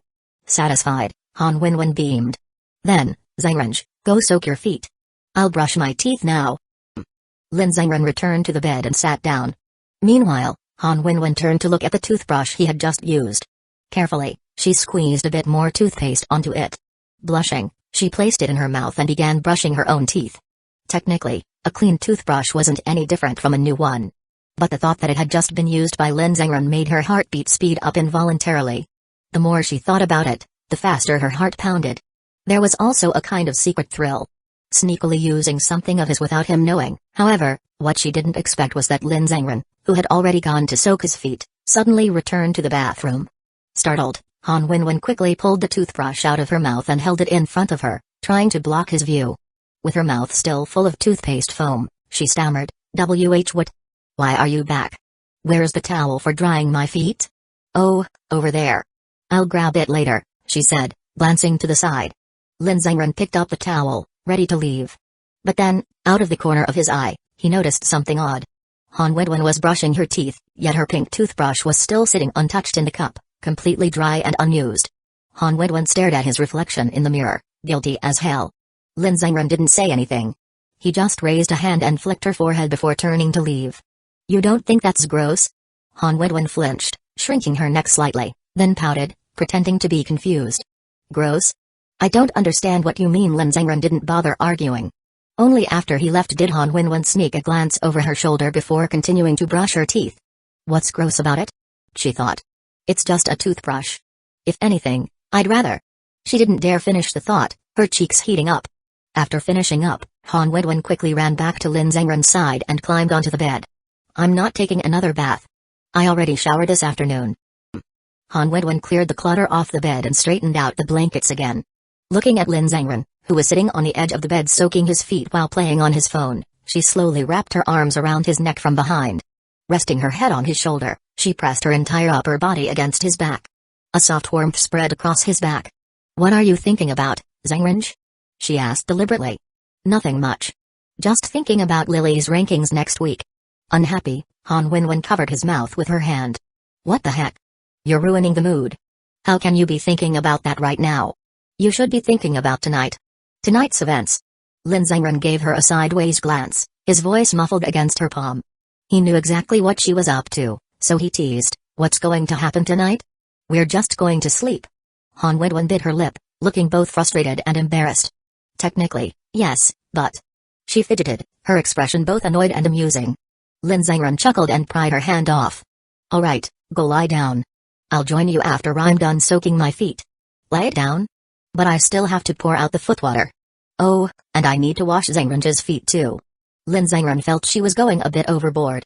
There's no need. I can do it myself this time. But Han Wenwen didn't even hesitate. She slid off the bed and knelt on the rug, dipping her hands into the foot basin. Her alluring fox-like eyes were filled with stubborn determination. Didn't I already say these things should be done by me? What do you mean no need? Han Wenwen and Lin Zhengren clearly had different perspectives. To him, things like washing feet were just minor tasks. He didn't see the point in making a big deal out of them. But to Han Wenwen, it was different. First, she genuinely wanted to do it. She found these intimate moments meaningful and enjoyed them. Second, if she didn't do it now, she was certain that one of the other girls would take over in the future. And foot washing was different from other tasks. It was something done at night. If another girl took over, it would mean that Lin Zhengren would likely end up spending the night in her room. She could already imagine the future. If their relationships deepened, the girl who got to wash Zhengren's feet would also be the one keeping him for the night. You just don't get it, she muttered under her breath. I already said I'd do it. You're not allowed to secretly do it yourself. From that moment on, Lin Zhengren lost all autonomy over washing his own feet. Still, he insisted on at least pouring out the used water himself. Han Wenwen had done too much for one day. He ruffled her hair. Next time, you can do it. This time, I'll take care of it. Go wash your hands and get into bed. Hearing the word bed, Han Wenwen's ears turned red. She quickly nodded like a little chick pecking at rice. Okay. Then I'll be waiting for Zhengren in bed. The night deepened, and the sky outside sparkled with stars. Though the sounds of children playing and adults chatting could still be heard from the residential area, the inside of the room was peaceful. Lin Zhengren lay under his blanket, staring at the ceiling with a relaxed sigh. Han Wenwen, on the other hand, was lying on her side, staring at Lin Zhengren. Her heart pounded with nervous excitement, and her voice was soft and sweet. Should I turn off the lights? Aren't you going to play on your phone for a bit? He asked. She shook her head slowly, biting her lip. Why would I waste time on my phone when I could be with Zhengren? She pressed the remote, turning off the lights. Darkness filled the room. And with it, the tiny schemes of a certain fox spirit began to stir. Chapter 148, The reasons behind those promises. The curtains were drawn, but there was always a small gap between them that couldn't be completely closed. A sliver of light cut across the center of the bed. In the quiet of the night, there was a subtle movement beneath the blanket. Like the swishing of a fox's tail. Han Wenwen whispered softly, Zhengren? Don't you feel uncomfortable sleeping with your pets on? Lin Zhengren had already closed his eyes the moment the lights were off. It's fine. Han Wenwen immediately disagreed. How can that be fine? Sleeping in pants is so uncomfortable, right? Lin Zhengren didn't respond. Han Wenwen lowered her voice even more. Zhengren? Why aren't you saying anything? Still no answer. Zhengren, say something. Lin Zhengren sighed and opened his eyes, looking at the excited little fox in the darkness.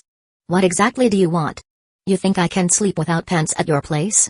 If this were one of those novels you always read, the book would get banned the moment I took them off. Han Wenwen giggled at his response. Then, suddenly, she ducked under the blanket and magically pulled out a piece of sleepwear. Specifically, a pair of loose pajama pants. She handed them to him. Here, wear these. Lin Zhengren reached out to take them, puzzled. When did you put these in the bed? I put them in earlier. Pants are too uncomfortable to sleep in, but these are nice and loose. They'll feel much better. Lin Zhengren raised an eyebrow. Just pants? What about a top? Han Wenwen shook her head. No top. I bought these online, but I only got the bottoms. And I already washed them, so they're super clean. No worries. Lin Zhengren was completely speechless at this little fox. Still, he went along with it and changed into the pajama pants. Han Wenwen smiled in satisfaction. By now, their eyes had fully adjusted to the dark, allowing them to see everything in the dimly lit room. Han Wenwen lay there watching Lin Zhengren, who had closed his eyes again. She spoke softly. Zhengren, is this the first time you've stayed overnight at a girl's place? As she asked, her small hand slowly sneaked out from under her blanket, quietly inching toward Lin Zhengren's side. Lin Zhengren answered honestly, no. What? Han Wenwen was shocked. Then whose place did you stay at first? Yours, he replied. You forgot already? That time you had a fever, I stayed here with you. Oh right. At that moment, her hand had just made it into Lin Zhengren's blanket. Only to be smacked away. Startled, she quickly pulled her hand back. Lin Zhengren pretended to be confused. Huh? I think I just hit something in my blanket. Something's in there. Han Wenwen pouted. What could possibly be in there? It's just a blanket. You sure? Lin Zhengren stared up at the ceiling. But your place is really quiet at night. You can barely hear anything from downstairs. Han Wenwen nodded. Yeah, it's so quiet I can even hear my own heartbeat. Thumping away. Lin Zhengren glanced at her playfully. She reached up and ran her fingers through her hair, which was sprawled across the pillow. Her hand once again, very cautiously, extended toward his side. Well, of course, this place is different. Zhengren picked it out for me, after all. Feeling her little hand sneaking over, Lin Zhengren caught it in his own. Han Wenwen looked up at him. He raised an eyebrow.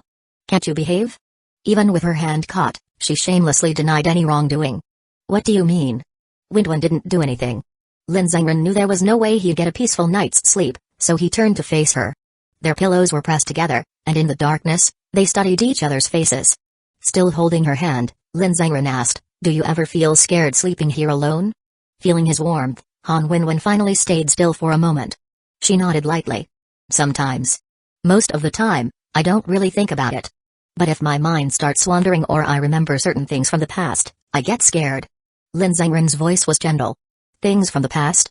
Lin Zhengren reached out and gently brushed away a strand of hair from the corner of Han Wenwen's lips. Han Wenwen's heart fluttered. It's about my mom when I was little, and my uncle too. You know. I wish I had met Zhengren earlier. Even just one day earlier would have been enough. We met early enough, he said. We've known each other since elementary school. Still too late. We should have met the moment we were born. Both of them laughed softly. But then, Lin Zhengren suddenly noticed something odd. Surprised, he asked, wait. You didn't take off your stockings?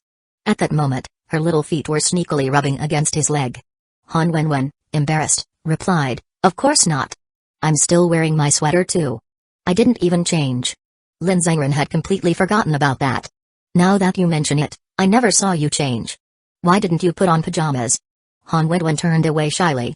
Because you're here, how could I change in front of you? My sleepwear is really loose, you know. Especially without a bra. Lin Zhengren was unconvinced. This didn't sound like the Han Wenwen he knew. You? Shy? Then why are your hands and feet sneaking into my blanket right now? Why do you always wear so little when you're with me? And today, you even wore stockings? With each question, Han Wenwen ducked her head lower, her fox-like eyes filled with playful grievance. Zhengren, stop talking. That's because I want you to see the prettiest side of me. But what's normal on regular days is different from tonight. Tonight, you're staying over. No matter how bold I usually act, I'm still a girl. Of course, I'd be shy. She blinked at him, her long lashes fluttering. In this dim light, She looked even more alluring. She spoke softly, actually. Girls aren't that different from one another. Especially when we're with the person we like. Windwan is the same. I get shy, I get nervous, but I also want to be close to Zengrange.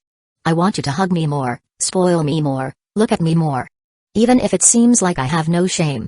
She let out a small laugh at herself and added, I mean in terms of restraint. I'm only shameless in front of Zengrange. I'm not like this with anyone else. Lin Zengran chuckled. I get it. Actually, I think you come off a little cold and distant in general. When I'm not around, you barely talk to anyone. Han Windwan let out a triumphant Humphrey, clearly pleased.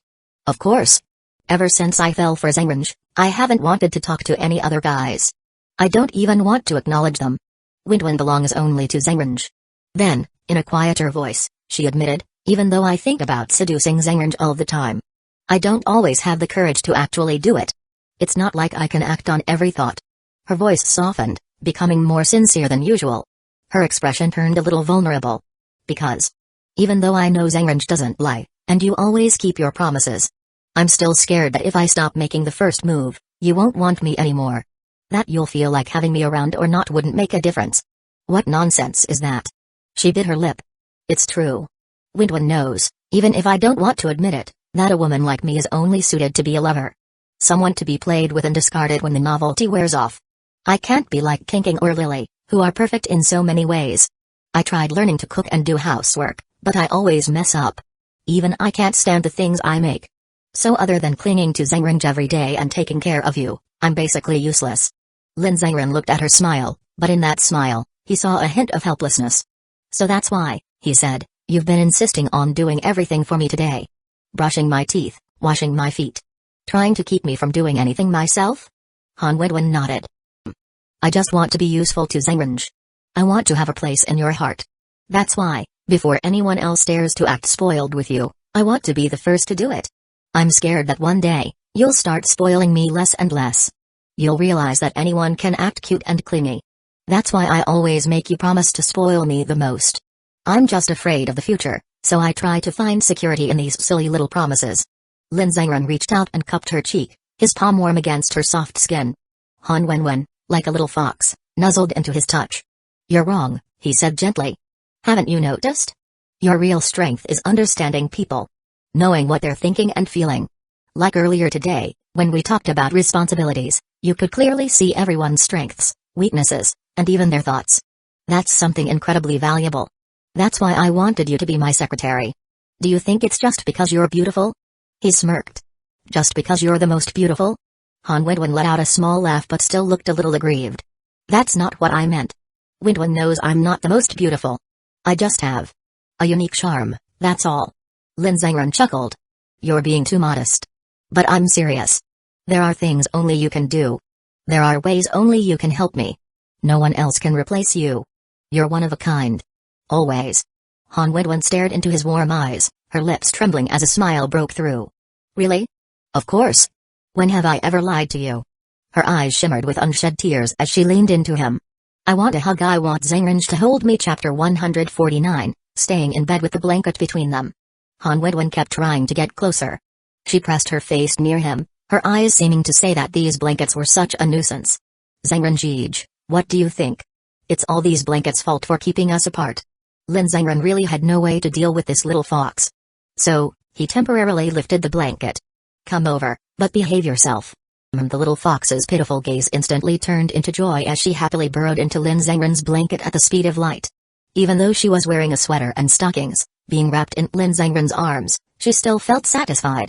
Feeling the warmth of his embrace, she smiled and sighed. Zengrange's blanket is much warmer than Wenwen's, and Zengrange is warm too. Her face rested against his chest, and her hands wrapped around his back. She even unconsciously clamped his leg between hers. Lin Zengran stroked her long hair, feeling the little fox snuggling harder into his arms. But this time, Han Wenwen was actually behaving and didn't do anything extra. She was a little shy too. After a while, her face turned red as she whispered, "Can I stay in this blanket all night? Can I not go back? My blanket is cold."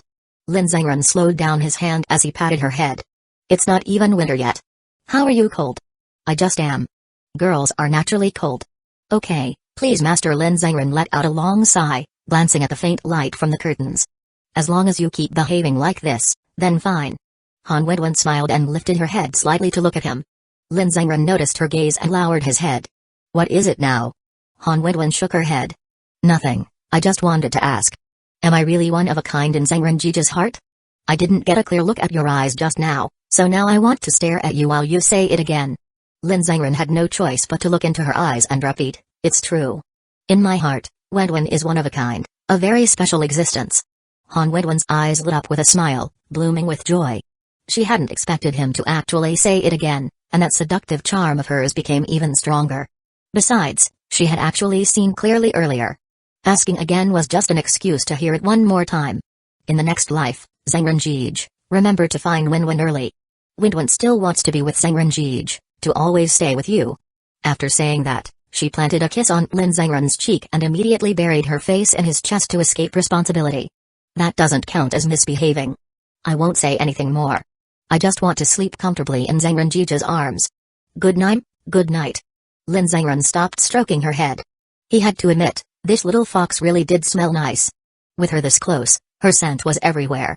Surprisingly, the night was much quieter than expected. After Han Wenwen fell asleep, she even had a dream. Dreaming that Lin Zhengren had found her when they were little. That back in kindergarten, he had taken care of her, held her hand as she grew up, played games with her, studied with her, and comforted her after her mother left, telling her not to be sad. Just like that, they had been childhood sweethearts all the way until today. On Sunday morning, after Han Wenwen and Lin Zhengren woke up, they had originally planned to continue exploring the places they hadn't finished visiting yesterday. There were still more than 90 places left. But in the end, Han Wenwen just refused to get out of bed. Even when Lin Zhengren wanted to get up, she wouldn't let him, clinging to him and acting all spoiled, refusing to let him leave. Because she knew that once he got up, she wouldn't have another chance to lie like this anymore. Lin Zhengren, aren't you hungry? Nope, not hungry at all. You're not allowed to get up. Weekends are for staying in bed. If Zhengren Jiji is hungry, I'll go get food for you, and you have to eat it in bed. You still can't get up. Just no getting up. The two of them chatted aimlessly like this, talking about random things while refusing to leave the bed.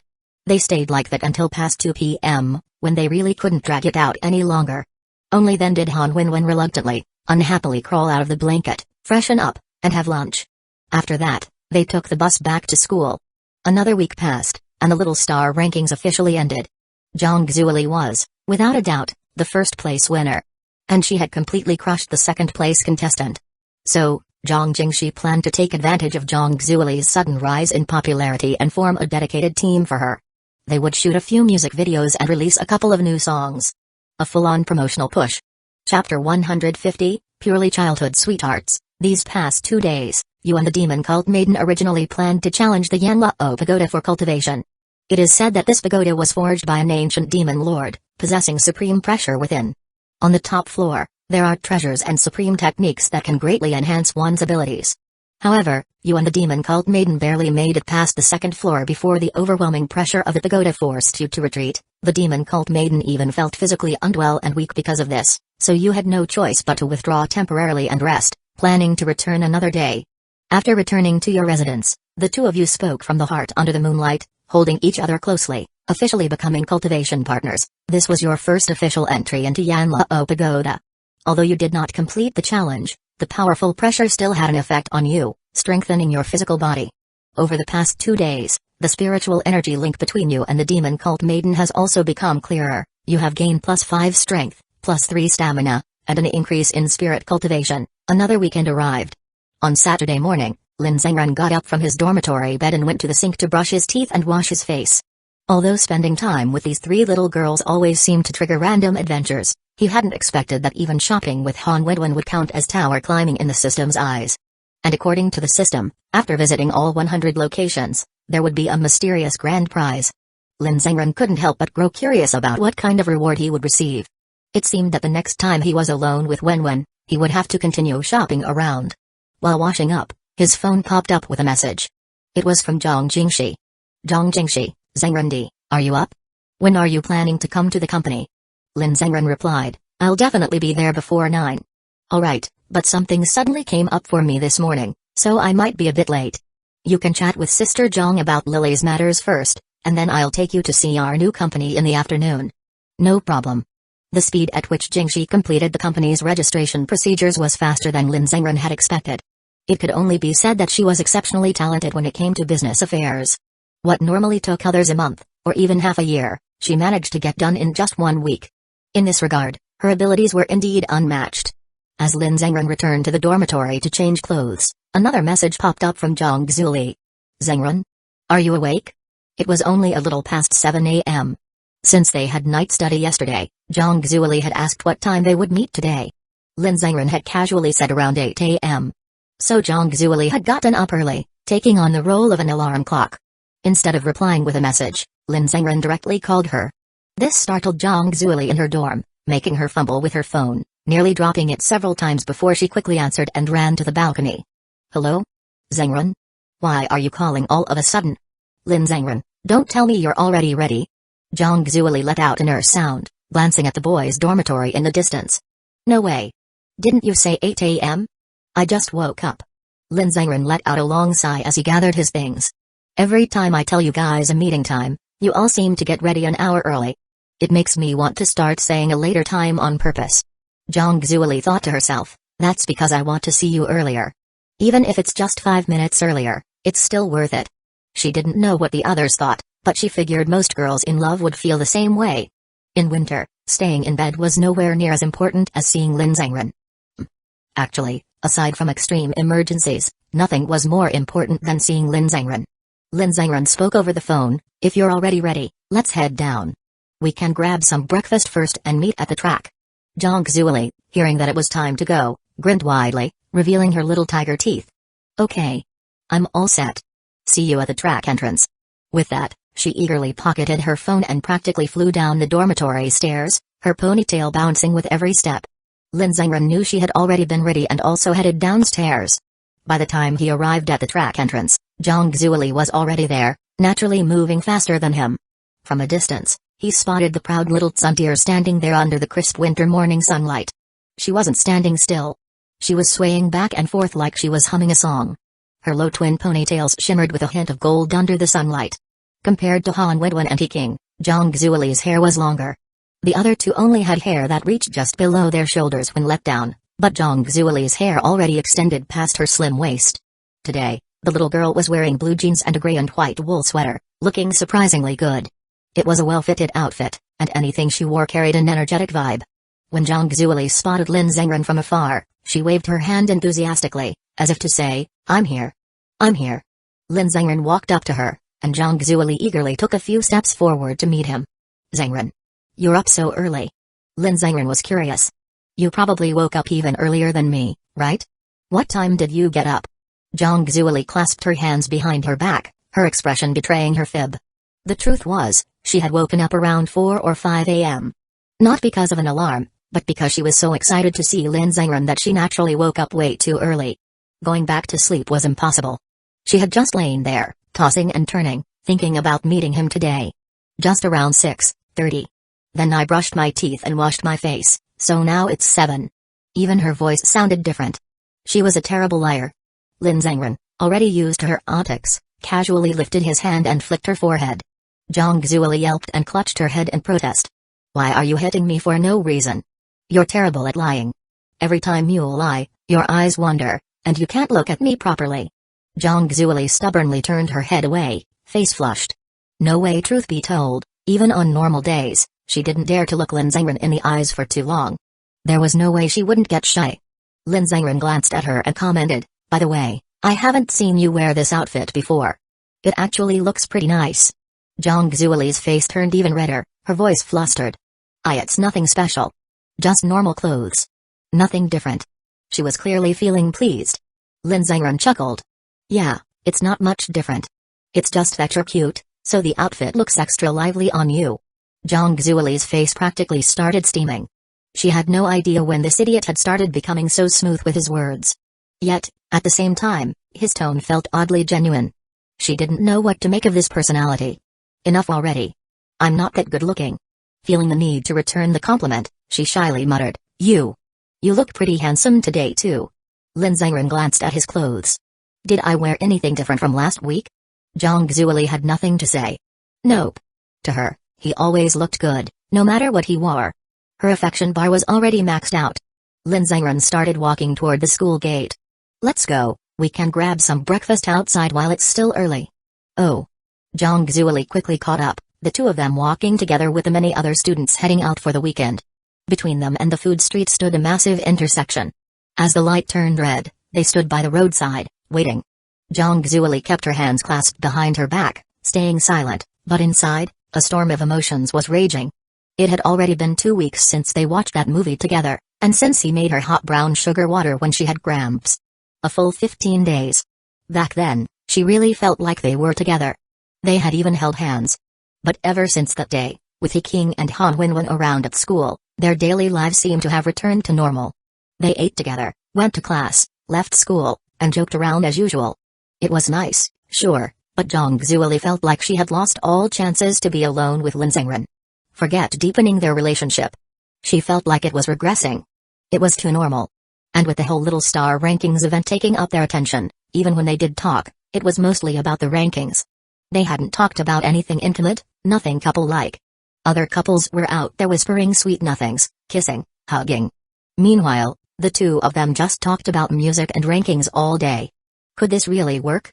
Even relationships needed maintenance, right? Especially since they had just started dating.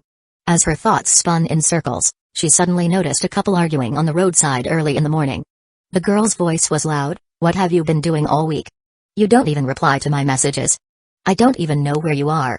The boy looked innocent, but he was just as irritated. They didn't seem to be from the same school. I was studying. I'm really busy. Do you think I just play around all day? I have to finish my work first so I can make time to see you. I'm literally doing this so we can be together sooner. I never said you couldn't study. I know you're working hard. But I never get to see you. How am I supposed to date you if I never see you? Are you trying to break up with me again? The boy, fine, break up then. Who's afraid of who? Let's just never see each other again. Fine. Break up. After that, they stormed off in opposite directions. People around them had different reactions. Some sighed, some wanted to laugh. But Lin Zhengren? He just thought there was no way those two were actually breaking up. High school relationships were often impulsive, but breakups caused by indifference were more likely to be real. These two? They were fighting because they missed each other. And from the way they looked at each other, all Lin Zhengren saw was sugar-coated drama. Breaking up like that? Yeah, not happening. But while he knew this, Zhang Zuoli didn't. That clumsy, dear little idiot heard their conversation and froze. Suddenly, she realized. Wasn't this exactly how she and Zhengren had been acting all week? Even though they saw each other every day, they were too busy with their own things. Would Zhengren break up with her? It had only been half a month. Were they already going to split up? Wait. Again? No. There was absolutely no way she was letting him break up with her. It had been 8 years. She had finally gotten together with him. Did he have any idea what those 8 years had been like for her? She wouldn't break up even if it killed her. She had to think of something.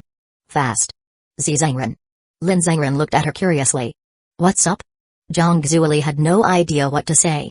When they were with the others, conversation was easy. Before dating, she could talk to him for hours. But now that they were alone as a couple, she didn't even know how to start. Her eyes darted to a nearby street lamp, and she blurted out, Zhengren, look at that street light. Doesn't it look old? Lin Zhengren followed her gaze. The lamp was flickering slightly. Looks pretty new to me. Zhang Zuoli. She blinked. And no way. Didn't it seem brighter yesterday when we passed by the school gate? It's dimmer now, so it must be old. Lin Zhengren was speechless. That's because last night, there were no other light sources. It was dark, so the street lamp looked brighter. It's daytime now, so of course it seems dimmer. Zhang Zuoli awkwardly swallowed. That's a thing? What the hell am I even saying? I should have just kept my mouth shut. Now he probably thinks I'm an idiot. Lin Zhengren looked at her, watching the gears turning in that ridiculous little head of hers. How did she even come up with a topic like whether the street lamp was old or not? The red light turned green. Zhang Zuoli saw people starting to walk across and instinctively stepped forward. Only to be pulled back by Lin Zhengren. Wait. Before she could react, a car sped past the school gate, honking loudly. A wave of angry curses followed. Especially from the old security guard, you driving so fast in front of a school. What, you trying to get reincarnated early? Damn brat. He really cared about the students, and he had a sharp tongue? Lin Zhengren turned to Zhang Zuoli. Why were you in such a hurry? Didn't you even check for cars? His expression was serious. Zhang Zueli rarely saw him actually get mad, and she immediately apologized. Sorry. I wasn't paying attention. Lin Zhengren flicked her forehead. Ow. She clutched her head. Why did you hit me? You weren't even paying attention while crossing the street? I won't do it again. She didn't even dare rub her forehead. Only then did Lin Zhengren grab her hand and lead her across. Zhang Zueli lowered her head, following him obediently. Until she noticed their hands. When did we start holding hands? Was it just now, when he pulled her back? Her cheeks burned red. She stared at their intertwined fingers, quietly trailing behind him. Lin Zhengren turned back to look at her. Zhang Zueli jumped, her body stiffening.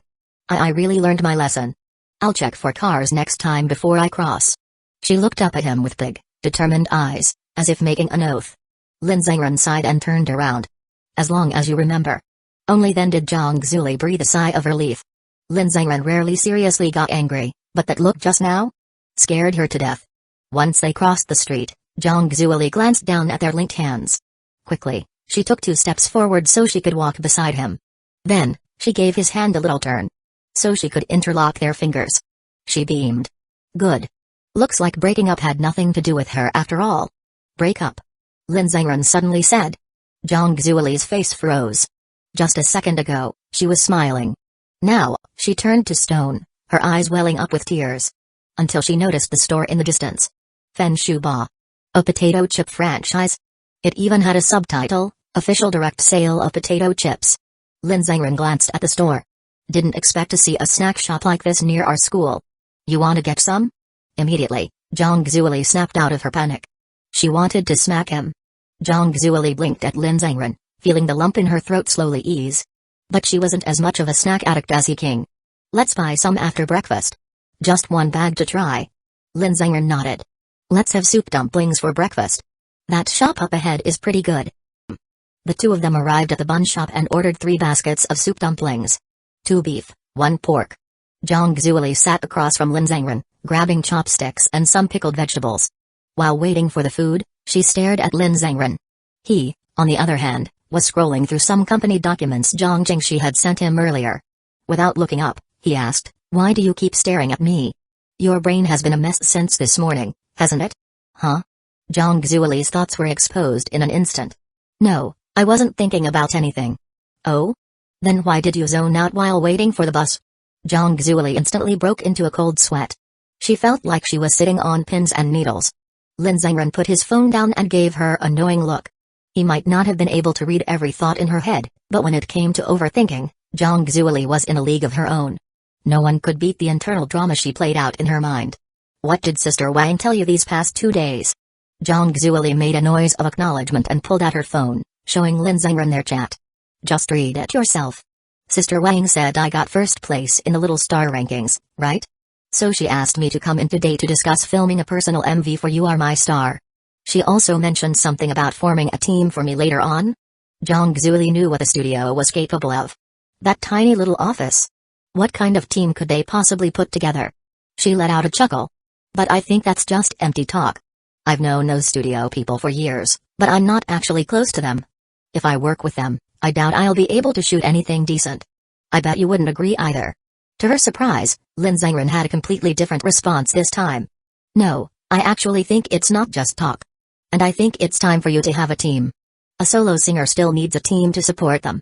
You need both individual performances and group collaborations. It's just part of the process. Huh? Seriously? But Zhang Zueli hesitated. Didn't you say before that the studio's level doesn't match mine? Wouldn't working with them just bring me down? Yeah, that's what I said before. That was back then. Now, things had changed. Before, the biggest figure in the studio had been Sister Wang. Now, the owner was him. As long as he wanted to, Zhang Zueli could have all the resources a music company had to offer. Not to mention that Zhang Jingxi's team was also involved now. With the right selection process and Lin Zhengren's personal guidance, they could definitely form a high-level girl group around Zhang Zueli. Lin Zhengren handed her phone back. Before, we were just laying the foundation. Now that the foundation is set, it's time to step onto the stage. Forming a team, releasing new songs, filming MVs. It's a full process.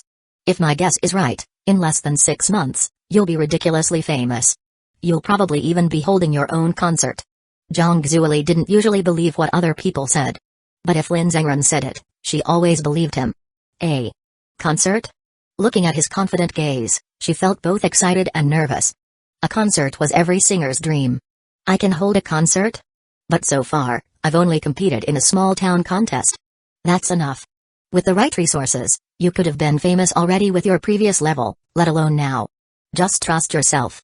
And if you can't do that, then trust me. Zhang Zueli pursed her lips, staring at him eagerly.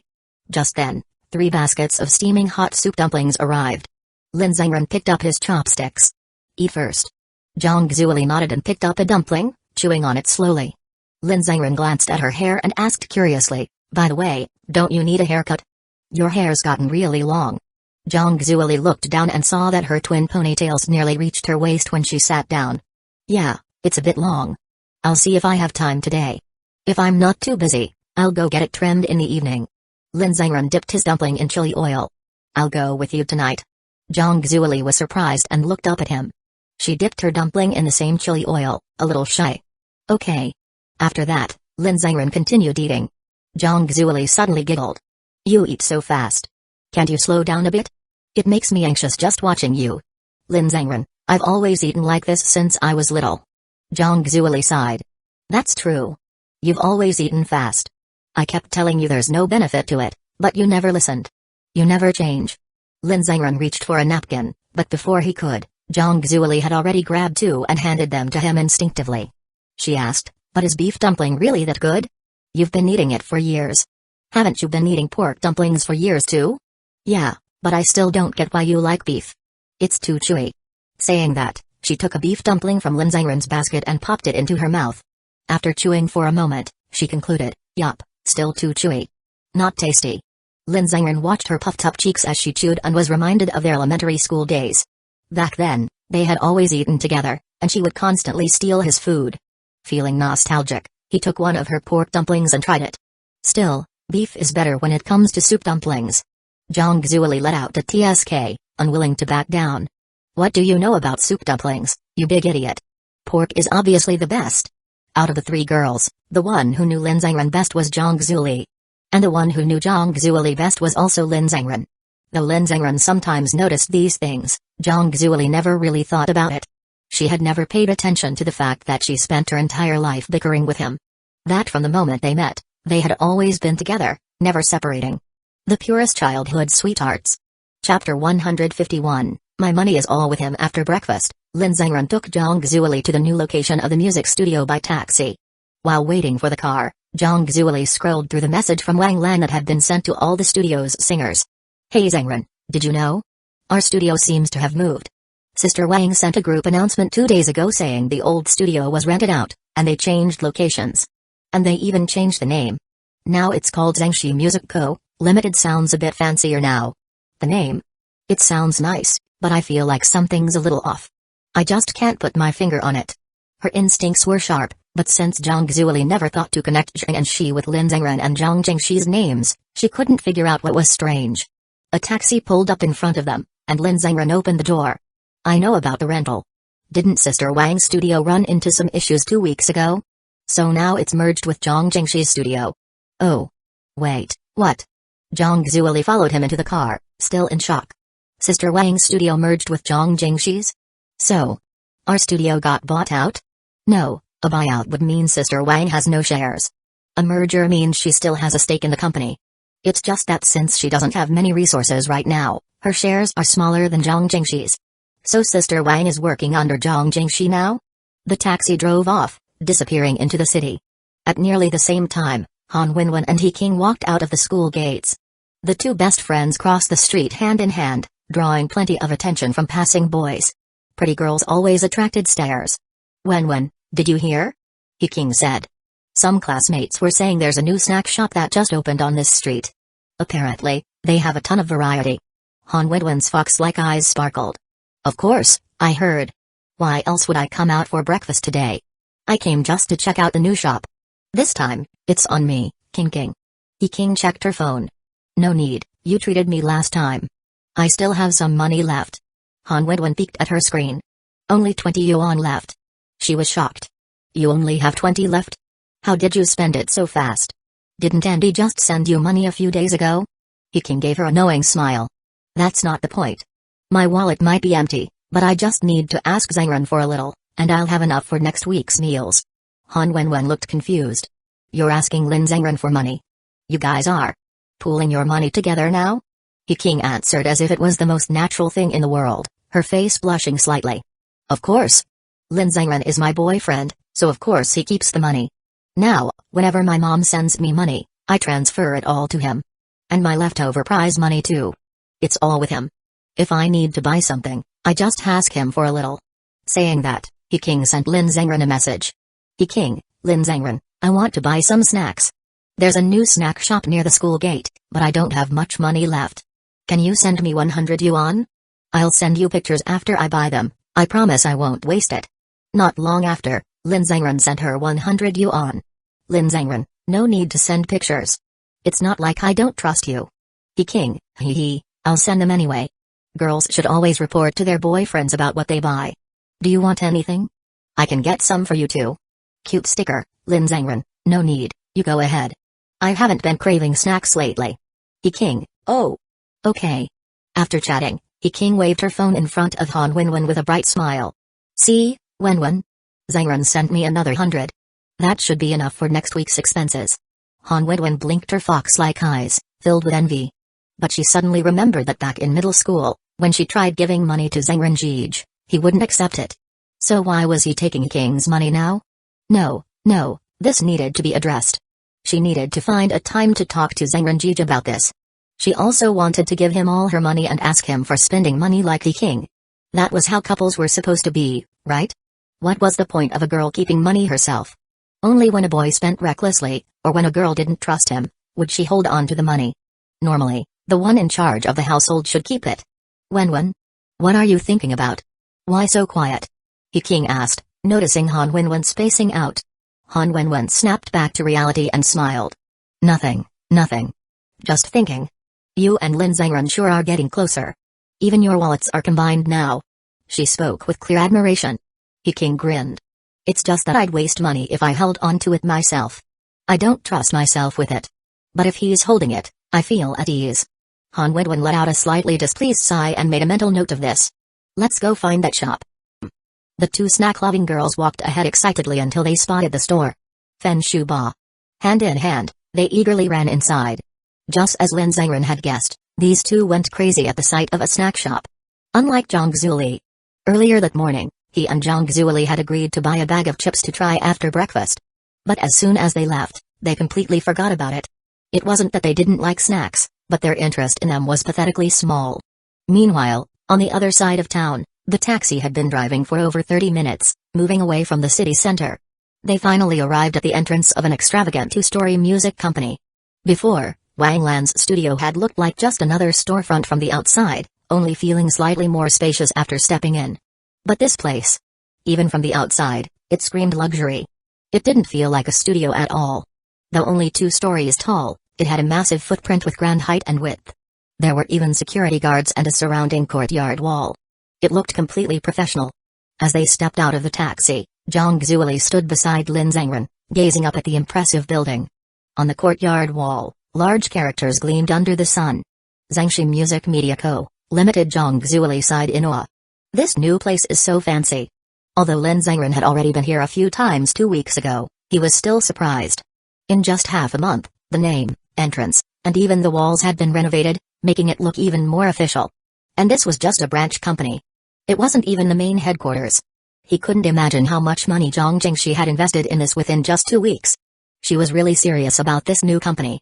Fortunately, Lin Zangren had already planned ahead. As long as he personally trained the staff and managed the company well, they would earn back the investment within a year. The two of them walked up to the gate. The security guard was a young man, probably a university student. Do you have an entry pass? Zhang Zuli pulled out her phone. No, I used to be with Sister Wang's studio. It got merged, right? I'm here to check in. The guard glanced at the information and nodded.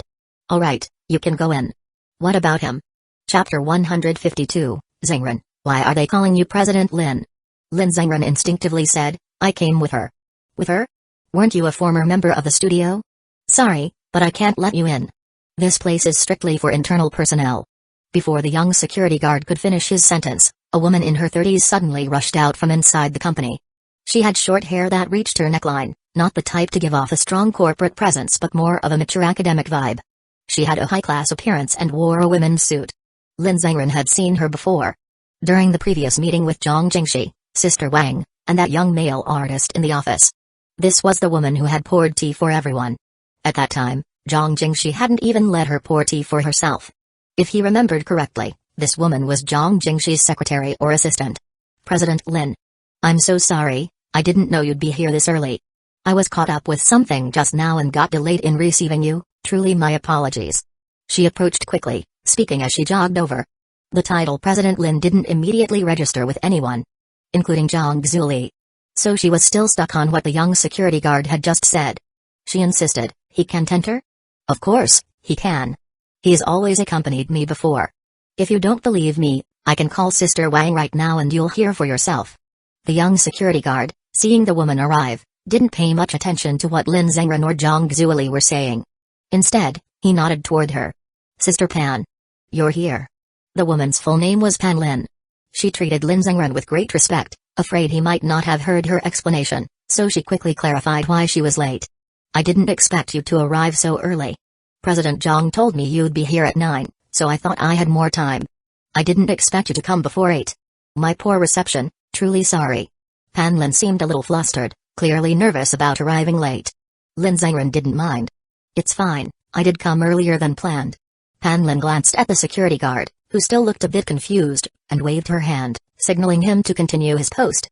The meaning was clear. She would personally handle President Lin's reception. The young security guard nodded.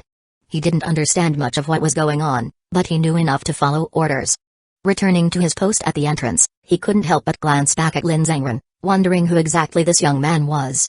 Wasn't Sister Pan President Jiang's secretary? Even Sister Wang was polite to her in the company, yet she was so deferential to this young man. Could he be some big boss's son? But that didn't seem right either. He looked even younger than himself. Just who was he? Pan Lin continued, President Lin, let me take you inside first. President Wang is still in a meeting with the members.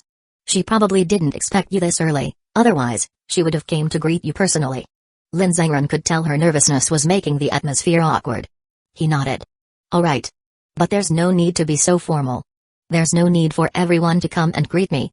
Zhang Zuli, listening from the side, was utterly confused, her head filled with question marks. What was with all these president titles? And who was this woman? She'd never seen her before. None of this made any sense. As the three of them walked into the company, Zhang Zuli whispered to Lin Zhengren, Zhengren, who is she? Pan Lin seemed to notice Zhang Zuli's confusion. She recognized her. Oh, I forgot to introduce myself. My name is Pan Lin, President Jiang's secretary. She had something to do this morning and won't be back until noon, so she left me here to temporarily receive President Lin. Oh, I see. So this woman was Zhang Jingxi's secretary. Zhang Zuli quickly greeted her, I'm Zhang Zuli. Hello, sister. Pan Lin smiled and nodded. Hello, I know you. I've been keeping up with the Little Star rankings recently. You're our company's most outstanding singer.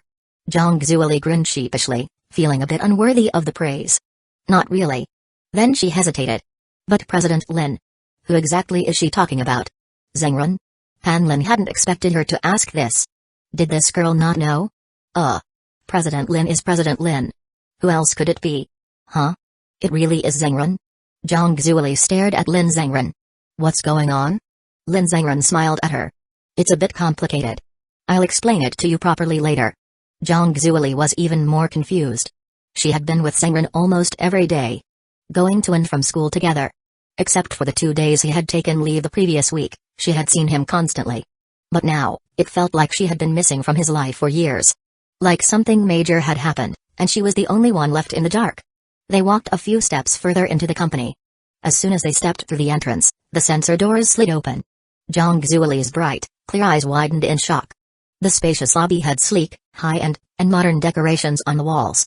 Not only were there elevators on both sides, but also a grand spiral staircase, along with various soundproofed music rooms and large posters.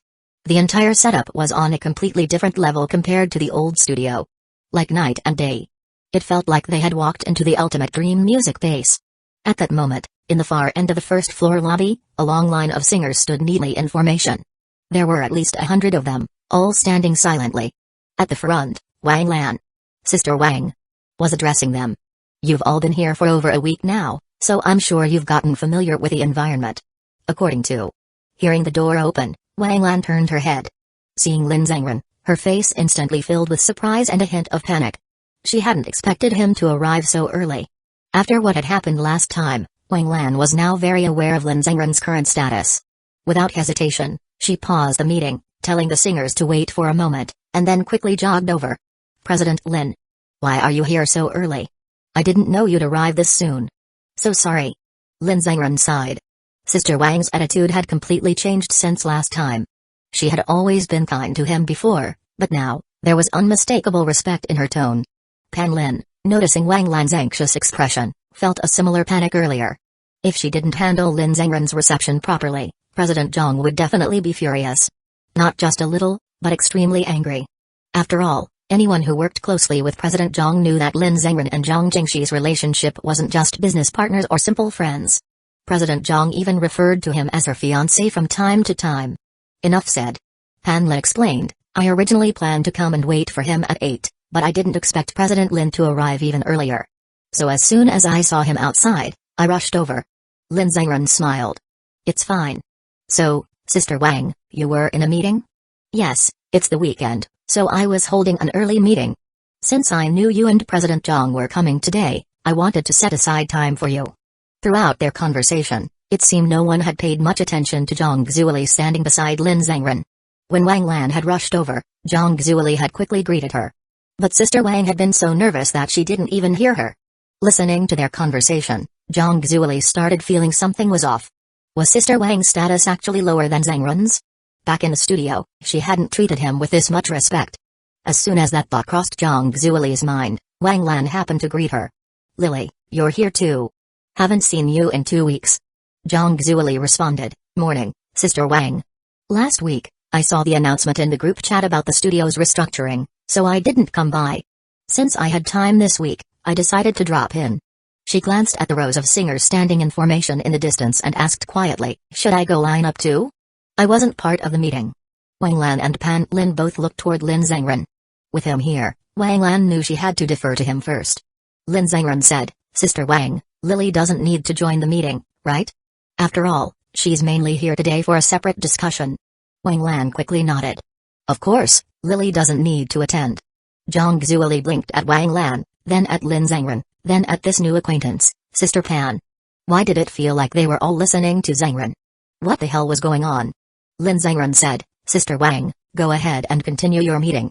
We'll wait for Sister Zhang to return before discussing official matters. Alright, then you two go rest in the office. I'll find you once the meeting is over. Pan Lin added, perfect timing. I'll take President Lin to see his new office. Lin Zhengren nodded, and Wang Lan returned to the singers to continue the meeting.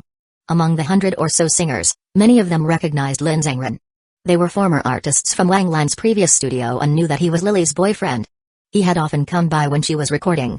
But now, something felt different. Even though they couldn't clearly hear the conversation just now, the way the three interacted didn't make Lin Zhengren seem like just an ordinary guest. Aside from Wang Lan, Pan Lin, and Lin Zhengren, nearly everyone else was completely baffled, their curiosity about this young man growing. As Lin Zhengren, Zhang Xueli, and Pan Lin made their way upstairs, Wang Lan finally clarified to the gathered singers. You all saw President Lin just now, right? This afternoon, he will be conducting a comprehensive training session for all of you. It'll be a long session, so don't schedule anything else. Make sure you're prepared. It'll be extremely beneficial to you. Upstairs, Pan Lin opened the door to Lin Zhengren's office. While his expression remained calm, Zhang Xueli froze at what she overheard. Zhengren was going to train everyone? Why? The amount of new information was overwhelming. What was happening? Why did she know nothing about any of this? Inside, Lin Zhengren's office was similar to Zhang Jingxi's. A sofa, coffee table, desk, and filing cabinets. Simple yet high-end, with a nearly identical interior style to Zhang Jingxi's. The only real difference was that the feminine touches had been swapped out for a more masculine design. Pan Lin introduced, This is President Lin's office. It's right next to President Jiang's. As for the headquarters office, it's still under renovation. President Zhang said she'd personally take you to see it once it's ready. I can't disclose the layout details here. Zhang Zuili, still in a daze, stammered, headquarters. What did she mean by headquarters now? Pan Lin smiled. I'll go prepare some tea for President Lin. You two can rest here for a while. With that, she left the office, gently closing the door behind her. Finally, only Zhang Zuili and Lin Zhengren were left in the office. Lin Zhengren examined the office layout, then sat down in front of the computer, booting it up to check various files. The company's artist profiles had already been uploaded. Before he could go through them in detail, a certain someone suddenly grabbed his arm and started shaking him violently. Her voice came out stammering, trembling, as if her brain had turned into a tangled ball of yarn. Zzz Zhengren. Zhengren. What the hell is going on? Tell me everything right now. What's happened? She was shaking him so hard his brain felt like it was being scrambled. Even his hand on the mouse wobbled unsteadily. Zhang Zuili, like a machine gun, rattled off question after question. Why are people calling you President Lin? Why do you have your own office? What does headquarters even mean? Why are you giving them training? Why is Sister Wang suddenly so respectful to you? Hurry up and explain what's going on. Lin Zhengren exhaled a long breath, raised his hand amid her violent shaking, and smack! Flicked her forehead. Zhang Zuili yelped in pain, jerking her head back, finally calming down a little. She stopped shaking him. Clutching her forehead, she complained, that one really hurt. What was that for? Lin Zhengren turned to her. Why are you panicking? You nearly shook my brain loose. Isn't it obvious? I'm now one of the... He paused, choosing the right term. One of the people in charge here, along with Sister Wang and Sister Zhang. That's why they call me President Lin. What? Zhang Zuili completely forgot the pain in her forehead. What do you mean one of the people in charge? Are you saying that this company... She stretched out her arms dramatically. This huge, fancy company has you as part of it? You're a boss now. Like, a real boss who gets annual dividends? Lin Zhengren nodded. Pretty much. Any profits the company makes, I get a share. No way. But where did you get the money to start a company? Isn't that super expensive? Regarding the money issue, Lin Zhengren had actually discussed this with Zhang Jingshi in detail. Right now, practically all the funding was coming from her, and it was a huge sum. Compared to her, the money he had was insignificant. He was just contributing his presence. But for some reason, Zhang Jingshi insisted on giving him a major stake in the company. So, he made her a promise. Lin Zhengren had personally guaranteed that within 6 months, he would increase the company's profit by at least 60%. If he failed, Zhang Jingshi had covered his mouth before he could even finish, already knowing what he was about to say. Zhengren, you're not allowed to say anything negative about yourself. I trust you completely. When you trust someone, you trust them fully. If we lose money, I'll bear it myself. You're still the boss. And if we profit together. For Lin Zhengren, making money with a platform like this was incredibly easy. He had only said 6 months to be conservative. It wouldn't even take that long. In a way, his promise was simply a way to acknowledge how much Zhang Jingshi believed in him. Even so, he was still surprised at the extent of her trust. So at the time, he had simply replied, then I won't say anything else. Sister Zhang, just wait and see in 6 months. Zhang Jingshi had smiled warmly and nodded. Now, he explained to Zhang Zuili, I didn't invest money. Just myself. I promised Zhang Jingshi that within 6 months, I'd increase the company's profits by over 50%, which is why I became an investor. Zhang Zuili's jaw nearly dropped. Over 50%. How much is the company making now? Lin Zhengren asked, do you mean individually or combined? What does that mean? Well, Zhangxi Company is structured as a headquarters model. Just now, you asked what headquarters meant, right? This is what it means. Currently, Zhangxi Company owns 3 subsidiaries, Zhangxi Sports, Zhangxi Music, and Zhangxi Streaming. We're in the music division now, so are you asking about? Wait. Zhang Zuili's eyes widened as she practically screamed, you mean this company is only a subsidiary? There are 2 more? And then there's a headquarters on top of that? Lin Zhengren couldn't help but flick her forehead again. She winced. Keep your voice down. Good thing the music company's glass is soundproof. Otherwise, you'd be screaming everyone's ears off. Yes, this is one of the subsidiaries. There are 2 more, making 4 companies in total. Then how are you supposed to meet that promise? That's insane. You think I can't? Lin Zhengren chuckled. Since I dared to make the promise, of course, I have a plan. Zhang Zuili looked into his eyes. Though she felt this kind of promise was a bit exaggerated. She had always believed in Lin Zhengren. She had never been wrong following him. Suddenly, she laughed. Then if you succeed, Zhengren, How much will you be making in a year? How would I know? It's based on dividends. If I fulfill my promise within 6 months, my earnings will be based on my shares after that. Zhang Zuoli racked her brain. I get it now. So that's why you're giving everyone a unified training session later. Because this company will be yours in the future. That means you're my boss now. From now on, we can train here, but I'll still train you one-on-one. The others will get group training. After all, I've personally trained you since we were kids. You're different from them. For a music company to make money, it mainly needed to focus on nurturing just 3 or 4 key artists, or even just 1 or 2.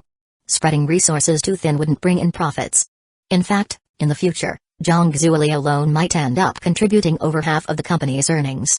Just as she was about to say something else, Pan Lin returned, carrying a tray with freshly brewed tea. President Lin, Lily, the tea is ready. Zhang Zuoli instinctively straightened up and replied nervously. Now that she understood the situation, she suddenly felt a bit excited. If Zhengren was now the boss, didn't that mean she was technically the boss's wife? And in the future, all the money she earned would practically be going into her own household. Zhengren would also be making a ton of money. Lin Zhengren got up to grab his tea, glancing at Zhang Zuoli, who was still lost in thought. He smiled at her. Zhang Zuoli, a little flustered, smiled back. Then she followed him to sit on the couch. Pan Lin placed the tea in front of them. President Jiang's driver just called. She's already on her way back and should arrive in about 10 minutes. Please wait a little longer. Got it. I'll go tidy up President Jiang's office. If you need anything, just call me. I'll be right next door. With that, she exited the room, gently closing the door behind her. Zhang Zuoli let out a breath only after Pan Lin left, then exchanged looks with Lin Zhengren.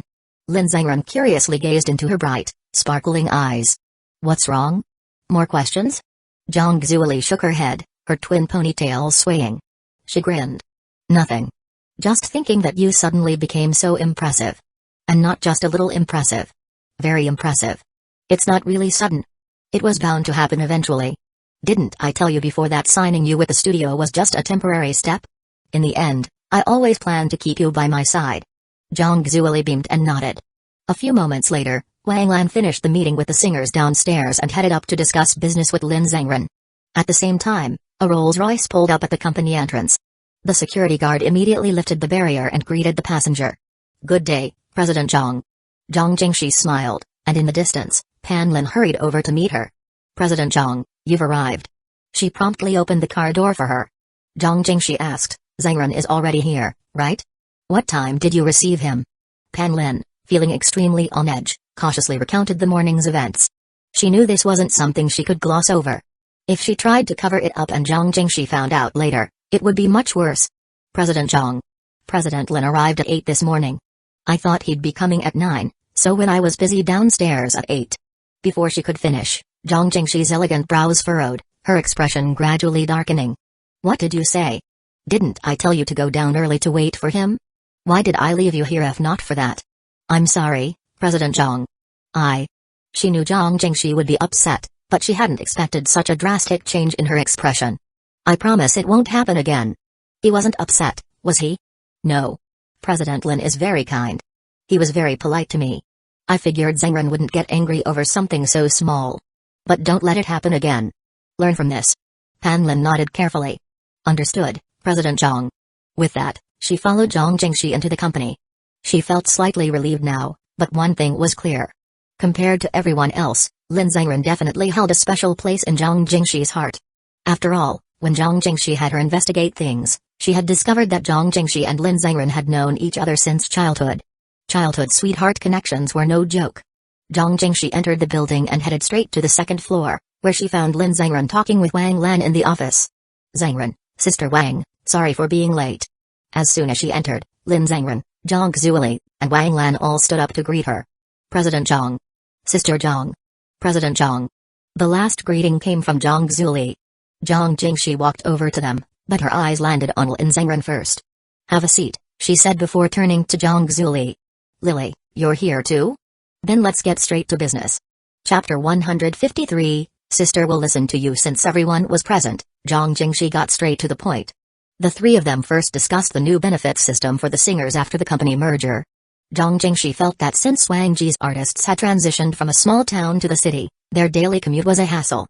She believed they should at least arrange shuttle buses and provide additional subsidies for those traveling long distances. There were also other benefits that needed improvement. Lin Zhengren had no objections to this. Zhang Jingshi had enough experience in these matters. Sister Wang also shared her thoughts. Afterward, the three of them discussed the formation of new music groups. The company had decided to establish 3 music teams, with Zhang Xueli's girl group as the top priority for resources. They planned to push her new MV, organize a press release for her song, promote it through video platforms, and schedule interviews. With the unexpected popularity boost from the Little Star rankings, as long as Zhang Xueli's new song maintained its quality, it would be easy for her to blow up. On top of that, Zhang Jingshi brought good news. She handed over a contract. This morning, I spoke with a fairly well-known director. He wants to use Lily's original song, Whale, as the ending theme for an upcoming movie. I watched the movie myself. It's well made. Zhengren and Sister Wang, if you're interested, I can introduce you to the director so you can add him on WeChat. Even though an ending theme doesn't get as much exposure as the main theme, given Lily's current level of fame, this is still great publicity. Lily, what do you think? Take a look at the contract amount. How does it sound? If you're willing, we can finalize the deal in a few days. Zhang Xueli had been listening to the conversation but felt like everything they were discussing was way too high level. She was just a student. How had she suddenly gotten involved in company affairs? Now that Zhang Jingshi was asking her opinion, she had no idea what to say. Me? She turned to Lin Zhengren, not even registering the money part. Zhengren, what do you think? I'll listen to you. Lin Zhengren skimmed the contract and nodded at Zhang Xueli. I think it's a good opportunity. As long as the movie isn't complete garbage, there's no downside. Zhang Xueli smiled and nodded. If Zhengren says it's good, then it's good. Zhang Jingshi observed their dynamic and smiled. Then it's settled. That wraps up everything, right? All that's left is Zhengren's training session this afternoon and Lily's MV shoot today and tomorrow. Zhang Xueli was caught off guard. The filming starts today? Yes, this is your solo MV. We'll begin today with indoor scenes, then shoot the outdoor segments tomorrow. Next week, once Zhengren picks the right team for you, we'll plan the rest. After wrapping up the meeting, Wang Ji took Zhang Xueli backstage for makeup and a wardrobe change. The indoor MV shoot would happen in the afternoon, followed by the outdoor shoot on Sunday. Lin Zhengren had volunteered to accompany her for the outdoor filming.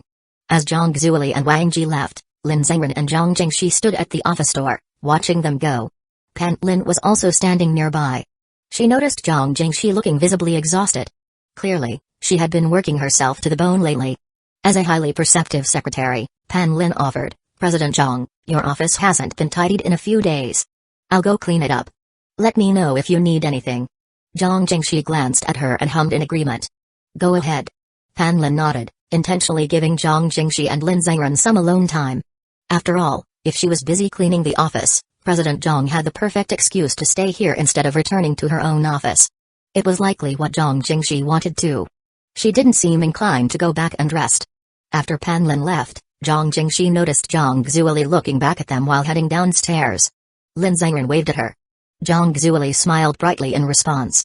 Zhang Jingshi turned to him. Zhengren, you really dote on Lily, huh? Even following her to the MV shoot tomorrow. Lin Zhengren didn't deny it. She's been with me since childhood. If I'm not there, she'll probably feel nervous. I could tell. When we mentioned filming outdoors, the moment you said you'd be there, she visibly relaxed. You're really important to her. Zhang Jingshi's expression was subtle, carrying a hint of jealousy. Lin Zhengren didn't comment and instead glanced at her, noticing how fatigued she seemed. Since Sister Pan is cleaning your office, why don't you rest here for a while? I already noticed you looked tired during the meeting. Zhang Jingshi smiled gently. I'm fine.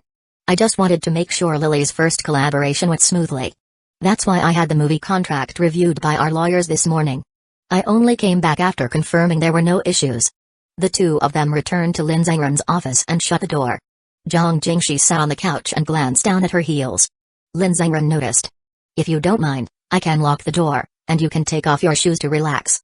Zhang Jingshi hesitated but then chuckled. Then I won't keep up appearances in front of you, Zhengren. She really was exhausted. She pulled out her phone and messaged Pan Lin. Shortly after, Pan Lin brought over a small, fluffy footrest. Lin Zhengren took it from her, locked the door, and handed it to Zhang Jingshi. Her face flushed slightly as she removed her high heels. Her feet, still clad in sheer stockings, slipped out of the red-bottomed heels. Zhang Jingshi had small, delicate feet, accentuated by the stockings, looking almost like a piece of art. She rubbed her sore ankle before placing both feet onto the footrest, letting out a satisfied sigh. Lin Zhengren, sitting beside her, remarked, "You've worked hard, Sister Zhang. I know you've been running all over to handle the company's paperwork. If you hadn't, everything wouldn't have come together this quickly." Zhang Jingshi gazed at him with her soft, peach blossom eyes and smiled. "Why so formal, Zhengren? This company belongs to both of us, of course I'm going to give it my all. That said, it's not a big deal. It's just a matter of walking around, signing papers, making calls. Eventually, the paperwork will be done. You, on the other hand, have to train and mentor all these singers. That's the real hard work. I don't think it's that bad. These singers won't be so easy to train," she reminded him. Lin Zhengren simply smiled. Most people might struggle with training them, but for him, it was a different story. Just as she finished speaking, she suddenly furrowed her brows and looked down at her ankle. Lin Zhengren was surprised. "Does your ankle hurt?" Zhang Jingshi massaged it lightly. "It's been acting up for the past few days. I'm not sure why, but it's probably nothing serious." Lin Zhengren suggested, "If you don't mind, I can take a look? You know how to check injuries?" Lin Zhengren knew everything. His mastery was comprehensive in every field. "I know a little. Sister Zhang, move to the edge of the couch so I can examine it properly." She nodded and adjusted her position. Lin Zhengren knelt in front of her, his expression serious. Zhang Jingshi, watching him from above, felt her cheeks grow warm. "It's probably not an injury. What should I do?" she asked, her voice slightly flustered. Lin Zhengren reached out, gently grasping her foot through the silk stocking and placing it on his knee. "You don't have to do anything, Sister Zhang. Just relax." The moment his hand touched her sole, Zhang Jingshi bit her lip slightly. It was a little ticklish. Zhang Jingshi's foot felt incredibly soft to the touch, though her ankle was slightly stiff from walking too much. Lin Zhengren gently pressed around her ankle, testing for sensitivity. "Does it hurt here?" Zhang Jingshi winced slightly and furrowed her brows. She nodded. "Right there. Be a little gentler." "Got it." Lin Zhengren observed carefully. "It's just fatigue. There's no major issue for now, but if you keep pushing yourself, it could lead to real damage. I can already feel the changes. Especially with high heels making it worse. I'll massage it a bit, and it should feel much better right away. Tonight, make sure to soak your feet. It'll help speed up lactic acid breakdown and improve circulation." "Looks like you've already applied some medicine." "Yes, but it didn't help much. Medicine is just an aid. What you really need is rest. Otherwise, this will turn into a bigger issue soon." As she felt Lin Zhengren's hands kneading her sole and ankle, Zhang Jingshi, though slightly embarrassed, couldn't help but admit. It felt really good. His technique was incredibly professional. "It's not that serious, right?" Lin Zhengren glanced up at her, his expression serious. Zhang Jingshi rarely saw him look this stern. "I'm not joking. High heels alone." She didn't hear the rest of what he said. She was too focused on his expression. Somewhere between a warning and mild scolding. Her fingers, resting on the couch, curled slightly. In that moment, a long-buried memory surfaced. The first time she met Lin Zhengren, when they were little kids. He had looked at her exactly like this back then. Strict, almost intimidating. Even though it had been so many years, and she had only realized much later that the boy she met in the supermarket that day was him, the overlapping familiarity of the scene made her feel a little nervous. "I get it," she mumbled softly. "Big sister will listen to you." Chapter 154, First Encounter. Lin Zhengren looked up, noticing the slight change in Zhang Jingshi's expression. Different from her usual demeanor. He was a bit surprised but still nodded. As long as she took his advice, that was what mattered. After finishing the massage, Lin Zhengren sat at his desk, reviewing the personal profiles of all the company's singers. He listened to samples of their songs to assess their skill levels in preparation for the afternoon meeting. Meanwhile, Zhang Jingshi remained on the couch, as Lin Zhengren had told her to rest.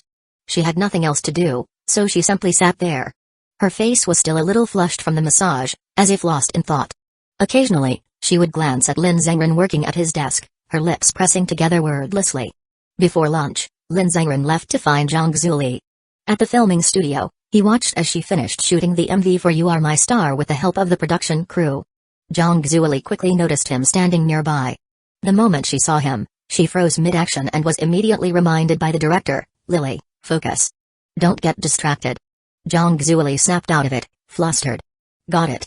She hurriedly continued singing and following the instructed movements, her heartbeat racing as she forced herself not to look at Lin Zhengren again. Otherwise, she'd get too nervous. Once the morning shoot was over, she walked over to him with her hands clasped behind her back. "Well, Zhengrun? How was it?" "Not bad, right?" Lin Zhengrun nodded thoughtfully. "Aside from the times you spaced out, the rest was pretty good." "What do you mean, spaced out?" "I only." Zhang Zuoli's face turned red, and she averted her gaze. "Of course, I spaced out. You were watching me. How could I focus?" "What was that?" Lin Zhengrun asked. Zhang Zuoli shook her head rapidly, like a little rattle drum. "Nothing, nothing. Let's go eat lunch. I heard that the cafeteria here has a menu supervised by Sister Wang, and the food is really good. They even provide meals here. Sister Wang's old studio never did that." As they walked toward the cafeteria, Lin Zhengrun explained, back then, Sister Wang was running everything on limited funds. The studio wasn't making much, so covering meals wasn't feasible. Now, the management has changed, and the company has money, so meals were added. Zhang Zuoli was once again reminded that Lin Zhengrun was the boss now. Walking beside him, she was still trying to wrap her head around the fact that he had become a business owner. The gap in status was overwhelming. One morning wasn't enough to fully process it. But as they left, neither of them noticed that Zhang Jingxi and Pan Lin had been standing near the entrance of the studio. Zhang Jingxi had come here personally to invite Lin Zhengrun to lunch since he hadn't returned to the office. But the moment she arrived, she saw him chatting with Zhang Zuoli, the two of them laughing and heading off to eat together. Pan Lin, naturally, saw this as well. She blinked, slightly surprised, then glanced at Zhang Jingxi to gauge her reaction. Sure enough, Zhang Jingxi's once cheerful expression subtly shifted. Her usually warm peach blossom eyes now carried a faint sense of disappointment. She silently watched Lin Zhengrun and Zhang Zuoli walk away. Wanting to smooth things over, Pan Lin softly said, "Maybe President Lin just wanted to try the employee cafeteria since it's his first time here." Zhang Jingxi glanced at her. Pan Lin swallowed nervously. Perhaps she had spoken too much. But Zhang Jingxi simply responded with a smile, "Is that so?" She didn't show any signs of anger. Instead, she said lightly, "Let's go back to the office for lunch." Pan Lin quickly nodded. "All right, I'll get your meal for you." Zhang Jingxi turned and headed back upstairs. Pan Lin watched her walk away. She had been working for Zhang Jingxi for years, witnessing her moments of anger, sadness, and excitement. She had seen all kinds of emotions. But this particular micro-expression, it was new. It wasn't obvious, yet it carried an inexplicable sense of quiet loneliness. At lunch, everyone, including Zhang Zuoli and the other singers, had a well-balanced meal of 3 dishes and soup. Generous and filling. Zhang Zuoli, sitting across from Lin Zhengrun, marveled, "The food here is amazing." She took a bite and exclaimed, "It's way better than our school cafeteria." "Zhengrun, try it." Lin Zhengrun took a few bites and had to admit, it was much better than the food at school. Clearly, Zhang Jingxi had put a lot of thought into the finer details. After lunch, Zhang Zuoli continued filming the indoor MV, while Lin Zhengrun headed to the main hall. By the time he arrived, over 100 singers were already seated, along with Sister Wang. He began the meeting, announcing that he would be providing a structured training session for everyone that afternoon, followed by individual guidance to address each singer's vocal weaknesses. His goal was to elevate the overall skill level of the company's artists in the shortest time possible. Meanwhile, just as Zhang Jingxi was about to head downstairs to observe the training, she received an urgent call from Zhang Corporation. They needed her back at the company for an important meeting. She had wanted to decline. After all, Lin Zhengrun was only here for 2 days this week. But the issue seemed serious, leaving her no choice but to go. Before leaving, she went to find Lin Zhengrun. "Zhengrun, something came up at Zhang Corporation, so I have to head back. I won't be able to stay with you this afternoon." Lin Zhengrun nodded. "Go handle it, Sister Zhang. Just don't forget what I told you earlier. Get some rest." Zhang Jingxi smiled warmly. "Of course, I'll remember." After a few simple exchanges, she and Pan Lin left, while Lin Zhengrun officially started the training session. On the way back to Zhang Corporation, Pan Lin thought about how little Zhang Jingxi had eaten at lunch. She had barely touched her food. She had even helped tidy up the private dining area in the office, which made it clear. Zhang Jingxi's original plan had been to personally prepare lunch for Lin Zhengrun. But he never came back. Instead, he had gone to watch Zhang Zuoli's filming session. Sitting in the front seat, Pan Lin glanced back and hesitated before asking, "President Zhang, should I buy you something to eat after the meeting? I don't think you ate enough at lunch." Zhang Jingxi gazed out the window, then turned to look at her. "I'm not that hungry right now. I'll see after the meeting." "All right." Just as Pan Lin was about to leave it at that, Zhang Jingxi suddenly said, "Wait. After the meeting, buy me a cup of instant noodles." I'll eat it in the car. Pan Lin immediately nodded. Got it, President Zhang. The Rolls-Royce drove toward Zhang Corporation. Pan Lin accompanied Zhang Jingshi upstairs for the meeting. By the time they returned to the car, more than an hour had passed. Zhang Jingshi settled into her seat while Pan Lin, who had arranged for the purchase earlier, handed her a steaming cup of instant noodles. Master King's braised beef flavor. It was the only flavor President Zhang ever ate. In the past, she would only have one every few months. But lately, she had been eating it every week. A while ago, Pan Lin had curiously asked, President Zhang, what's so good about this brand of instant noodles? You always buy the same one. At the time, Zhang Jingshi had simply replied, it just tastes good. I've been eating it since I was a kid. It's a habit. Pan Lin hadn't thought much of it then. But about a month ago, she finally understood. Why would a CEO worth billions suddenly develop a fondness for the cheapest fast food? Sitting in the back of the Rolls-Royce, Zhang Jingshi quietly unwrapped the noodles and poured in the hot water. She sprinkled in half of the salt packet, along with all the vegetable and sauce packets. As soon as the hot water was poured in, the steaming instant noodles immediately released a rich, enticing aroma. Zhang Jingshi pierced the lid with a fork to trap the heat. Then, she placed the cup of noodles to the side and began the long 5-minute wait. During those 5 minutes, the world around her fell into an eerie silence. Neither the driver nor Pan Lin dared to speak. Zhang Jingshi simply stared at the thin wisps of steam escaping from the lid's edges, her thoughts drifting away. And unknowingly, she was pulled back into a memory. Back to the very first time she met him. She was 8 years old and in the 2nd grade. At the time, the Zhang family was rapidly expanding its business, but Zhang Corporation had yet to be officially established. One day, 8-year-old Zhang Jingshi got food poisoning at school. After being excused from class, she went to the hospital for a checkup. Her parents were too busy with business meetings to pick her up, so her aunt, who worked as a kindergarten teacher nearby, came to get her. The doctor confirmed it was nothing serious and prescribed some medicine. Little one, does it still hurt? Young Zhang Jingshi, with her neatly tied ponytail and budding peach blossom eyes, held her aunt's hand and nodded softly. Not as much anymore. I just went to the restroom, and it feels better. I'll prescribe you some medicine. Take 2 pills, and if your stomach still hurts in the afternoon, come back for a recheck. Her aunt thanked the doctor and bought the medicine. Since she had only taken a short leave, she called her supervisor and then took Zhang Jingshi back to the kindergarten. Before heading to class, she instructed her, Jingshi, stay in my office. Don't wander around, okay? Your mom will come to pick you up after work. Zhang Jingshi nodded obediently. I understand, Auntie. She had always been well-behaved and never caused trouble for adults. Once they arrived at the kindergarten, she was settled in her aunt's office. The other teachers liked her and complimented her on her looks, asking which school she attended and what her name was. At that moment, another teacher handed her aunt a class roster. Sis, here's the list for your class. That kid, Lin Zhangren, has amazing grades. Most kids his age just play around, but he already knows arithmetic. Her aunt recalled the boy in question. He had always been different from the other children. Detached yet outstanding. Whether it was music practice or simple math games, he was always the best. There are always a few exceptional kids every year. She took the list and reminded Zhang Jingshi, Jingshi, I'm going to class now. Stay in the office, alright? If you need to go to the restroom, you remember where it is, right? Zhang Jingshi nodded like a little adult. Yes, Auntie. Out the door and to the right. Her aunt patted her head. Good girl. I'll be back later. Once her aunt left, Zhang Jingshi sat quietly in a corner of the office, motionless, behaving perfectly. But after some time, a dull ache in her stomach made her frown. She got up, holding her belly, and walked toward the girls' restroom. After relieving herself, she sighed in relief. Just then, the kindergarten's break bell rang. Zhang Jingshi knew the younger kids would be coming soon, so she decided to leave before the restroom got crowded.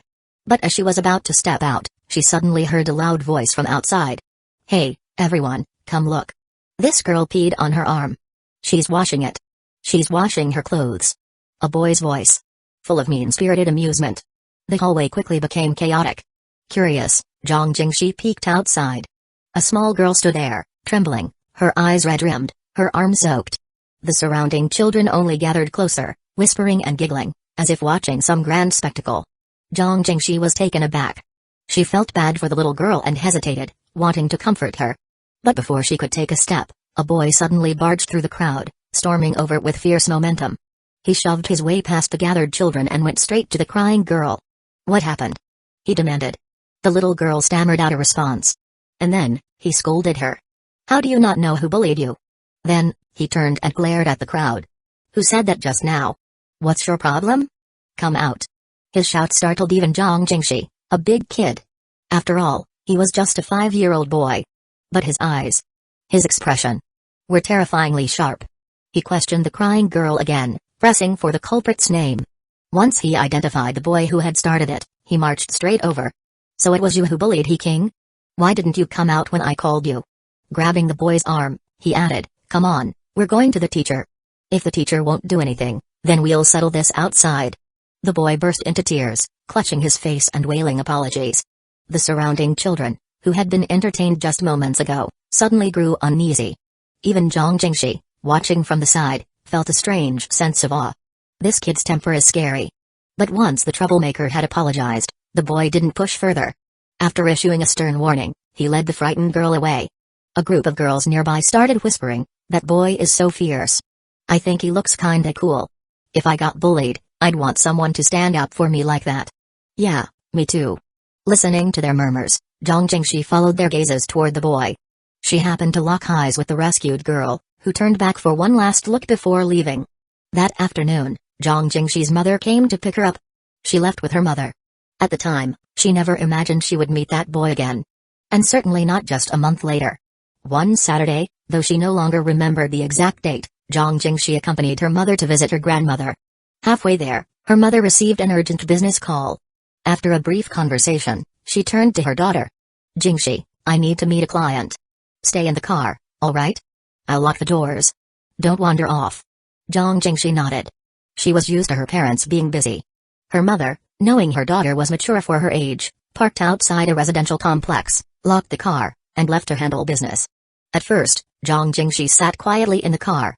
She thought her mother would be back within an hour. But time dragged on. From morning to afternoon. At first, she had been calm. But the longer she waited, the more uneasy she became. She began anxiously pressing her face against the glass, peering toward the complex. Why isn't Mom back yet? After what felt like forever, hunger gnawed at her. Finally, she decided to get out and look for her mother. But halfway to the complex entrance, she hesitated. What if I get lost? What if Mom comes back and I'm not there? She turned back. But as she tried to retrace her steps, she realized. Every intersection in this complex looks exactly the same. Little Zhang Jingshi panicked as tears welled up in her eyes. Completely disoriented, she ran aimlessly like a headless fly, unable to find her way back. In her frantic state, she suddenly spotted a road in the distance. Thinking it was the exit, she hurried toward it. But when she arrived, the scene before her was unfamiliar. Mom. The words slipped out in a whisper, but the tears could no longer be held back, streaming down her face. Her naturally quiet nature made her sob in small, stifled cries. At that moment, a boy happened to walk past. He initially ignored the crying little girl. But after a few steps, he stopped and sighed, turning back. What's with little girls in this world? Why are they always like this? He could have just walked away. It had nothing to do with him. But after being reborn, he found that ignoring these troublesome little kids didn't sit well with his adult conscience. So he turned around and approached her. Did you lose your mom? Hearing the voice, Zhang Jingshi blinked her teary eyes open, startled to find a boy standing close to her. She instinctively stepped back. Wasn't this the same boy from kindergarten? You. Her lips quivered as if she was about to cry again. Lin Zhengren frowned. Stop crying. His sharp tone startled her, making her recall how fierce he had been back at kindergarten. She was so scared that she immediately stopped crying, sniffling instead. Lin Zhengren asked again, you got lost? Zhang Jingshi sniffled and nodded. Since she was a little older, she was able to explain how she had gotten lost and why her mother had left. Lin Zhengren sighed in relief. At least this girl had some logic. She could clearly explain what happened. Much better than he king, who had just stood there, too scared to say a word. He pointed into the distance. If you're not mistaken, you're at the other entrance of the neighborhood. The place you came from should be over there. Zhang Jingshi turned to look where he pointed but hesitated. She had already gotten lost once. What if she got lost again? Lin Zhengren seemed to understand the hesitation that came with her age. With a sigh, he figured he might as well go all the way. I'll take you there. Okay. She sniffled again. Lin Zhengren frowned. What are you still crying for? Zhang Jingshi quickly wiped her eyes. I wasn't crying. Just wiping my tears. Lin Zhengren had no choice but to lead her back to the other entrance. The moment she saw her mother's car, her face lit up with joy, and she immediately ran toward it. Even though her mother wasn't there, just finding the car made her feel safe again. She turned back to Lin Zhengren. "Thank you. My name is..." Lin Zhengren waved his hand dismissively. "No need to tell me your name. I'm not interested. You've found your car, so just stay put next time. Your mom is probably busy, and if you wander off again, you'll just get lost." Little Zhang Jingxi nodded obediently. "I'm leaving now. Otherwise, my mom won't be able to find me." He turned to go. But just as he was about to leave, he heard the unmistakable grumble of a hungry stomach. Zhang Jingxi immediately clutched her stomach in embarrassment. He looked back at her. She looked even more embarrassed. Not far away, there was a small supermarket in the neighborhood. "Does your mom keep money in the car?" he asked. Zhang Jingxi hesitated.